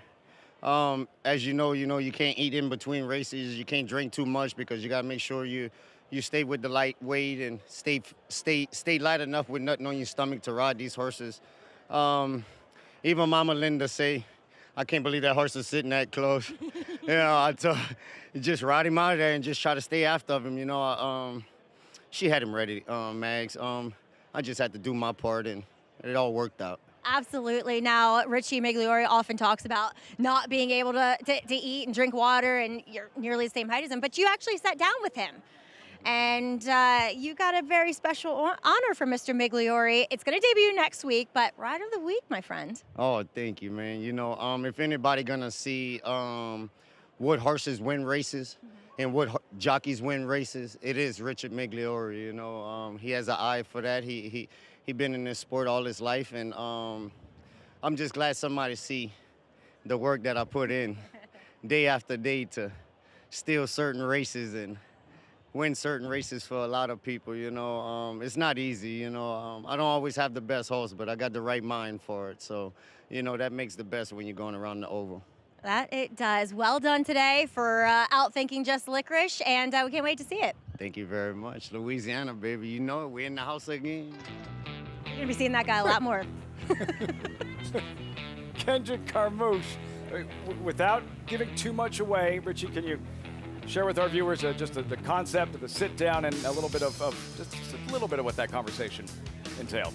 Well, I chose him for Ride of the Week, and I won't reveal who it is just yet, but I judge riders by the races they win on the second, third, or fourth best horse, not by the horses that are supposed to win. That's your job. Just put him in the right position and get it done. Sure. And I thought he contributed greatly to a ride yesterday where he just made every right move. Would you consider giving Ride of the Week to a rider who finished second or third, but gave an exceptional ride on a horse that was very well, could have been an also ran, but they made a big difference. You know what I'm saying? Absolutely. I just feel like the best rides in horse racing are almost very, very often never noticed because the horses don't win. Well, listen, I rode perfect races on horses and finished second, third, fourth, and could not have ridden them better and got criticized. Well, couldn't you have done this? Couldn't you have moved up here? And I rode terrible races on horses that bailed me out and won, and what a great ride. So it isn't as simple as you win, it's a good ride. Right. You lose, it's a bad ride. And, of course, I would pick a ride where a rider was second or third and really gave that horse every opportunity, because I think it's an opportunity to teach the public that. It's not as simple as win, it's good, lose, it's bad. And I also want to thank Kendrick for that inadvertent slap at our buddy Rajiv Barrage, because he just shut him down. The man who started the Ride of the Week. Well, you know, he started it, and, you know, I'm going to improve on it. Kendrick went right after him. I'm going to send that clip to Raj. By the way, one of my favorite things to tell a rider after he wins a race for me, when he rode a poor race, I love to say it. When I shake his hand, he's still on top of the horse, I said, don't put that one in your Hall of Fame reel, okay? Like to see the change, the look of their expression when they're hearing that said to them after a race.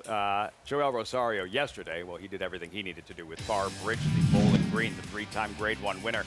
Coming in, Richie Farbridge here in an early move, and he leaves this field in his wake. And Joel Rosario has such a depth of confidence in this horse. He allowed him to make that, you know, what might have been perceived as a little bit of an early move, but it allowed him to clear, drop to the fence. He's relying on this horse's stamina, which is his strong suit. And one of the things that makes a great rider great is knowing what they have underneath them, how much horse they have and what they're capable of doing.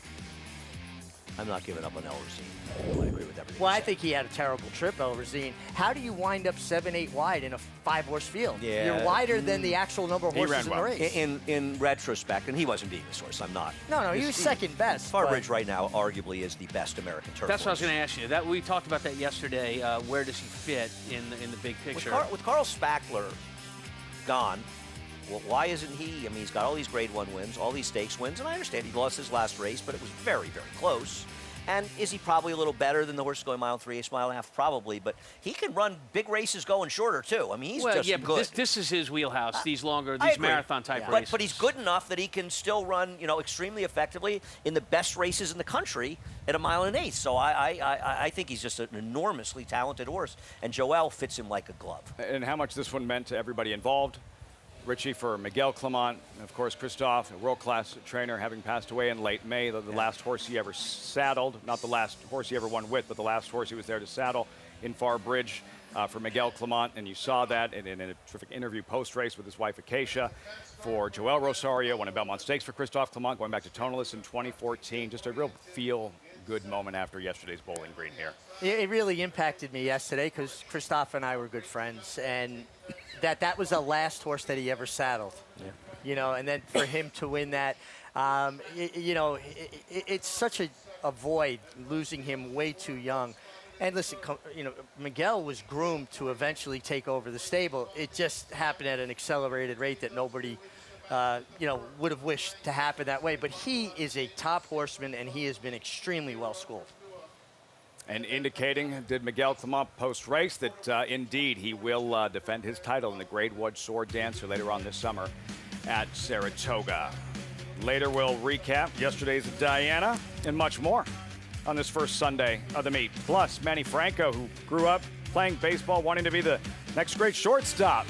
So that didn't work out. Safe to say he wound up right where he belongs, in the saddle, competing at the highest level. You're watching Saratoga Live.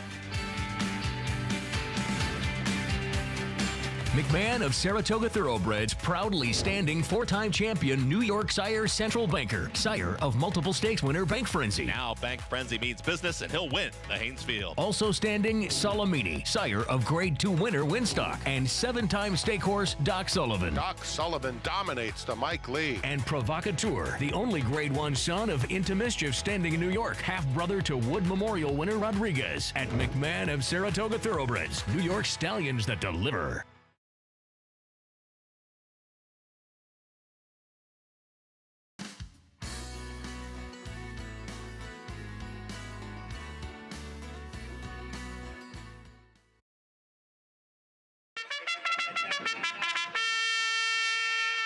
Monmouth Park's summer season rolls on with live racing action every Friday to Sunday. Our 50-day summer season features a stakes race every Saturday and Sunday, plus a new Middle Pick 5, joining the Winterly Pick 5 on our wagering menu. With growing pools and field sizes, Monmouth Park is summer's best bet. Joining us on site, lock in your odds with fixed odds wagering at Monmouth Park Racetrack. The champion 2-year-old. One of 4 champion 2-year-olds in his immediate family. Essential quality at 2. Undefeated. Essential quality, though, has opened up by 5. Devastating. His own first 2-year-olds race in 2025. If they're anything like him and you've got a mare in foal, just imagine. Racetracks, casinos, slots, superfectas, you can gamble from anywhere all the time. You've just got to ask yourself, should I? Take a pause to stay in control and think about how much time you spend gambling. A pause can help you determine if you're gambling because you like to or you need to. A pause can help remind you there's more to the moment than your next wager. Visit oasis.ny.gov and take our survey to see if your gambling is becoming more than a game. Racetrack Television Network brings you every race, from every track, on every screen, every day. With monthly packages starting as low as $5, RTN gives you great value and access to more live HD streaming and race replays than anyone. Visit RTN.tv today to sign up and watch on almost any device, including Roku and Amazon Fire. RTN has packages that start at $5 per month.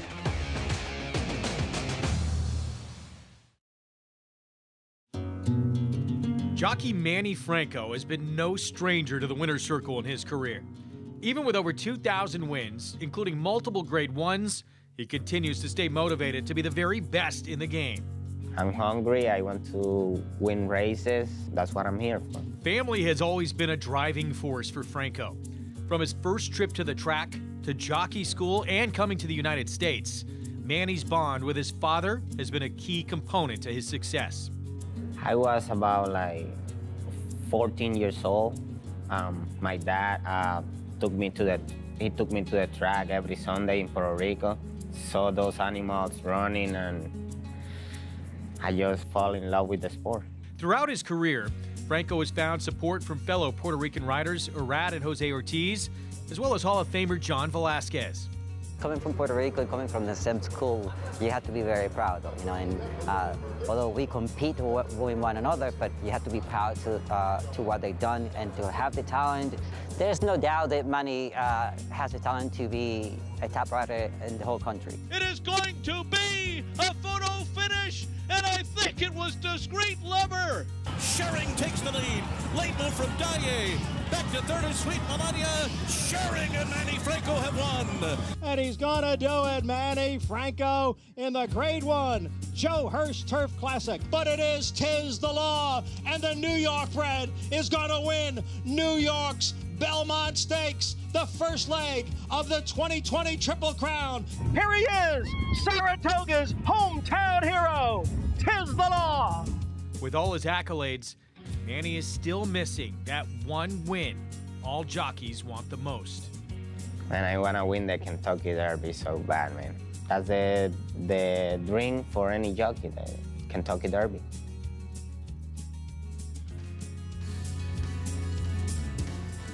Still seeking that first Derby win, close a few years back with Tiz the Law this year. So far, Franco with 5 stakes victories, 2 of the Grade 1 variety, the Turf Classic and the Belmont Derby. Belmont Derby 4th of July weekend. Of course, last summer, had that win with Immersive in the Grade 1 Spinaway closing weekend with eventual 2-year-old filly champion Immersive Maggie Wolfendale joining us.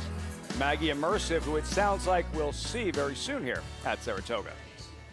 Yes, that's correct, Lafitte, as she is pointing towards the CCA Oaks after coming back and suffering her first defeat of her career in the Monomoy Girl at Churchill last month. Now, it was still a pretty good effort considering she was facing a horse in Take Charge Milady who had a cleaner trip than she.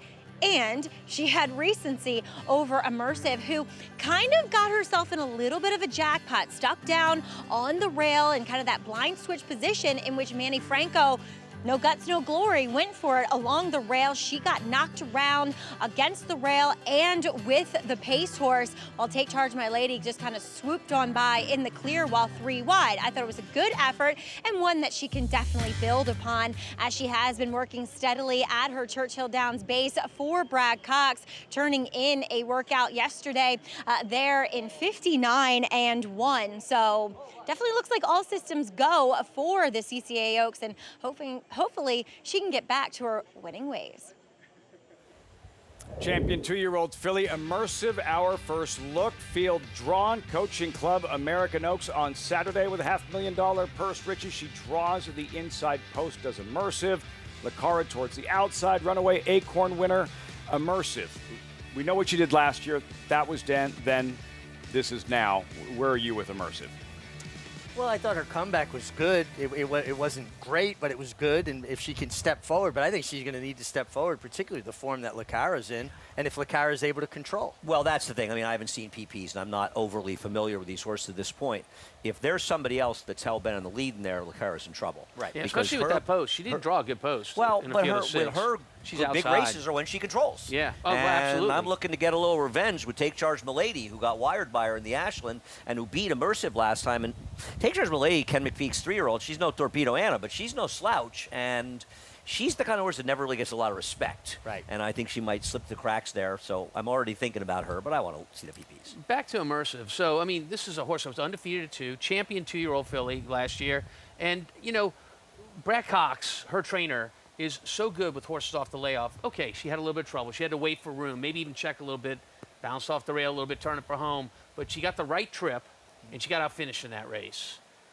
There is a big question mark as to whether she's the same horse as she was at 2. Can I ask to compare her to another Brad Cox horse who won a champion? British Idiom. She's a little faster than British Idiom was, but not that much faster. And British Idiom never went on and did much to the 3-year-old. And I want to see Immersive win one of these big races as a 3-year-old. And like you say, improve enough. Because I agree with you, Tom. She didn't have the best of trips, but she's still the champ coming back. And she may win. But I want to see it before I'm ready to anoint her as the champion. Because I think a lot of 3-year-old fillies have moved forward. Yeah, and championship implications in this Coaching Club American Oaks. I think it was easy at one point to kind of concede things to Good Cheer, who was undefeated. She wins the Kentucky Oaks. She gets beaten the Acorn. All of a sudden, it feels like that this division is out there for the taking for a filly who has a real strong second half of the year. Well, if Lacara wins this race, she's got 3 Grade 1s, and she is, you can argue all you want, she's the hands-down leader at that point of this division. I think you agree with that. And then if Mark Cassie's got nitrogen waiting in the wings, and she should take down Good Cheer, who hopefully bounces back in the Alabama, then it's over. It's going to be Nitrogen or Lecara, isn't it? Well, it's feast or famine with Lecara. Lecara likes to win her races in the first half a mile. She buries the competition, gets in front, gets very brave on the lead. No one can catch her. She's a great horse. She reminds me a lot of my horse, Serengeti Empress. If Serengeti Empress can get to the lead early and put a little distance on the field, you're not going to beat her.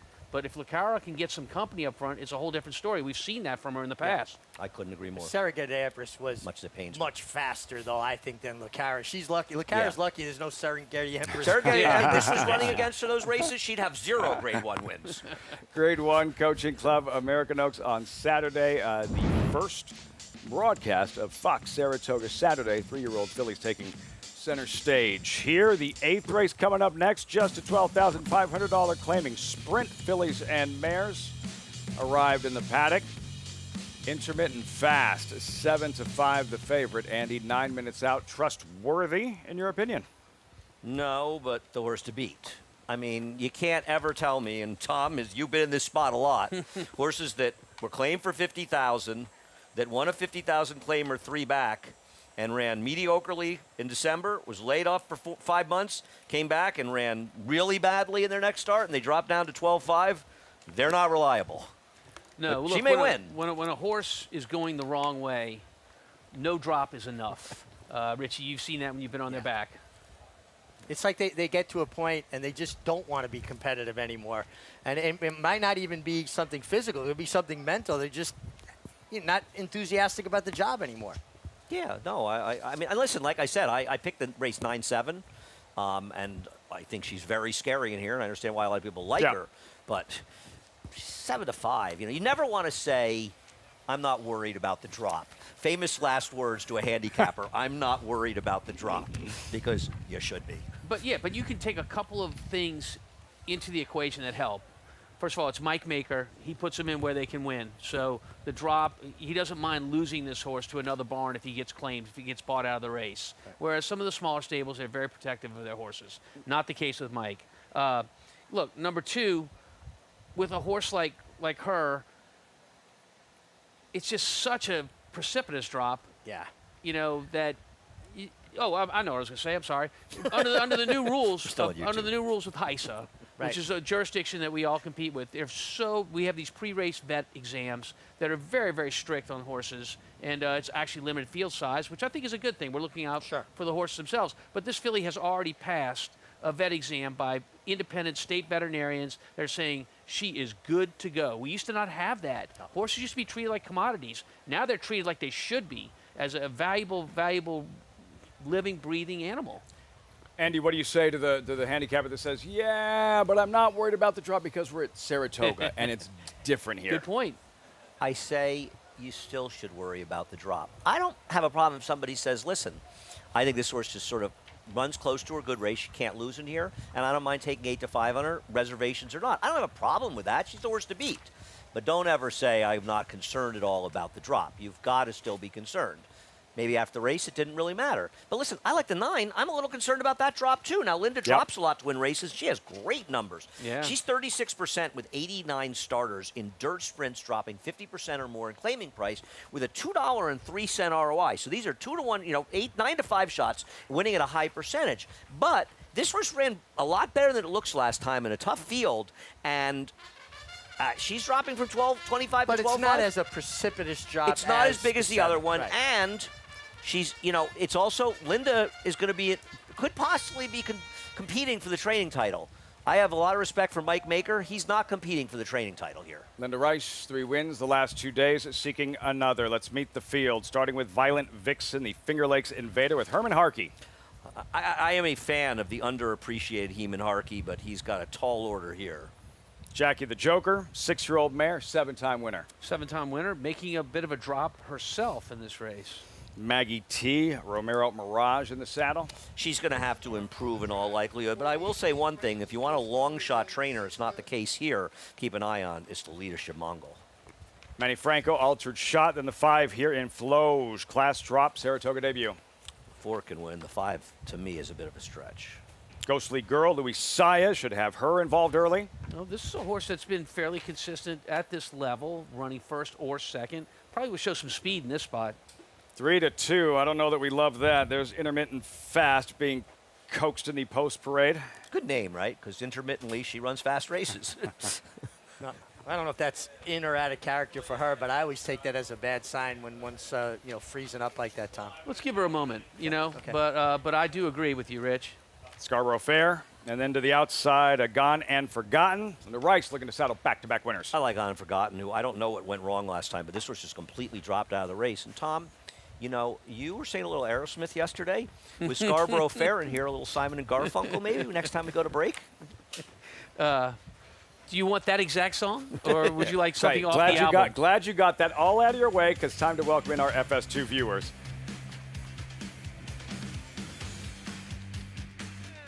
They're off at Saratoga.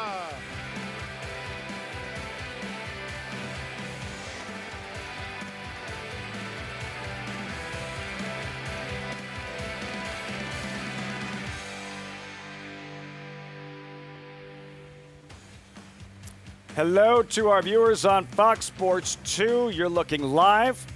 Saratoga Racecourse in Saratoga Springs, New York, winding down opening week, but not done yet. The 8th race of 10 in 4 minutes. Still have the Sunday feature coming up, as I'm joined by champion jockey Richie Migliore, New York Racing Association analyst Andy Serling, one of 16 trainers ever to saddle 4,000 winners.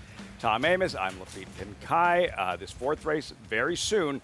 But Richie, the main event this afternoon, the quick call for 3-year-olds sprinting on grass. Before we get too deep into the weeds of the race, what should our viewers know about Quick Call? Quick Call was a horse for course. He loved Saratoga. He raised his game. Good horse year-round, better up here, and lived to the ripe old age of 35 in the Thoroughbred Retirement Foundation herd. And he's buried out Clare Court. Clare Court, yeah.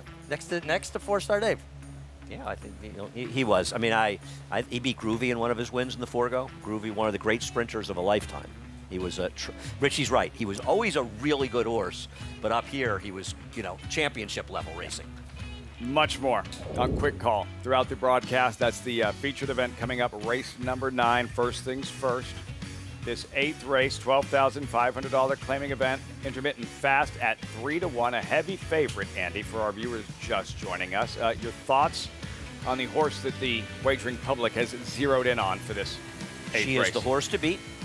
I will not argue with anybody against that, but I think when you have a horse making this precipitous a drop, as she drops, she's running in $50,000 claim races, you have to have be a little scared. And Maggie Wolfendale joining the broadcast. Maggie, pre-race, we've had our eyes on Intermittent Fast. What's going on? She is doing something that we call freezing. Guys, you don't even have to come to me on camera. You can just keep it on her. She's actually right next to me here. And so we have the 3 outriders. Ricardo Santana's doing the best he can. He's remaining patient with her. But I've seen fillies and mares do this in the past, in that they don't want to go the right way. The right way meaning going to the left, which is the way that these horses do their fast work, their fast gallops. They'll go the wrong way, and Ricardo had her going the wrong way, and I'm wondering if the outriders will now she's refusing to go anyway. I remember in the past my husband had a mare that you had to go on the track the wrong way and take all the way back that way to the gate to get her to go. So unfortunately now we're seeing her just refuse to go anyway. This is not a particularly good sign, because she's saying to us, I don't want to go fast. I don't want to go that way. Now, sometimes when you put them in the gate, it's a different type of situation. And our outrider, Jesse Costa, on her head, just trying to do his best to get her to go, but she's not having any of it. And for an 8-5 favorite, this is not what you want to see. Now, I don't want to jinx her. She hasn't said, I'm going to go over here, but she's also digging her toes in like it might be her next move. Let's move on. I will keep my eye on her. She is right in front of me. But taking a look at number 5 in here, actually taking a look at a couple long shots, Floge, who will drop back down in class. Now, she got the win 2 back for a much more notable barn, or high-profile barn, I should say, and Brad Cox when dropping to the $10,000 level. I like the job Jesus Romero does. His horses are always incredibly well turned out. But I just thought that coming back to this level, and last time 45-1, wired by Savas Melania, and dropping back in class, see, this is what she's going to do. We do see intermittent fasting going on. The Outriders have given her permission, and Ricardo Santana permission, I suppose, to take her the wrong way. Horses only typically jog going right-handedly, so she feels more comfortable knowing that she's not going to be asked to go too much faster than this, although she's putting on the brakes and going towards the fence. Ricardo, I feel for you, buddy. Getting back to the 8. I could be totally off base here. And before we joined FS2, you guys were talking about when these types of horses take that precipitous drop, especially with the fillies and mares, off of bad efforts, it usually means they don't want to do it anymore. And I completely agree with that. And last time out, Scarborough Fair was horrific. But her and Maggie T come out of a race in which we've seen 2 next time out winners, including the winner, Spiritual Lady, and Talkin' in Cursive, who finished 4th that day with a 79 buyer. I have never seen Scarborough Fair look this good or act this way. She's been sharp, she's been bouncing on her toes, she's usually a lot more quiet, and at 17-1, I'm gonna take a punt here because honestly, I don't necessarily trust the favorites, but I see that several of you guys went with number 3, Maggie T, who I can't fault either. All right, Maggie, going with an outsider. As for the favorite, intermittent fast, 8-5. Can you expand on a little bit of what's happening there? Richie, the behavior itself and whether or not she can snap out of it in time to refocus on her task at hand. Well, again, I think it goes back to if we know what's in and out of character for a particular horse. Now, in this instance, it feels like even if this was somewhat in character for her, Tom, she took it to an extreme today, and it speaks to a horse that just doesn't seem very happy. Yeah, I'm wondering where she, oh, there we go. So she's not at the gate yet. It is post time. She's getting there, feet out of the stirrups. She's moving fine, so I don't have any problem with that. You know, she knows what's coming. Mm-hmm. She's a veteran. She's been in the game, and she knows what's coming, and she is, to say the least, she's anxious about it. And, right. And that doesn't mean when the gate opens, she won't be the first one flying out of there. Because a lot of times those horses are the kind that want to get out, get going. But again, if it's her personality, I don't know that you call it such a negative, but this is pretty extreme. Well, from a wagering standpoint, if I had any inclination to go in her direction, win or lose, I'm not betting on her. Have you won on a horse? Who signed those? Looks like a J. Jose? Maybe Jose Ortiz? Does look like Jose Get the Ortiz here at Saratoga. Have you ridden a horse who's behaved like that pre-race and still run well in the end? Yes, but maybe not to that extreme. I mean, she went a good 5 minutes there where she was refusing to do anything. Can we talk about the 4 a little bit? I think it's an Absolutely. interesting horse, Altered Shot. I have the 7's a big story, but the 4 was wide against a good rail last time out, and the last race is not as bad as it looks. And she's a big price, and if you're somebody who's looking at the 7's behavior and you think, I want to pitch her, 4's the kind of horse you might be able to get in your exactas to make a little money here. I think she's interesting. I don't love that she's a horse claimed away from Joe Sharp. He's a tough guy to claim from, though we did see a horse win yesterday, the day before claimed from him. Numbers claimed from him are not strong, but at a big price, I threw this horse in. No matter what intermittent fast does in the race as a handicap, like you have to feel just that much more confident playing anybody else taking a shot in a race like this. 100% agree with you, Lafitte. I do. And I'm really curious as to how intermittent fast is going to handle stepping up to the gate and going in the gate, because horses usually bring their behavior to the gate. If they're not acting right in the paddock, you usually see them carried over to the starting gate. Absolutely. And the one thing that Ricardo has to be careful, and I saw him like his feet out of the stirrups when she was in that freeze mode. Sometimes they come out of it very violent, and they'll lose their balance and fall over. And as a rider, if you get your feet out of the stirrups, you can't push away from them. You can't kick away from them. And that's when you get hung up or wind up having a horse land on top of you. Does she look to you like that episode is completely behind her, like she is completely snapped out of it?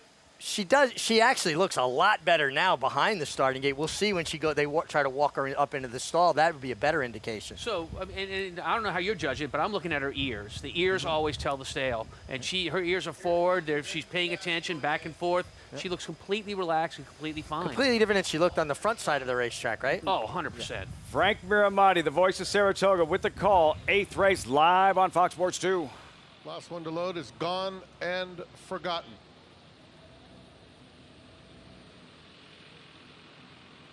They're in the gate. And they're off. Gone and Forgotten is very quick away from the gate. Maggie T, Jackie the Joker, but it's Maggie T who's quicker than all. Jackie the Joker is racing a joint second as they head toward the half-mile pole, and Altered Shot is in the mix now, taking second. Down at the rail comes Violent Vixen. Violent Vixen is 2.5 or so off the lead. On the outside of her comes Ghostly Girl, Gone and Forgotten, widest of all. Intermittent Fast is racing toward the back of the field, has 8 lengths to find. The 2 trailers, Floge and Scarborough Fair, 22 1/5 seconds for the opening quarter. It's Maggie T in front. Gone and Forgotten making a 3-wide bid. An Altered Shot is in between them as they reach the top of the stretch. Further out, Intermittent Fast is starting to gather some nice momentum as they come to the 8th pole. Gone and Forgotten, Intermittent Fast out after her. Maggie T on the inside with Altered Shot. It's Gone and Forgotten who opens up 3 close to the wire. Gone and Forgotten, 2 strong, handwritten to a nice victory. Maggie T second, Altered Shot third, Intermittent Fast was 4th. Trainer Linda Rice off to a fast start this summer at Saratoga. 4 wins in the last 2 days. Gone and Forgotten. Andy, well done. Jose Lascano, the winning pilot. Thanks. I think this is one of those good examples. This horse broke on top. Frank called it, broke on top. Look at the way the horse ran last time out, right? I don't know what went wrong, but this horse just totally took herself out of the race. When she broke on top today, that was a sign that she was going to run her race. Always an indication that they're going to run well when they leave the gate. Tom, you always got to feel good when you train one and they leave the gate running like that. They don't necessarily have to make the lead, right? No. They're just sharp out of there and almost maybe against their style a little bit, and then they settle into their style. You feel like there's a big run coming. It also helps them get good position. You know, you break well, you can create your own position. When you break badly, you're always playing catch up. 7 ran a weird race, huh? But ultimately came Tom, up what real did you short. notice from Intermittent Fast? Well, I mean, she had a very wide trip. She had to go around everybody. I mean, look, to me, Intermittent Fast went through the motions in this race. Yeah. And it plays to what we talked about. You know, no drop is enough when a horse doesn't want to do it. To me, she went through the motions, and she's not going to do any better than that for the rest of her career. She's done. Yeah, I mean, you could see, you know, Ricardo's trying to motivate her, Ranger's slapping her on the neck, and watch when she starts climbing from the dirt. The kickback starts hitting her, and she just gets all very, very awkward. See how she's more up and down? She's just resenting that kickback. She just was really unhappy before the race and through most of the race. And she loses a ton of ground on the turn. I have a question. How long before a race can you put a claim in?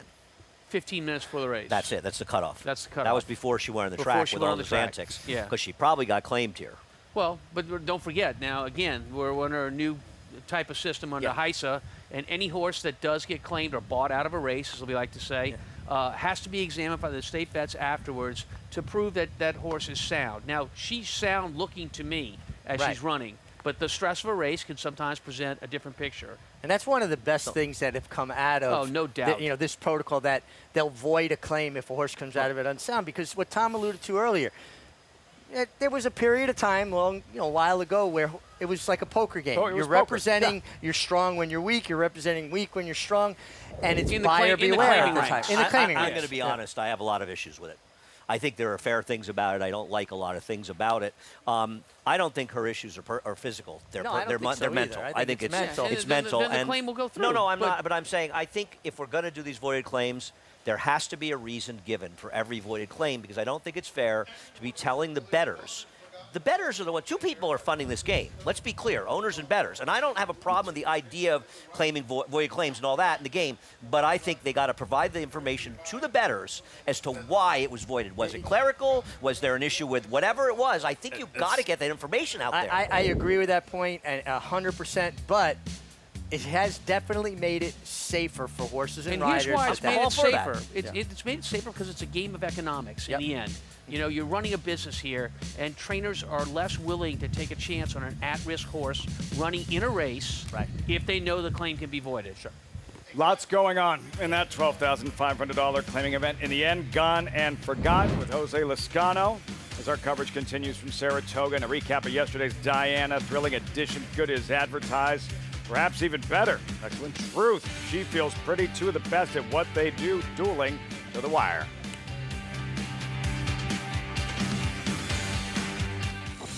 You bet with Naira Bets. Bet any track, anywhere, anytime. Download the Naira Bets app to play today and get a $200 deposit bonus. Watch live horse racing. Get expert picks. Boost your bankroll with weekly promotions and hone your handicapping skills with exclusive tips and tutorials. Download the Naira Bets app now. Sign up now to claim your $200 deposit match bonus. You bet with Naira Bets.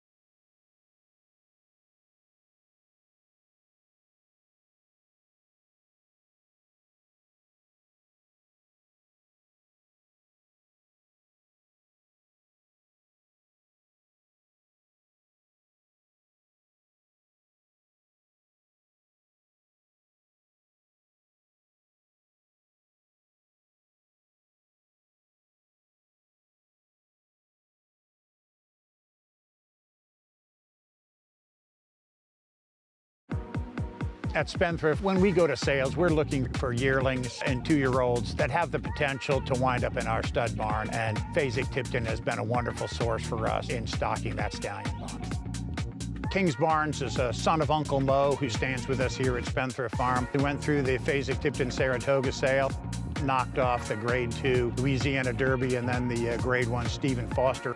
He's in his first year at stud with us. Very, very well received. Bolt Doro's been a wonderful addition for us. He's a product of the Fasig-Tipton Saratoga sale.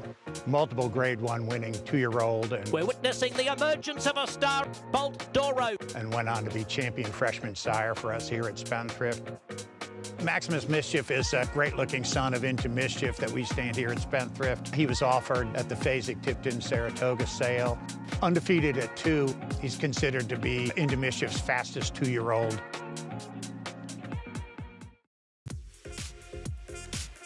You're watching Saratoga live on Fox Sports 2 opening week coverage and the 8th race on this Sunday card. In the books with Gone and Forgotten. And coming up next, the quick call presented by the Thoroughbred Retirement Fund.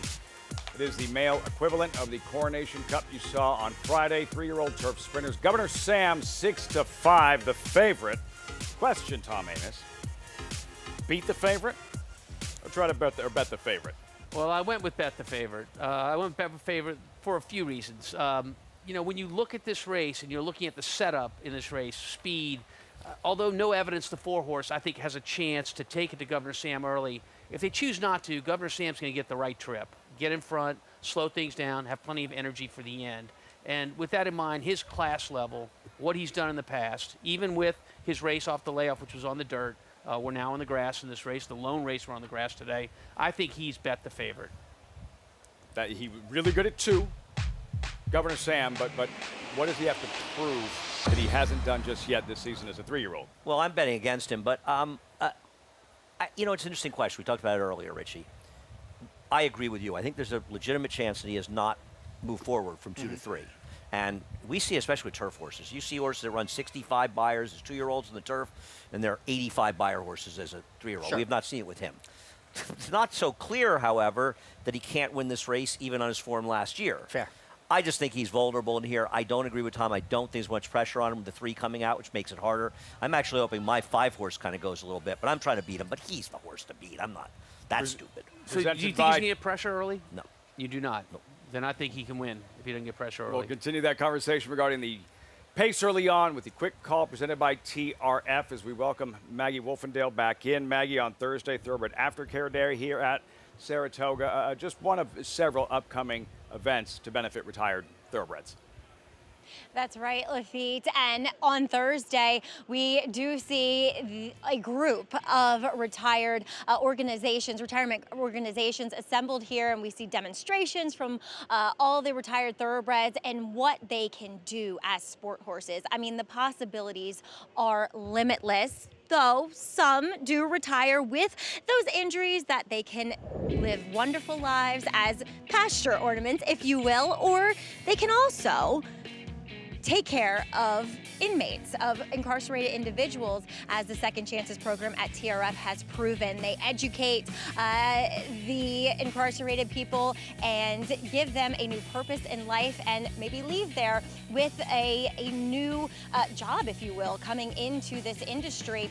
But the TRF, as always, fundraising is instrumental, and we do have several fundraisers throughout the Saratoga meet, including Gumbo with Kendrick on the 21st at Principesa Elena Society, as well as on the 30th, Tequila for Jocks and Horses to also benefit the PDJF. That's at the Delphi Hotel. And finally, the barbecue, which will be at Root and Riddle this year, the Tuesday before Travers. Looking forward to that. That's our big event for the Thoroughbred Retirement Foundation. And as always, we kick things off here with the quick call. Lafitte? Taking care of the horses that have done so much for us. All that coming up here at Saratoga on Thursday, and raising awareness for Thoroughbred Aftercare. And this is a quick call presented by the TRF. We'll have much more on the Sunday feature coming up. As for yesterday's headline event, and the first of 16 Grade 1 events this summer at Saratoga, the Diana with a $500,000 purse. She Feels Pretty, the heavy favorite coming in, but runs in to Excellent Truth for trainer Chad Brown, Richie, and Flavian Pratt on the inside. She Feels Pretty on the outside. Green cap with Johnny V. This was just a tremendous horse race between 2 top flight race mares. Johnny Velasquez looked like he was poised to go by with She Feels Pretty. The inside filly fought back hard, and I just wonder, and listen, I'm the huge Johnny Velasquez fan. He might have been better off staying away from this filly. I almost feel like he kind of picked a fight. He poked her and emboldened her to fight back. But either way you put it, both ran tremendous races. Flavian Pratt, another flawless ride, and he was very careful to make sure he didn't bother the filly that was stopping inside of him. These are good horses. Great race. This is what Saratoga is all about, right? Horse racing's all about seeing genuinely good horses fight it out like that down the stretch in a big race. I mean, this race had it all to me. It did. And when you watch the veteran, Johnny Velasquez, and the new kid on the block in Flavian Pratt, and you watch them go to the wire together, Rich, and they're using all their skills. Does it make the hair on your arm stand a little bit? I appreciate it so much, Tom. I mean, they're just so talented, so good, and it is kind of interesting, right? The old gunslinger and the young gunslinger. Flavian has beaten Johnny a couple of times, and with on the favorite in that race, he beat her last year with Gray Ocean. He outrode Johnny that day. Here, it was just a great battle of the wire. And that is obscene for trainer Chad Brown. And a 10th win in the Diana, and 4 in a row. The remarkable achievement. I heard from our friend Randy Moss, who was giving me some stats about winning Grade 1s. He's saying Charlie Whittingham won the Sunset Handicap 10 times as a Grade 1 and once as a Grade 2. And Bob Baffert won, I think, the Belmar Futurity and the Chandelier 9 times each as a Grade 1, more times for them as not as Grade 1s. But it's a remarkable achievement to win, and especially in a race like the Diana, which really is one of the biggest races in the country for that division, if not the biggest outside the Breeders' Cup. You're being talked about in the same breath with somebody like Charlie Whittingham. You know you're doing some really good things. Bob Baffert's no slouch either. Yeah, absolutely not. But let's remember this: Chad Brown's a lot younger than those two guys. Yes, yeah, he's got Likely a lot more to come. The stranglehold he has had on that division for several years. As for George Weaver, might have a stranglehold in this upcoming quick call, represented by half the field, including the favorite, Governor Sam, 6-5, 14 minutes out. The quick call next. And clear off in the Naira Betts Haskell. In the Belmont Stakes at Saratoga. Dornock setting up moderate pace, 3/4 of a length ahead. And the field turns for home. They're at it again. The two Belmont first and second place finishers. Mind frame on the outside. It's coming after Dornock. Dornock wins the Haskell. It will be Dornock to win the Belmont Stake.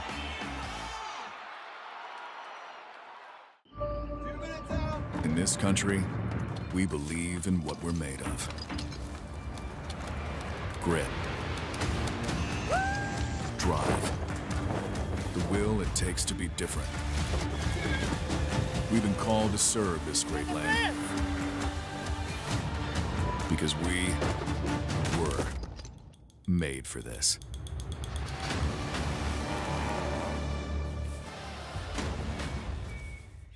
The Factor, a perennial leading sire of winners. He was third in the nation by winners in 2021 and 2022. His progeny include Grade 1 winners Sistron and Noted and Quoted, Grade 2 winner Charmaine's Mia, and millionaires Bound for Nowhere. And factor this, with dozens of six-figure yearling saves, he's a proven sire on the track and in the sales ring. The Factor, standing at Lane's End. Now's the time to subscribe to the Naira Betts YouTube channel. Join Matthew DeSantis and Kaylee Shapiro for stakes previews, in-depth analysis, and handicapping strategy and tutorials. Subscribe to and like Naira Betts on YouTube. RaceLens is the most in-depth product in horse racing, with unique features found nowhere else. True odds, predictive analysis, and pace projection. RaceLens. It will change the way you follow horse racing and take your game to the next level.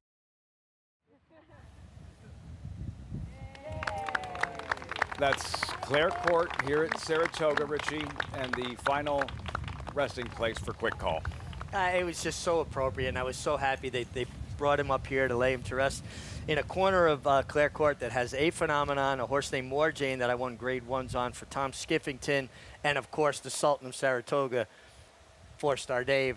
He belongs there, and it's one of the most tranquil, beautiful settings in all of Saratoga Racecourse. And I think we should also mention his role as part of a great thing that TRF did in doing the program with the inmates, the horse with the inmates, and he was at Walk Hill, and I know you saw him there actually, and a huge part of a really tremendous program. Went there several times to Walk Hill. Those interviews with the inmates and the connection they feel with the horses, those are some of the most powerful interviews you'll ever watch.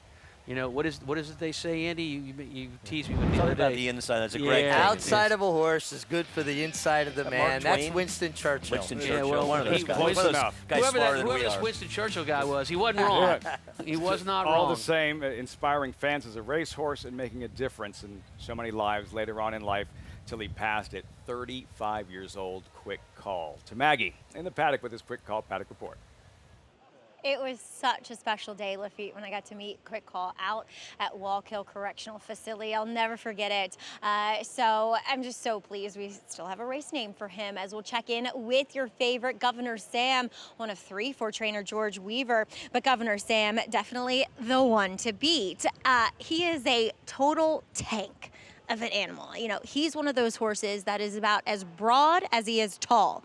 And that's kind of what you look for in a turf sprinter. So George Weaver also saying that when he came back in that William Walker, that maybe he didn't have him tight enough for that race. And last time he proverbially sank on that muddy sealed racetrack, just being how heavy of a horse he is. So therefore, too, thinking he needs to race into fitness a bit. So I like what I'm seeing from him here. I don't think we're going to see him any more fit, because that's how he was as a 2-year-old as well. And we'll see if he can play catch me if you can. Now, I don't know if anybody else is on paper fast as him, but I will say this about number 4, No Evidence, who does come in here fresh from Miguel Calamont, and is just a very high energy horse. And furthermore, he comes out of those 5/8 races at Gulfstream Park, which I think are just run at just a faster manner. Even though it's a half a furlong more here, they are just quicker,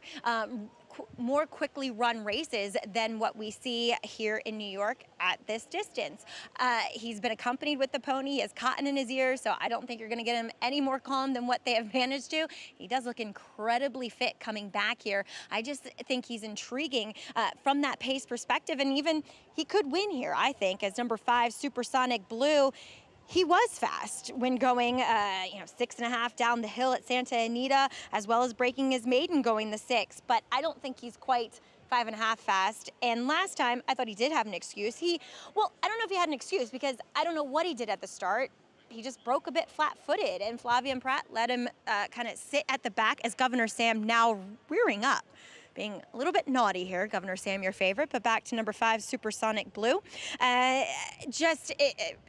Based upon what connections have said, they felt it's a throwout race, and they want him to be more aggressive. They've reached out to Louis Saez to get aboard here. He is getting sharper as we're approaching riders up here in the paddock. A horse that does wear those front wraps was wired by Clock Tower, as Insubordination was last time out in that Paradise Creek.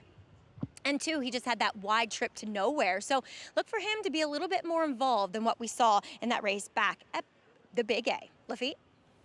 Yeah, that was just odd, Maggie. A dull New York debut. He is faster and better than that. As for Governor Sam, riders up here, and he is feeling it this afternoon. Tom, he was feeling it. Breeders' Cup afternoon at Del Mar last fall when he blasted away, set the tempo, runs big but collared late. And that's maybe his Achilles. How much challenge is he going to take? How much gas is he going to use to get to where he wants to be early? And will he have enough gas in the tank to fight off any late challenges? Of course, but I got to tell you, this was one hell of an effort, the Breeders' Cup. He runs back to that race. His field is in trouble. He's a very good horse. It's just a realistic question if some horses caught up to him and improved. And listen, his owner, Alex Bregman, made it back, playing for the Red Sox, won their 10th straight today, so he's on a bit of a roll too, and our friend Reagan Swinbank as well, part owner of this horse, rooting for him to do well. Also a tough time down for him, for sure. The favorite, Governor Sam, big hulking sprinter. Richie, on a turf course with a lot of give, listed as yielding. That can be a little counterintuitive, no? I've always been of the opinion that bigger, burlier, heavier type horses struggle on courses that have given it. Now, we had biblical type rain last night as the last race went off, but we've had such a beautiful sunshiny day with a breeze. I would not know how much give there actually is in this course. We have nothing to go by. First grass race of the afternoon. Diana was basically running a firm course yesterday. I think we don't label courses hard anymore, and we start to think it's these firm courses. No, firm is the second highest designation, or at least it used to be, and I think Diana was running a very, very good turf course yesterday. Quick call post-parade. Let's meet the field, and there's Jet Sweep Joe and Dylan Davis. He's an interesting player. Will Dylan show enough early lick to make the 2 have to run early?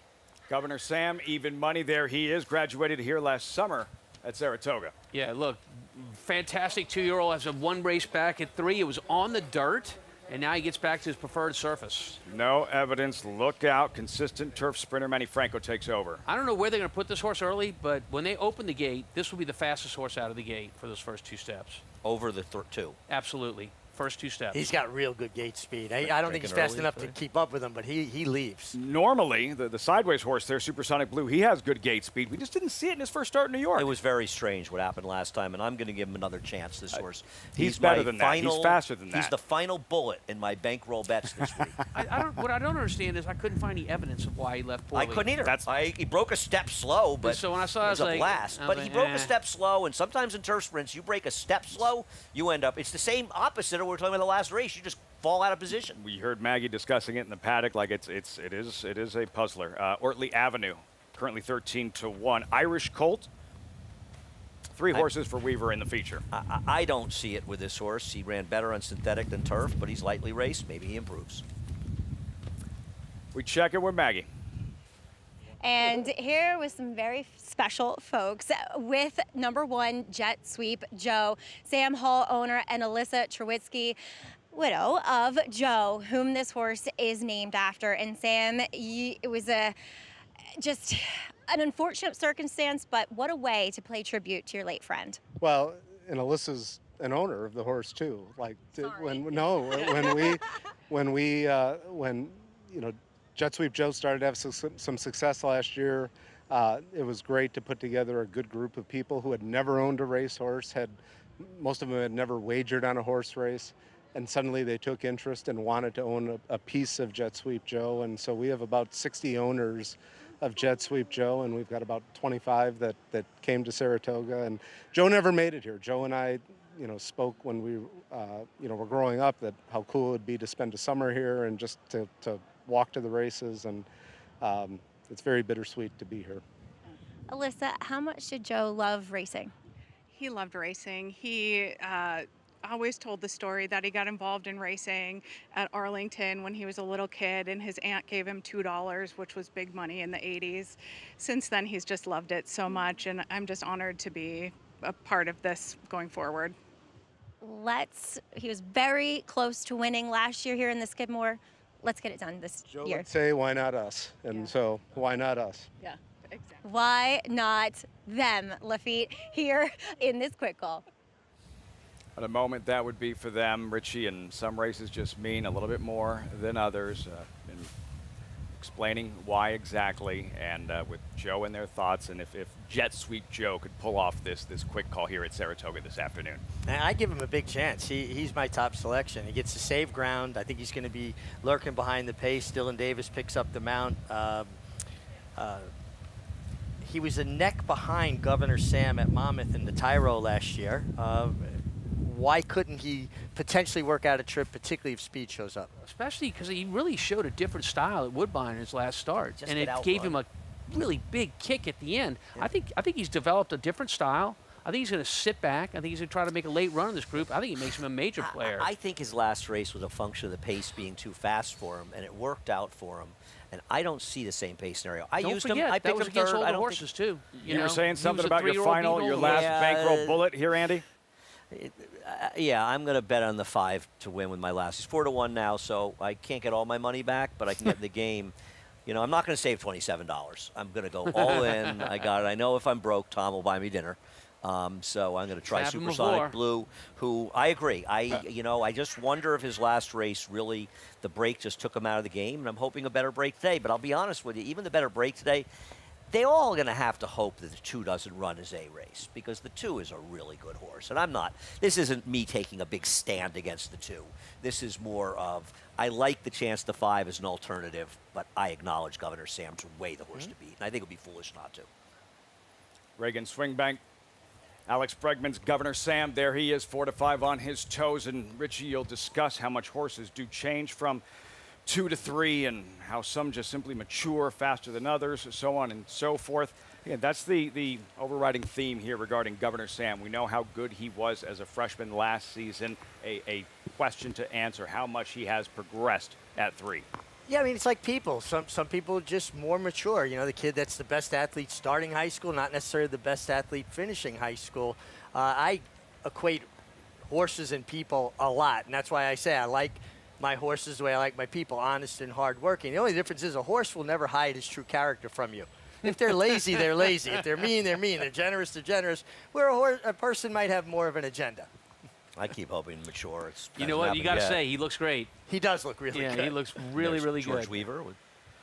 George Weaver. And so does his trainer, George Weaver, right there. Already a couple wins at the meet with Turf Sprinters. And he's with his owner, Dean Reeves, though Dean is not. Dean's probably with, no, I don't think Dean's involved. Well, George has 3 horses in here. Governor Sam, odds on. All of our handicappers in different directions for this quick call presented by the Thoroughbred Retirement Foundation. As soon as they spring the latch, Richie, we'll follow up with that in a moment. Maggie, Governor Sam, what are you noticing from Governor Sam as we get closer to post time or have reached post time?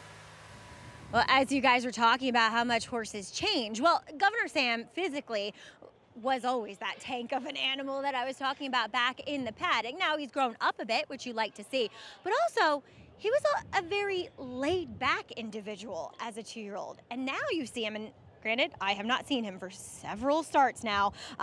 Obviously, I only saw him in his second start of his career, but he is wound for sound. Granted, like I always say, I don't necessarily mind that with fast, especially turf sprinting horses, but it's just that interesting point about how horses change and how they develop, guys. Geared up, on his toes, Governor Sam. That's what you want to see. You know, Richie, I noticed a lot of the riders up here, they'll take those horses that they want to show a little speed, and they'll just constantly keep them in motion before the race, even when it gets close to post time. You know, one thing I was like, we talk about this a lot with horses getting big warm-ups. I'm not convinced that we see a lot of those horses go to the lead, though. But you're missing what I'm saying. I'm talking about jogging. They keep them in motion, jogging quite a bit. Does that tend to have them on their toes when they go to the gate? I think it keeps them super focused. And you're asking a 1,000-pound animal go from a standstill to 35, 40 miles an hour in a jump. I believe in warm-ups. I don't like when I see riders, jiggy jog them over to the gate and walk. Warm a horse up. They're an athlete. Yeah. As soon as they spring the latch, what should our viewers be looking for? Well, I do believe that Tom's right about the 4 no evidence. I don't think he'll make the lead, but I do think he'll show first. So what we're looking for is separation. How much can Governor Sam, the 2-horse, separate from the rest of the field in the opening quarter of a mile? Can he get to a point where he can relax that horse a little bit and save energy for the end? That's the key to Governor Sam's success. I think a faster start today from Supersonic Blue. Yeah, well, and obviously if the connections are talking about they want this horse forward, they're going to come out running. Exciting. 3-year-olds in this turf sprint, the quick call presented by the Thoroughbred Retirement Foundation. Governor Sam, the favorite at post time. Frank Miramati with the call. Ortley Avenue, the last one to load.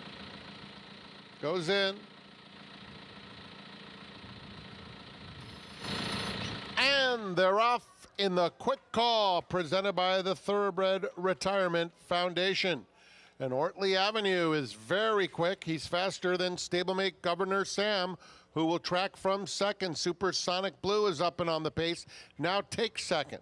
Then comes No Evidence, 4 off the pace in fourth. Insubordination and Jet Sweep Joe at the back of the field. Long shot Ortley Avenue, 1 1/4 in 21 and 3.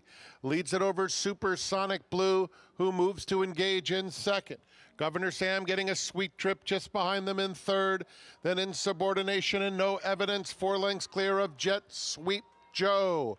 They're at the top of the stretch. Ortley Avenue. Now here's Governor Sam, cut loose and blows on by at the 8th pole. On the inside, No Evidence trying to get into second, and they're followed by Insubordination. It's all Governor Sam making short work of the competition in the quick call. Governor Sam airs. George Weaver 1-2 as Ortley Avenue held second, third between No Evidence and Insubordination. George Weaver, domination in the quick call. Governor Sam dominates the quick call. That's the colt we watched rattle off 4 wins last season as a 2-year-old, a first victory at 3. Governor Sam by many in the quick call. Well, look, that may have been the way they drew it up, but it wasn't the way I saw the race unfolding. Right. I mean, he broke a step slow, rushed up, was shut off by the 7-horse who was in front of him, had to sit in the pocket, Rich. He showed great finish.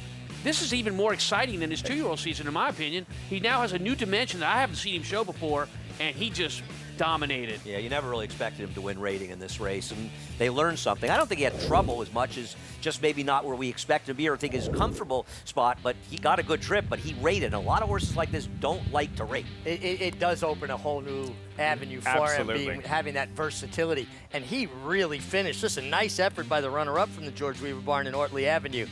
But Governor Sam, wow, he was very good. He was in 102 and 3. You know, on a really firm course, he would have gone 101 and change. It's probably good. It's got a little bit of giving it. But isn't it more about the domination here? Oh, no, I'm just time? talking about the time. No, well, Yeah. the times matter, but I'm just talking about the time relative to course condition. To do that to his competition in a turf sprint? Yeah, exactly. Right. He won by 4 or 5 lengths in a turf sprint. This was serious. And you know, if you're part of this horse, you're pumped. Oh, I watched the two horses in front of him clear, Richie, and I'm expecting Governor Sam to grab the bridle. If he's one-dimensional, if he wants to be in front, he's going to get aggressive and grab the bridle.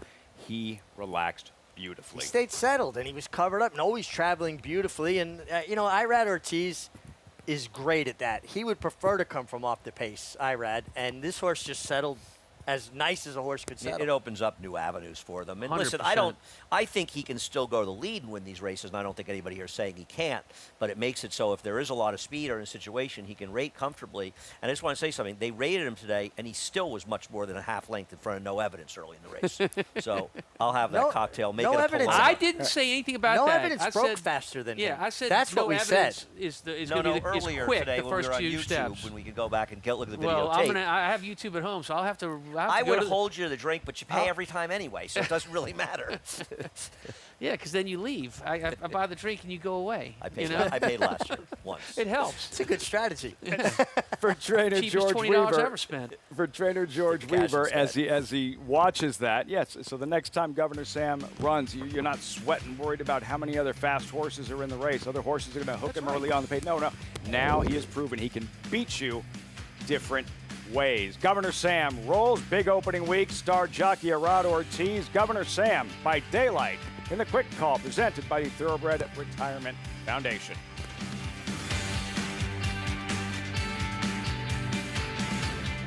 Deep in the heart of horse country, from these Kentucky hills has sprung a legacy rivaled by few.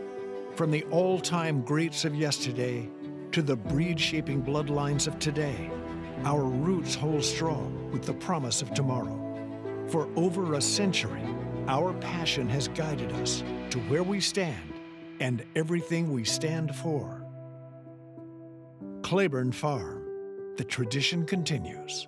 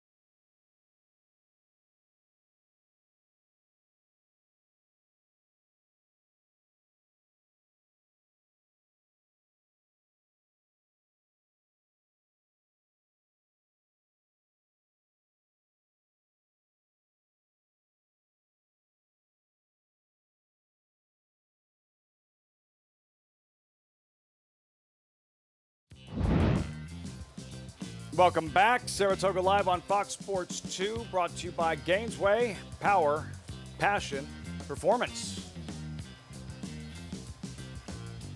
We saw all of that from Governor Sam this afternoon, blitzing his competition. First win as a 3-year-old. Irad Ortiz, big afternoon, 3 wins for the 6-time Saratoga champion jockey.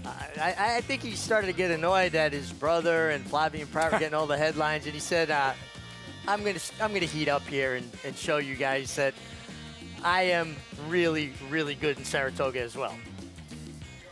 Basic Tipton, winner's circle lead-in. Governor Sam, 350. Big effort, Ortley Avenue, who broke Sharp showed speed and good enough to hold second. Very much so.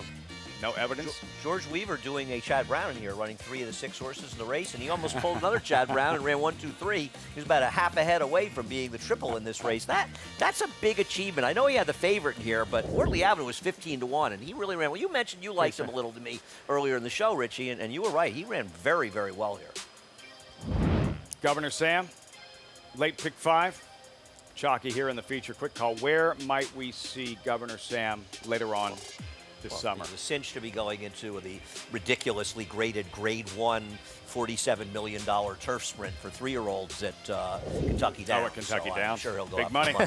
Big money. 47 million. Huh? I don't know. Maybe it could be 50. I was rounding down, but it's at least $1 million or $2 million. I mean, the purses are insane. Lots of money. Is he a Kentucky bred?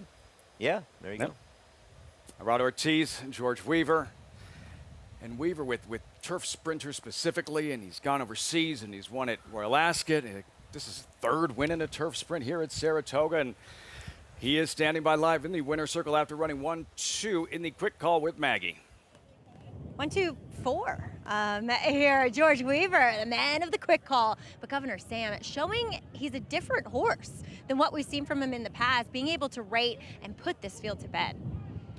Well, you know, he's got a great speed, and obviously I had talked to Irad when he worked with me the other day. He was like, Irad, oh, he's going to be on the lead. But I told him in the paddock, I said, look, I'm not telling you not to go to the lead, but I said if he doesn't break and put you there, he doesn't need to. He wanted Monmouth off the lead. Like, you don't have to.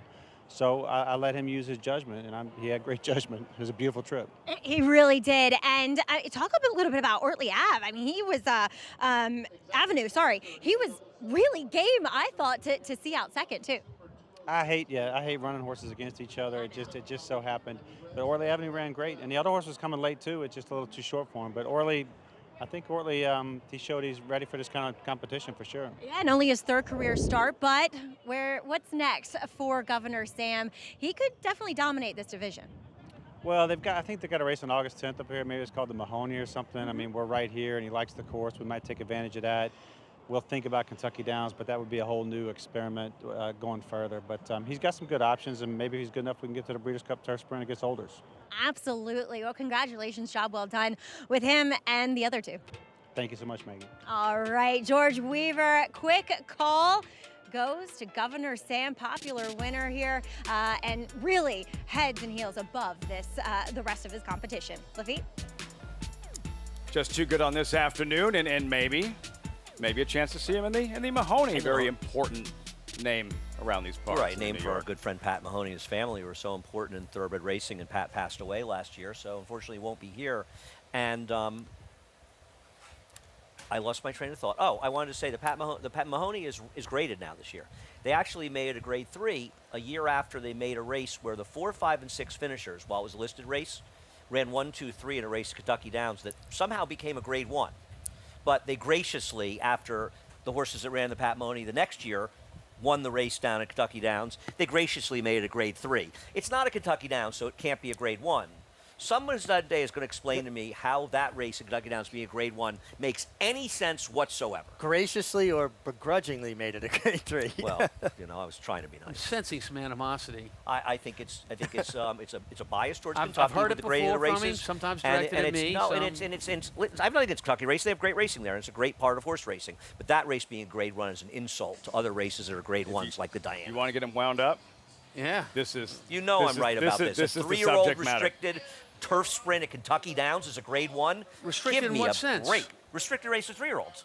It's a 3-year-old race. This conversation will continue the entire time we're in break, but we do have to step aside for the time being and look ahead to the second grade 1 of the meet. Next Saturday, you'll see it on Fox, the Coaching Club, American Oaks, and the Lacara. So good in the Acorn, wire to wire. Next stop, the CCA Oaks on Fox next Saturday. Introducing a stallion, as top class as they come. In 22 career starts, he won or placed in 12 graded stakes, competing in 15 grade 1s, earning over $1.7 million. His undisputed speed is evidenced by 7 100-plus buyer speed figures, a 3-time Grade 1 winner, Raging Bull. You bet with Naira Bets. Bet any track, anywhere, anytime. Download the Naira Bets app to play today and get a $200 deposit bonus. Watch live horse racing, get expert picks, boost your bankroll with weekly promotions, and hone your handicapping skills with exclusive tips and tutorials. Download the Naira Bets app now. Sign up now to claim your $200 deposit match bonus. You bet with Naira Bets. Jackie's Warrior quickly in front here by 2 lengths. Here comes Jackie's Warrior up the inside to take over the lead from Life is Good. Jackie's Warrior remains undefeated here at Saratoga, and he wins an unprecedented Grade 1 stakes at the Spa for the 3rd straight season.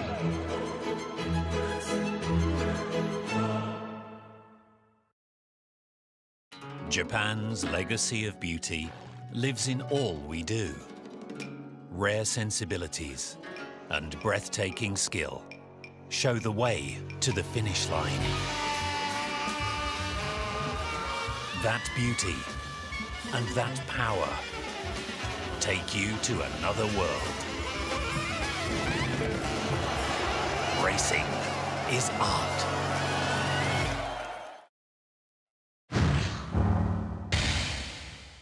As they move into the first turn. Here's Deep Satin. Deep Satin drafts in behind the top pair, 3rd. Deep Satin splitting rivals decisively. Deep Satin at the rail. Ozara is next. Ozara is angling out for the drive. Here's Ozara. Ozara on the outside and moving on up in between them. 3 of them line up for the wire, and Ozara surges past. Chloe is pressing 2nd. Loris, Italian Soiree side by side. 3 lengths clear of Italian Soiree. It's Chloe, Italian Soiree, center Loris, outside Abiento, driving finish. Italian Soiree has the lead. Italian Soiree.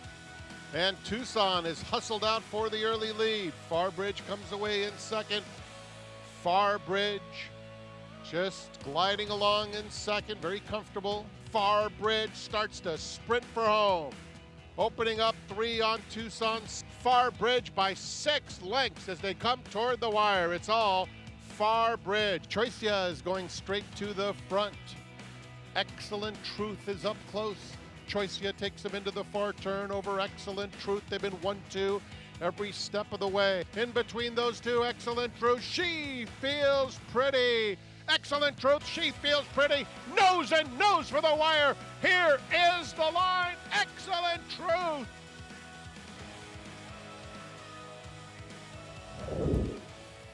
The highlights, week 1 here at Saratoga, the stakes racing. Guys, we have to take the Diana out of the mix, right? That's too obvious of an answer, Tom. Aside from the Diana, what were you most impressed by in terms of a performance in a stakes race opening week? I mean, I'll take the race we just saw, the quick kick. I mean, Governor Sam and what he did from off the pace and his turn of foot the last 16th of a mile, I thought was brilliant. He's got a big future. Okay. I just want to say, on a personal note, we're all extremely happy that you won the Indiana Oaks with quick kick, but they have not named a race for her yet. For the record, that was impressive. All the people of Iowa are very upset with you because it was the Iowa Oaks. And the people in Indiana, they don't like you anyway. But none of them like me. But it was funny. You said quick kick, and I said, "There's a man that his horses are always on his mind." Richie, and you didn't even know you said it. I did not. I was like, "What is he doing?" I want to go with Osara because I'm just a fan of hers. I think she's a really neat horse, and I thought it was a really good ride by Dylan. She's got a good trip, but I like that horse, so I'll go with her. But I think Tom's on to something with the quick whatever. Poor horse, 35 years old war horse, replaced by your 3-year-old filly. Still in training, still winning races. Richie, for you. I will go with Farbridge. Besides the emotional ramifications of that win, Miguel Camont saddling the horse that was his father's, the last horse his father saddled. and the consummate ease in which he won it, getting back to the marathon distances where he's most comfortable. And next stop, the Grade 1 sword dancer. Well, he'll look to defend his title later on in the meet here at Saratoga. Right back at it next Wednesday, and the stakes run down here at Saratoga, highlighted on Saturday by the Coaching Club American Oaks, the Vanderbilt, a Grade 2 now. That's another hour-long conversation in itself. But for the Grade 1 event to be seen on Fox, CCA Oaks 3-year-old fillies Lacara, just devastating in the Acorn Belmont Stakes week. And right now with 2 Grade 1 victories, Andy, in that conversation and with a shot at a title, should she continue to pile up wins at this level? It's a conversation at this point that she could be considered a leader division. And there are different opinions, which is fine, and that's what makes the game fun. I don't think it's a conversation if she wins the CCA Oaks, that at that point with 3 Grade 1 wins, she becomes the absolute leader of that division. Doesn't mean the year's over, but right then she'll become the leader of the division. Can she do it? We'll see. Really nice for Tracy Farmer, the owner breeder. He's been in the game such a long time. He campaigned commentator. I was fortunate to ride the champion Hidden Lake for he and Bob Clay. And he's just put so much into the game. So it's nice to see him rewarded with a horse like this that is in the conversation for a championship honor. He owns Sun King. He owns Sir Winston, who was a Belmont Stakes winner. Sun King. He was I just good. love Sun King. He's one of my. He will always be one of my all-time favorite horses. Yeah, I loved when he ran love that by horse. me in the Commonwealth at Keeneland when I was on for John Parasilla. For John Parasilla, I think, right? No, by then it was Rick Dutcho. Okay, but it was originally John, right? Yeah. So everything comes full circle. Yeah. Speaking of championship implications, a champion running in the Coaching Club American Oaks Immersive, last year's 2-year-old filly champion, and just her second start this year. What do you be looking for? Well, I'll be looking for her dominance that she had as a 2-year-old. She was undefeated, named champion of her division, and obviously won the Breeders' Cup Juvenile Fillies. We didn't see it in her first start back. You can give her an excuse, first race off the bench this year, but usually Brad Cox's horses are ready to go off the layoff, especially when they're really talented. I think that she was a really good horse that was opportunistic.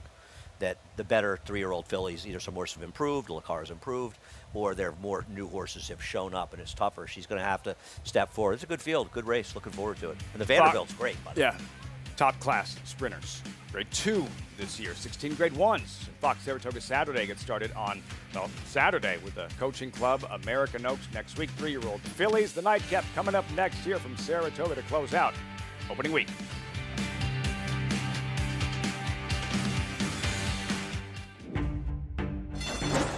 They're off in the Churchill Downs Stakes. And Gun Pilot up to 166 was that first quarter.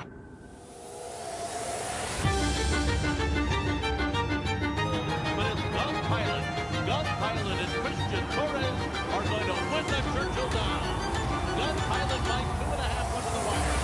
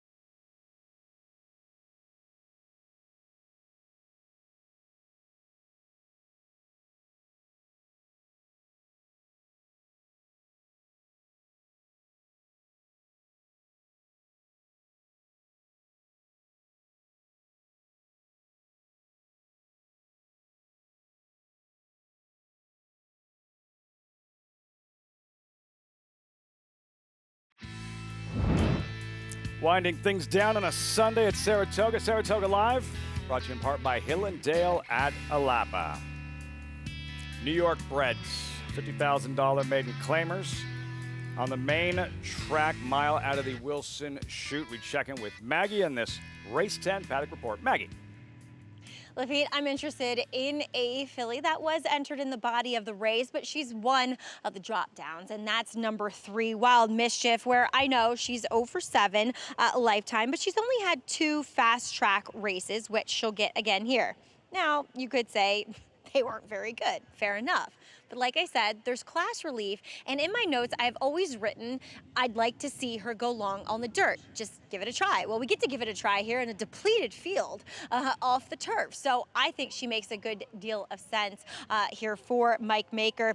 And her biggest problem, though, is getting out of the gate. So I hope that Flavien Prat can get her to at least break and just put herself in the game. Number 9, Soho Nights. She'll come back here for her second start.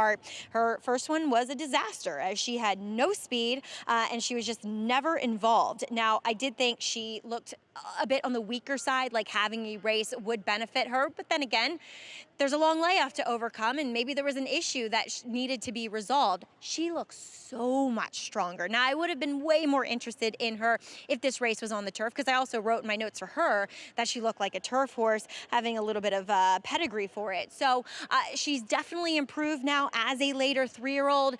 Does that make her a player? Hey, at 18 to 1, I could lose a few bucks on her. Lafitte? By Volatile, Grade 1 winner here at Saratoga. Soho Nights, Christopher Elliott involved in that spill in the first race of the meet. Got checked out, x-ray, some pain in his rib area, and good to see him back in the saddle. Yeah, I was talking with him on the way in today, and just seems so happy to be here, excited to be in this jockey colony. Escaping injury that could have sidelined him for a good chunk of the meet. Let's see if he can't get a win here on an outsider that Maggie likes a little bit. 18 to 1 Soho Nights. Post parade, there's Vino Samaro at 2 to 1, the favorite. Yeah, the favorite probably shows some speed in here. The mile distance might be a bit of a question. Wild Mischief, Flavien Prat. I never want to say Flavien Prat can't win, but this horse's dirt races make it really odd that he's 5 to 2. 5 to 2 currently. These New York bred $50,000 maiden claimers, fillies and mares. 'Tis All Mine would be a big surprise. Big surprise. Horse has to improve dramatically to win in this spot. Forget Tomorrow. Pictured, first time started by Tom's d'Etat. Yeah, look, when you see these kind of horses, you look at the board to see if there's any evidence this horse might win. It doesn't seem like at 10 to 1 they're thinking that. Calling an audible, 16 race maiden. His last race is a microcosm. I wish I'd pulled that replay up of snatching defeat from the jaws of victory. She does not want to win. Maggie thinks Soho Nights could outrun her odds. Well, Maggie and Mike Trombetta from that Maryland. Maggie's Maryland was like, he's a total wild card. I agree, he's a total wild card. She is, excuse me, I keep saying it. A total wild card. She may not be able to run at all, but she's a little interesting. You saw bank on BB. Big opening week here, Savvy Sunset, Jose Ortiz. That's me. This horse is the big speed. This horse getting in is a problem for the favorite who I picked, Vino Samaro, because this horse has a lot of speed. Now, I'm actually rooting for this horse to not hit the board as a side bet that a good friend of mine made with somebody I don't like. So I'm kind of rooting for this horse to finish. What's the side bet now? Third. What's at stake? I don't want to say anything. I don't want to embarrass the guy who's got her finishing on the board. That would be you, would it, Tom? Yes, it would. I think the side bet was that if she runs in the top 3, I win the bet. If she runs in the bottom 3, I lose the bet. Anything between. So 4th and 5th's a draw. No blood. Yeah. So I got to root for 6. Just dinner at stake. It might be a little bit more than that. I think you're cleaning the house or something. It might be a little bit more than that. It got a little mano during the bet. So it might be more than just dinner. Something else to. Now I'm really rooting here. In terms of the outcome of this 10th race, 5 minutes out.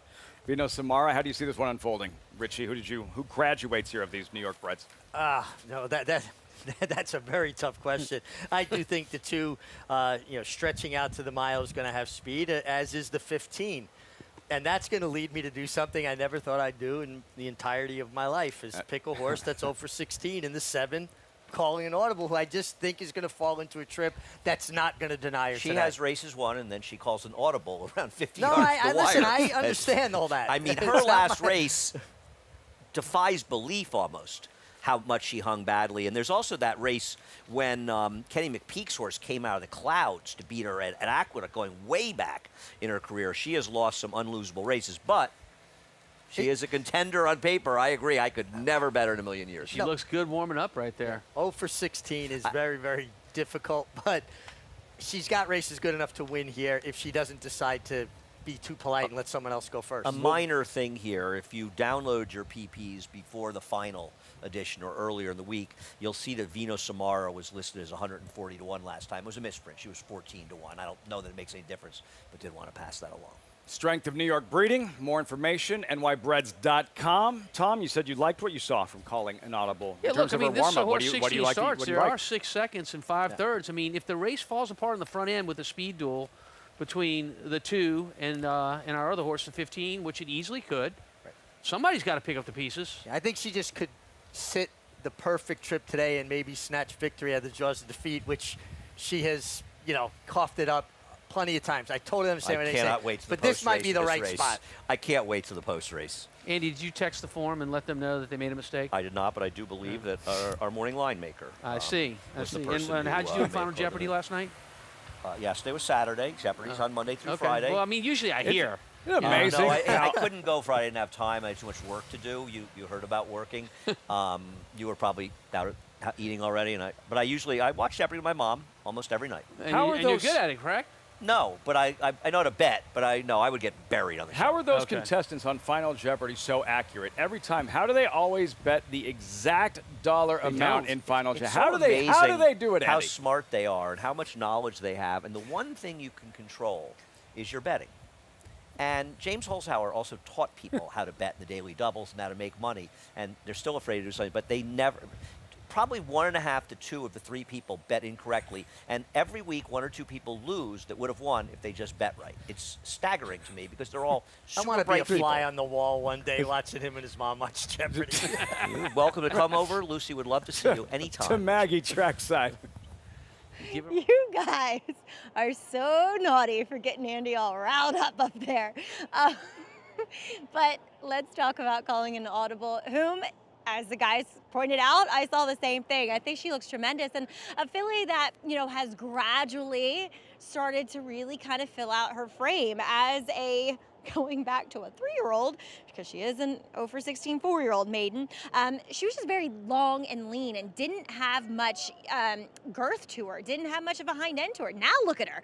I mean, I could have dinner off of her hindquarters. She's just really thriving right now, and maybe it's just a gradual, incremental increase in performance. So I think she does make a good deal of sense. Look, there's 3 horses kind of battling at the same price here. I did land on number 3, just she's just a notes play that I've just always thought she wanted to go longer. She gets it here, and I think she can handle the dirt. And Flavien Prat did what I hoped he would, and that's really sent her away from the pony, kept her moving throughout. So I'm going to take a little bit of a shot while I'm not taking any shot at all if she's 5 to 2, but she's my pick. Look, she's doing something. She's trying something she hasn't done before, Richie, which you look for often in these types of races. A little will go a long way. Maggie made a note. You know what? I'd like to see her run longer on dirt. Today she tries that for the first time. It's something different. Yeah, and listen, Maggie's got an amazing opinion when it comes to horses and their capabilities from a physical standpoint. And why not try a stranger in the sense that she's stretching out? Are they calling an audible without just a saddle adjustment? I have no issue with taking a long shot in this race. This appears to be a saddle adjustment. Pony to move. Yeah. Yeah, the assistant starters are resaddling her. And honestly, it did look like in the warm-up, her saddle towel was really far down on one side. And so maybe the saddle just wasn't sitting properly for Dylan Davis. And better to do it before the race, because once the gates open, you got to live with what you got. So the trainer, like the jockey does, the jockey jumps in the saddle, everything is already all set. If you like things a certain way, how does that work? Is there ever communication between yourself and the trainers about how does that work? Some trainers have a habit, they want to put them really far up on their withers. And I always wanted my saddle back an inch or 2 because I was tall. It helped me get in behind a horse more. So I would always tell the valet on the way out, hey, make sure this guy's going to put it up on the withers. When he's not looking, slide it back a few inches. But, I mean, you have a valet, right? Yeah. And he knows what you want. So when he's assisting the trainer in saddling the horse. Yep. So he's going to make sure that saddle's in the right spot for you. Yeah, absolutely. Years ago, I rode a horse for Wayne Lucas in the Athenia Handicap, mile and 3/8 at Belmont, and I hated where the tack was. It was just so high up on her withers. So I go to the gate to get a change, and Georgie Velasquez, who rode a lot from him, says he hates when you change the saddle. So I didn't do anything. I was on her ears by the first turn. That saddle went right up her neck. God. Well, Georgie Doesn't probably it matter said more that if to you're get comfortable? eliminated from the race. That's why he's George Velasquez. No doubt. Well, you'll see a lot of riders, too, if the saddle's too far forward when they go in the gate, they'll step off the horse, stand on the petition, and physically pull the saddle back themselves. As soon as you They'll get in your they'll car. use their stirrups, too. Yep. You know, they're feeding the stirrups also to balance Right, to one side to give another. it a good shake and get it in the center. Do you have to get permission for the rider to jump off? Like, is there a protocol you're supposed to follow or anything like No, that? you just go to the gate and say, guys, I need, readjust my saddle. Now, there is a rule in the books that's very rarely enforced that if a horse unseats you or you go to get a tack adjustment, the horse you have to get on and off the horse in the same spot. The horse has to carry their weight the full amount of distance that everybody else does. You can't get off and meet you at the gate. I've never seen that happen. Ever. It's may in be a a rule. rule. I'm just It's saying a I've rule. never No, seen it. it's rarely enforced, Tom. Yeah. Can we talk about the 3 being favored here? A horse that, listen, I'm not going to say any horse can't win this race. I'm not making declarations.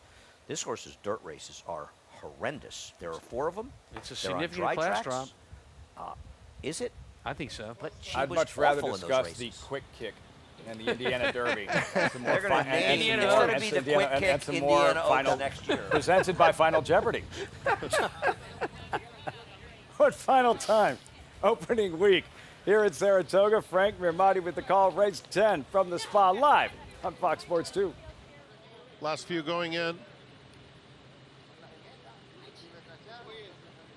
Here's Soho Knights.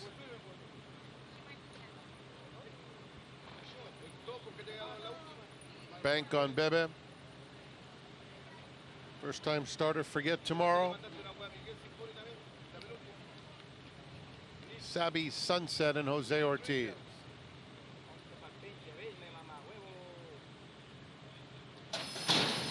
And they're off. And Sabi Sunset is very quick away from the gate. Bank on Bebe is up close too. And it's Bank on Bebe now dueling with Soho Knights. Soho Knights emerges with the lead.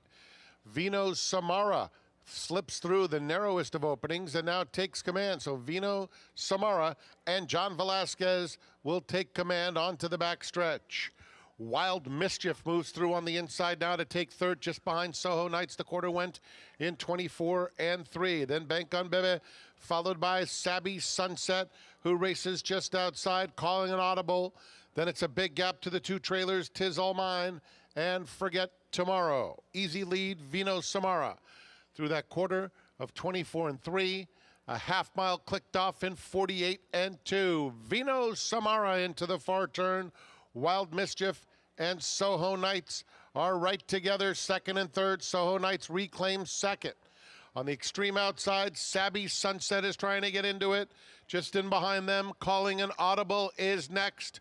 They have a quarter of a mile to go. Vino Samara, Sabi Sunset on the outside, and Soho Knights there at the top of the lane. And Vino Samara kicks on strongly as a 4-length lead. Soho Knights clinging to second, and now a clear-cut second out in the center of the racetrack, calling an audible, picking up some minor pieces with Wild Mischief on the inside. Vino Samara, John Velasquez, handridden to a 5-length W. Soho Knights was second, Wild Mischief third, calling an audible, finish fourth. Vino Samara by Breeders' Cup Classic winner Vino Rosso. Johnny Velasquez. Vino Samara graduates in her 6th career start to close out opening week. This horse was won about 200 yards out of the gate when Vino Samara was able to slip through on the rail, get to the front, a position she should have been in out of the gate, but for whatever reason wasn't there. That hold left there for her to, down the backside, make the front end was all the difference in this race. And I wonder a little bit if John Velasquez was rightfully concerned the 15 would gun. And he didn't want to be super aggressive in case the 15 was run. It's almost like he realized the 15's behind me. I got to get in front of these guys. You know what I mean? I'm not sure that happened, but I was thinking that was possible. Yeah, and then he, she was a little bit keen. Johnny said, okay, I'm going to put my hands down, let her take her up in there. And so the drop-in class certainly helped in the inside position out of the chute. Yeah.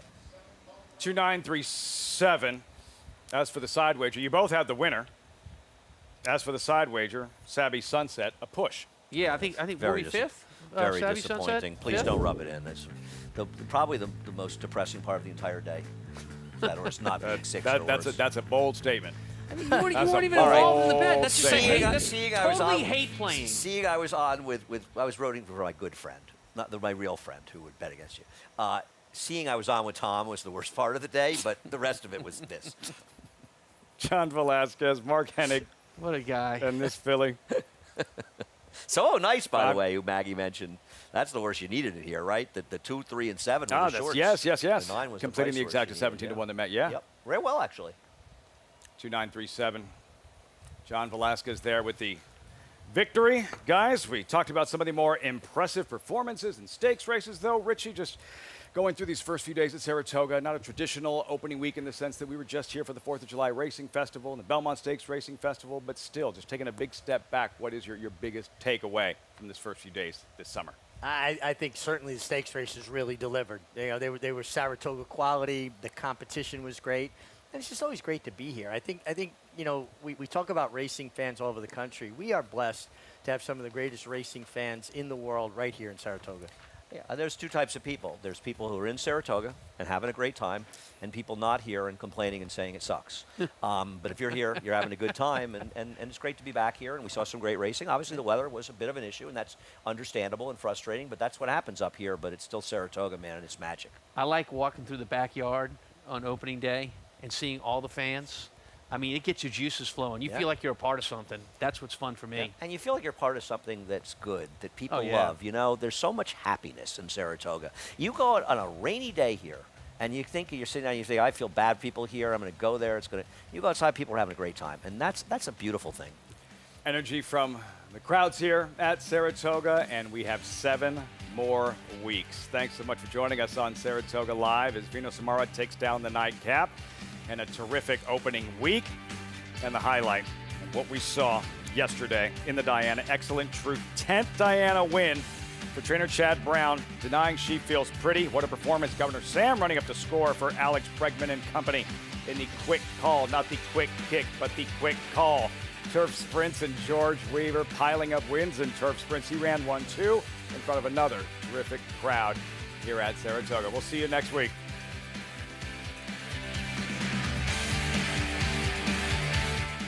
16-2, a big black colt. He's a horse that is built for speed. With Practical Joke, it really is a case of like father, like son. It's domestic product kicking clear and opening up here in the stretch. When he ran that speed figure of 106, we were under no illusions that we had a very exciting prospect on our hands. Domestic product just in front. Domestic product. When you see horses like that who are capable of replicating the success of their fathers, that have the look that domestic product does, it gives you great confidence.